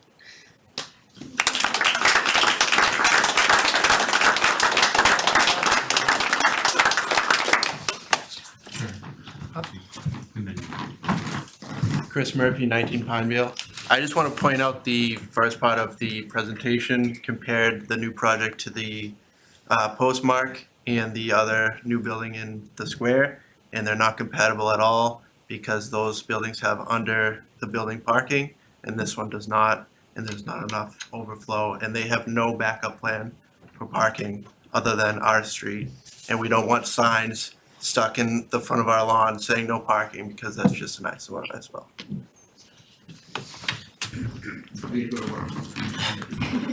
Tom DeCroto, 20 Pinevale. Just to, I won't reiterate everything that's been said, but in regards to the water flow that they were talking about, pumping back into the wetlands, as many of the neighbors will tell you, that's the opposite direction of where that water should go. It should go back out to Main Street. We already have flooded basements, backyards. It's already too much during storms. That would be insane. And yeah, that's it.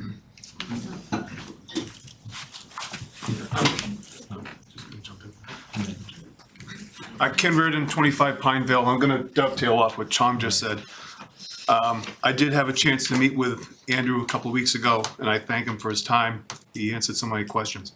On the filtration system that's on site, is that being discharged into the neighborhood, or is that getting out into the stormwater, into the town system?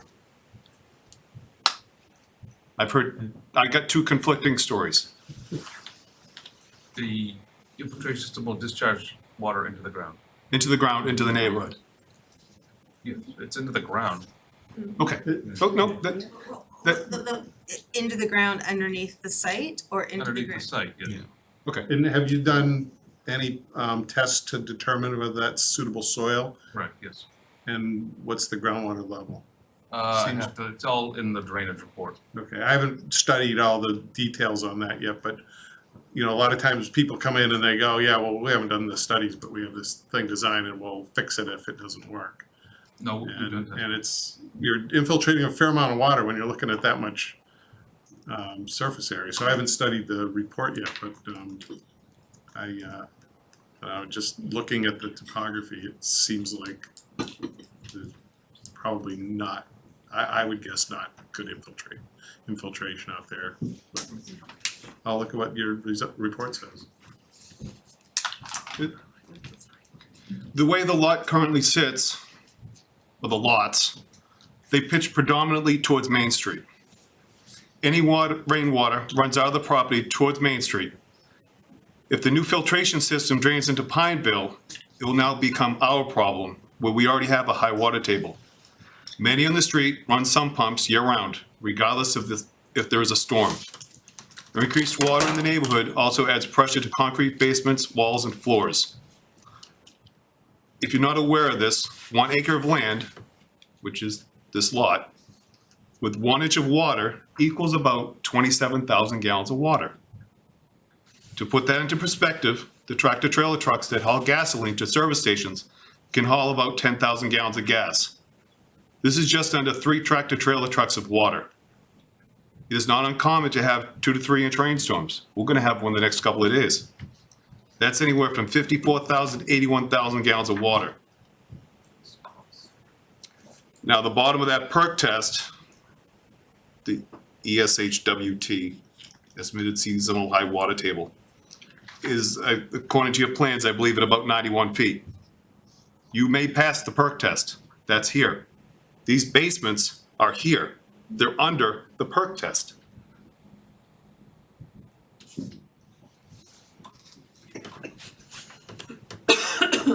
Number 12 Pineville is about 30 feet away. Number 2 Pineville is about 60 feet away. There's another 4 houses that are within 100 feet of the filtration system. The developer is effectively creating an underground spring to a neighborhood that already has water issues.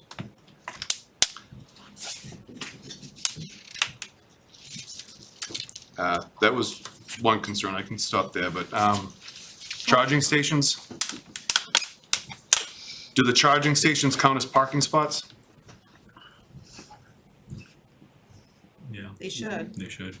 Okay, because from my understanding, I think they should be considered as loading zones. My understanding is that you get charged regardless of if your car is being charged. Once your charge is done, you continue getting charged for that space. So nobody's gonna wanna park in those spots. I may be inaccurate on that. I don't have it. I think Is that agree? right, that's all changing, right? Every year, every couple of months it changes, right? So we certainly, I think what they would propose is not a commercial system like is out here where you get charged that way. Right, absolutely. But get your point is you gotta.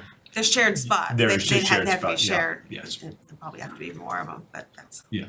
a level of detail we're not at Right, yet. right. You already addressed my fire department concerns with the fire trucks being able to take the right, although I doubt the back left of the truck will be able to get out.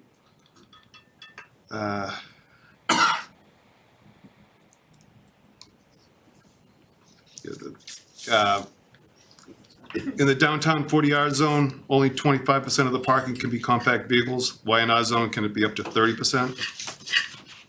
I guess that's more of a question for you. And that's, I think in downtown, some waivers have generally been around 30%.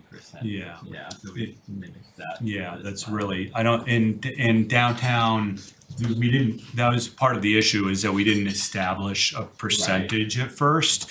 There was more of a, we worked through it. We got there after seeing a number of different ones and that ended up being about 30%, so. okay, thank you. Thank you. Yes.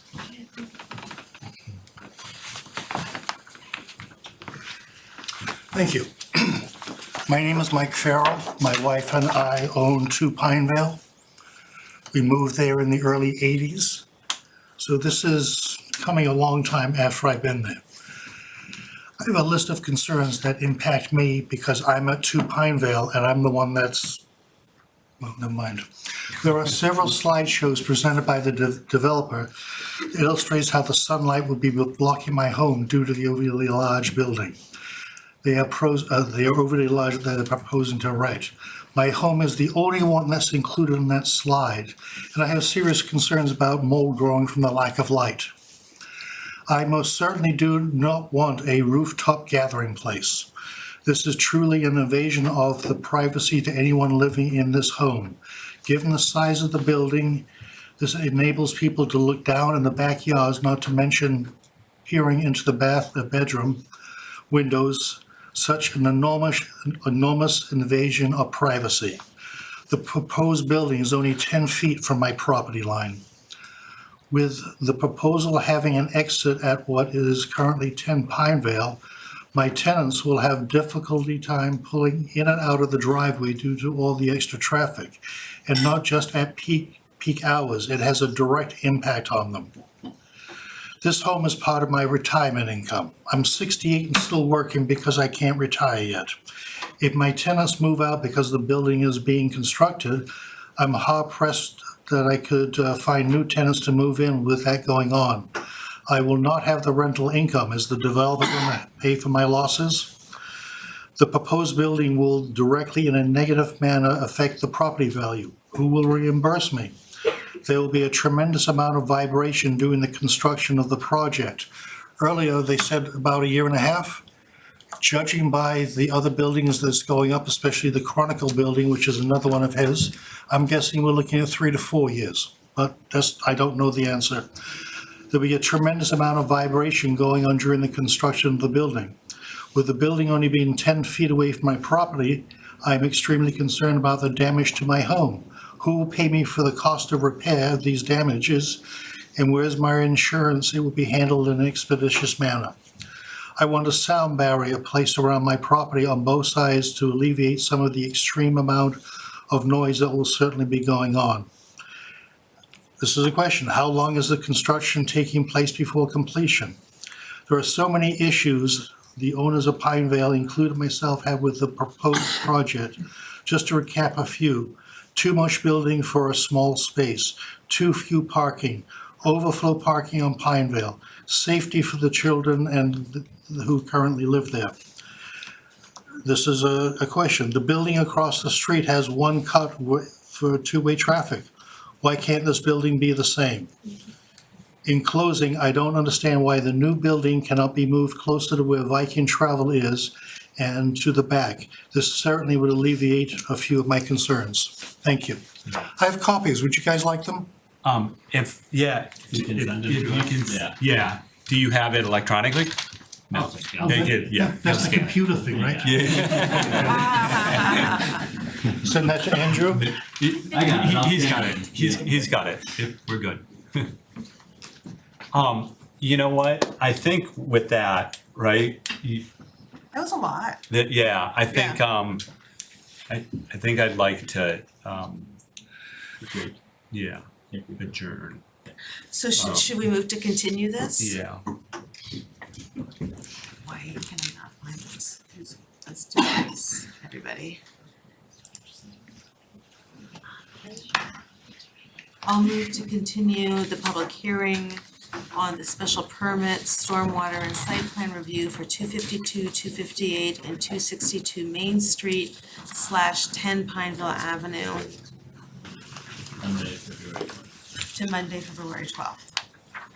Second. Before we vote on that, I do want to let people know, right, if you have comments or if you have things, email, if you want to email comments to Andrew, he gets them to us, so please do that. Just a reminder, there's no notice that goes out on that date, so we have it if you need anything, just reach out. Monday, February 12th. What time? Lincoln's birthday. Take a look at the agenda when it comes out. We don't set a time. It depends on, at this point, it will be closer to the date. Thank you. All right, there was a motion, There was a motion to continue the hearing to Monday, February 12th. and there was a second. Sure. Oh, I like drifted off, I don't know. All those Can we in go favor? first the next time?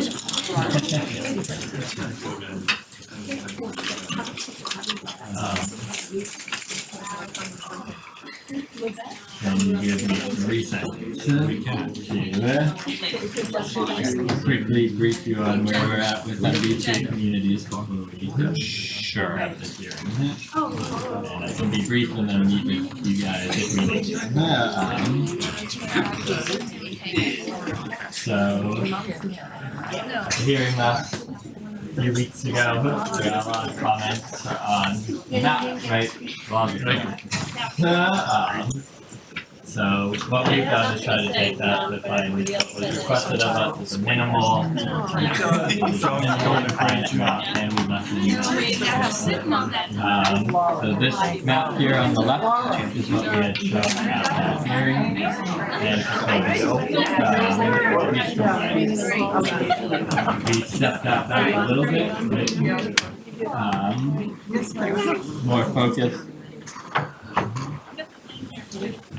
more focused around specific edges, like Grand Street from Summer down, trying to clean up pocket edges. So this map here was, right, a lesser version. It's 225 acres instead of 336, this yellow map here. It does reach compliance, it's 16 units an acre, it's got the unit capacity. We took that a step further to say, okay, let's make sure we're really at the minimum here. What are we copying here? Where are we going? Thank you. We stepped this even further, brought it off of Middlesex, brought it off of Summer and further, and we pulled this one down as well. This map does comply. So this small map here on the right does comply. 16 units an acre, it's got the unit capacity within it for our housing concept. This would comply. So we'll prepare to, show these and speak to these two maps and see if there's any support for them, because a lot of what we heard too was how can we mix in mixed use or commercial or use industrial or downtown. We're preparing speaking points to those of what would need to be, amended or even reversed for downtown specifically, but what like an industrial bylaw concept would look like. And right now, the business B, it's at 9 units an acre and 400 unit capacity. So I can tell you it's going to go way up, lots of changes specific to multifamily, because the way the law in mixed use works is it's severely limiting to mixed use in the unit capacity. So we would, in essence, right off the bat, probably have to remove incentives for mixed use, like the additional story, or at least match those with multifamily. So that's akin to where we'd be going with commercial zones. We just don't feel that this law and this aspect of housing, where our data shows we have this stock missing, and this is an important element of housing stock, that mixed use and commercial zones just aren't fitting the concept, one, of need here, and two, community character from what we've heard. So, right, there's people saying, well, why can't we do this in the industrial zones? We don't really want to lose our commercial space and viability in the zones. So we would, I'm sure, open those conversations on those districts independently, but in terms of compliance with MBTA communities, they're just not feeling viable at this time. So we'd like to try to push somewhere in between this yellow and this blue map. We know we're gonna get a lot of people that say, if that's your minimum and this makes sense, do that. At the end of the day, I guess, that can be done. But you look at it, it looks a little fractured. We could play with it, we could do certain things, draw different edges, pick and choose certain areas, right? But we hope that we can find somewhere in between these two to reach, because there is a need here. And right, I'll just be blunt, we probably could do zoning that results in very little change. But there's a need here, and there's just reasonings behind the law that we're trying to promote and push for, right? We have a housing growth number, we're supposed to hit 11,000 plus units by 2030. We're falling short of that. Even our bigger concept, I'll call it, the one we talked about at the hearing, wasn't gonna be enough to get us there. It was, and then let alone these smaller numbers. So we're trying to find the middle ground of like what meets what we're hearing from those that are asking for less, but what gets us the needed actual viable zone that will at least have development, I guess I'll say bluntly, and have builds in it, because that's what's important here is, right, the zoning may allow for it, but we want good zoning that gets at what we want to see on the ground. And so that's where we're at with it, and we'll speak to these two, and we did test them at 21 units per acre and 20 units per acre. Only the larger map complies with those density restrictions. The smaller ones fall short. So 22 is the lowest we can go to try to get across the zones to comply. Right, we've been playing with different things. If we do 21 and 6,000 square foot minimum, that still doesn't work. You can't get it to work outside of the bigger map. So we're trying to play with those metrics. We might have potential flexibility on other dimensional controls, lot coverage and parking to, rather than go up or go down, maybe they could stay the same, but again, we're trying to say what's healthy and what's right for development, not just what's minimum or matches existing. So I'm sure we'll talk a lot about it, but I just wanted to give you a heads up that we are talking through these maps, and we will be putting them out there for discussion on the 5th, February 5th. I would like to start with the bylaw and get the whole scenario, because people. February 2nd? Wait, was February mine? 5th. We have another one in January. Sorry, January 22nd, I'm skipping ahead. I'd like to go through the bylaw because we're getting a lot of comments on open space, yard space, affordability, how they all factor in. And that's just missing because we haven't gone to see how it works in the bylaw and what incentives and language we're placing in there to say give us yard space or give us affordability as you can in this. So we want to start there to get through the bylaw, and then hopefully people will see it in action, and then we can talk map. So Mary and I spoke, right, and I think, right, that I know you guys were doing this anyways, but right, like my thought is if we have the smaller map, right, we don't need to have a discussion about the map. We need to have the discussion about the zoning. This is as small as we can get. Let's put that to the side. Let's talk about what the zoning means. And then we can come back to, okay, right, and sort of like work that through before we get to the issue about should it be big, should it be small. So, well, one of the comments that I got out of the public hearing was, why does it have to all be in the half-mile radius?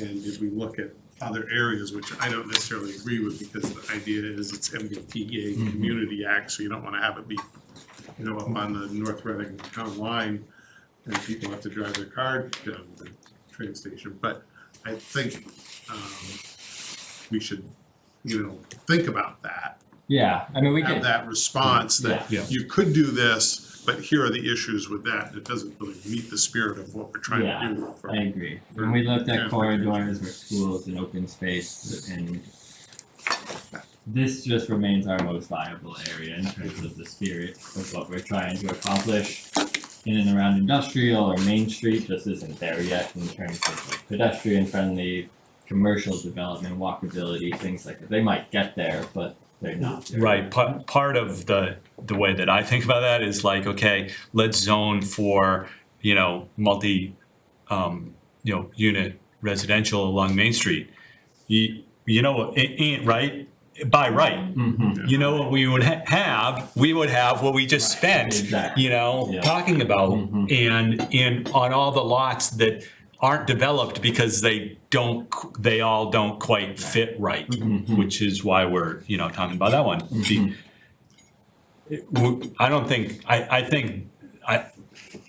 I think this proposal gets at keeping the character is the only one that really keeps this character the same.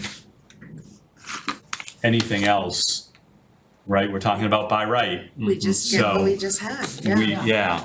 We don't have enough planning in place to say this is what we would want at anywhere else. in And town. what people were saying at the hearing, if I remember correctly, they were drawing a comparison to Newton and saying, Newton was doing villages. Well, Newton has different villages and several, I mean, it's like the closest thing to our other village is up at Dandelions and Home Goods, right? Newton is like 4 times bigger than Reading, so it has 4 villages, great.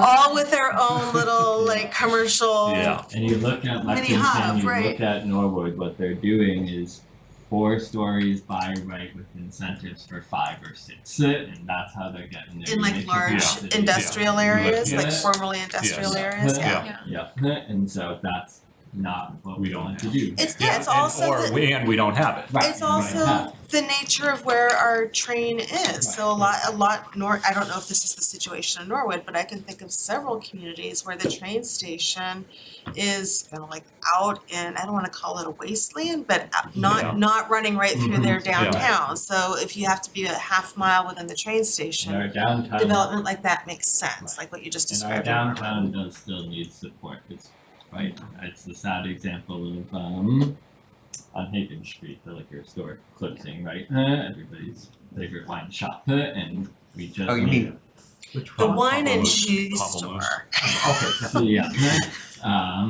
So it just needs more support for uses like that to actually remain viable over the long term, and so that's what we're trying to get at here. So, anyways, that was just a teaser, but that's good. I have one other specific question. It's actually out of zoning language, which is one of the pieces of feedback we heard very strongly in the meeting was people's concerns about people assembling large lots. We had originally considered, long before this, having a max lot size in our new district that would prevent people from assembling super large lots. We were interested, if you were interested in having that actually put into the zoning. We're not exactly sure how we want to do it yet, but just conceptually, if that is something, we think it directly addresses that concern. I'll say the 2 things that I was thinking about is something to keep, I don't maybe that's what you're talking about, whether it's assembling big lots or the max on the number of units, right? But somehow, right, limiting Max lot size does the big development. The other thing I'll just put out there is a changing from 1.25 parking spots to 1.5. Just leaving it as is. And there's, in my mind, I'm not sold on it, but I think we ought to have the discussion, right? And at least in my mind, right, when you're talking about a 20-unit development, right, there's a lot of give and take and a lot of sharing. When you're talking about a 3-unit development, the quarter of a space doesn't go very far, right? And so, I think it's. So it kind of comes. I'll weigh in working backwards. During the last hearing, I had the same thought quietly. Also, because I don't know if there's I also do appreciate the fact that Reading is incredibly convenient for driving, commuting, even though so people who live here, and it's like we're not, you can try to be as walkable as we want. I mean, I walk all over Reading, but not all over. It's like you kind of need to drive to some places. So especially at the smaller total units, I think you have to assume that if you have 2 adults, they're probably gonna have 2 cars. So keeping it at 1.5 is good. And then to your question, I like the idea of putting some sort of limit on what can happen. I mean, somebody could buy up a whole block and build a great big modern. Buy a whole I don't know. You never know. And I think this is a conspiracy, but my brother-in-law lives in Middleton and he got a letter asking if he wanted to sell his house. And he talked to all his neighbors and everybody on the street got the same letter. So he's thinking the same type of thing. They're gonna buy and build multifamily. It's usually very Assemble. hard to assemble concurrent parcels, and then we saw it in this took 6 years for him to get 10 Pine Vale, and so. But he did it. He did it, yeah. Even thinking about that though, is it even possible to craft some kind of zoning ordinance or regulation that would allow you to do that? I mean, we can definitely establish a max limit. It's kind of like a reverse subdivision. The way we were thinking about it to see if we could be creative was a max lot. I guess allowing, Max like, lot if you size. have an acre today, you could develop it under the zoning, but you couldn't conjoin lots into a new acre, right? And that way it keeps most of the lots as they exist today or substantially close to. But if it existed as of April 2024 at an acre, you could develop it under the zoning. So max that's- combined. You pull it out from under the Right, so state that's reg. something we were trying to think of, so anyways, we can. So if you don't mind, can I say a couple of things about the mass thing, the Massachusetts law? Sure. I know it's not an official hearing and all that, but you know, Lexington was one of the first to get within the zoning, whatever. They have no permits for anybody to build in that area because, okay, I might sound sort of racist maybe here, but here's the thing. Each of the towns has a character. Reading has a character where you won't find lot of people coming for small apartments, similar to Lexington. It's not Woburn, it's not Burlington. It's different. It's got its character, and that's how it is going to be. It's going to be very difficult to change that. That's one thing. The other thing is, wasn't the Reading train station built in 1840s? It was built as part of the commuter line, or not, the train line to Maine. So don't we get like some kind of waiver? It's not primarily a commuter station. It's we've been grandfathered in. Well, it is Well, now. no, It is now. when you look around the entire MBTA commuter rail network, every line was something like that, right? So, yeah, the evolution of the commuter rail system is Reading is not unique. I think Lexington is like 5 times the size of Reading, and they still don't get permits for people to, put buildings in places where there were houses. That is the point. Yeah. Is that there's a character of the town, and it doesn't change very easily. In Lexington, they buy 3 lots and build one giant house. Exactly. Right. So I mean, I think that's a part of our point on projecting, right? Zoning typically is pretty slow, especially Yeah. change, Yes. so it happens over a long period of time. It's not Right, yeah. Is the official hearing sometime soon? January 22nd. Okay. But as for people not wanting 2-unit apartments, take a look at every single 40R that we've built.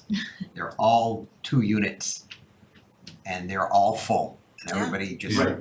I mean, I understand that, but I'm saying that if you want to meet what the MBTA wants us to do or the Mass State wants us to do, 2-unit apartments may not cut it. It'll take much more than that. What will probably happen is you'll get a lot of people who are converting houses not into the full 20 unit per acre that we allow, but to a lesser number. You'll get Yeah. people buying them and putting up a 2-family or possibly a 3-unit. You're not gonna get 17 units on whatever, because they make more money as a developer. I think we're gonna see more 2 units. Which You're is gonna great. see as an add-on. Yeah. But there's a 2-unit for sale, well, there's a 3-bedroom and a 2-unit, 2-family for sale on Green Street right now at 1.8 million. I think you got The some. numbers are crazy. It's back on the market. It's pending. I keep track of stuff I'll like just be that. clear to people, whatever gets built in the short term. All right, is thank gonna you have for. bigger Thank you. numbers, Thank you. right? It's again a long period as you add stock to actually impact that. But Andrew, I think what you said, I'd like to see how that would be written up, but I think what you'd be saying is the day that this is enacted into regulations and the like, your lot is fixed and you're in it. If you combine your lot with somebody else, you may be pulled out of it. In other words, not subject to. Similar to that. I personally Some- don't think it's. but I'd like to- I'd like to see how you'd word it, but- Multiple lots on what's a restricted, I guess, density, right, and lot coverage and things like that, that it's tougher to make those economics work. So I don't really know that it's a need, but we're happy to consider it within that. What I'm thinking is it may not be a need, but it may be an angst, Yes. whatever, that people are concerned about. So it may be, Require special permit for any lots that are combined after the date of enactment. date of enactment, yeah, 1/1/2024. We'll work on it for you guys. All right. The last point is you want to tell us about open hours, open office.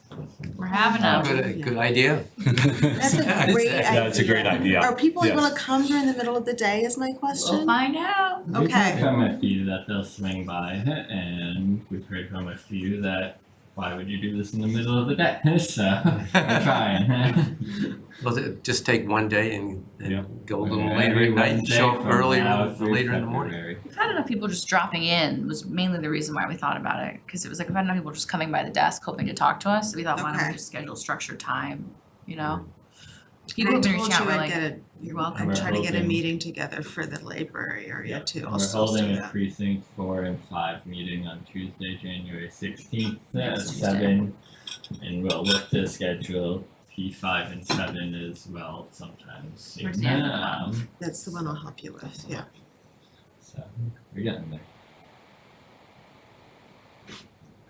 All right. Move to adjourn? Second. All those in favor? Thank you guys. All right. Thanks.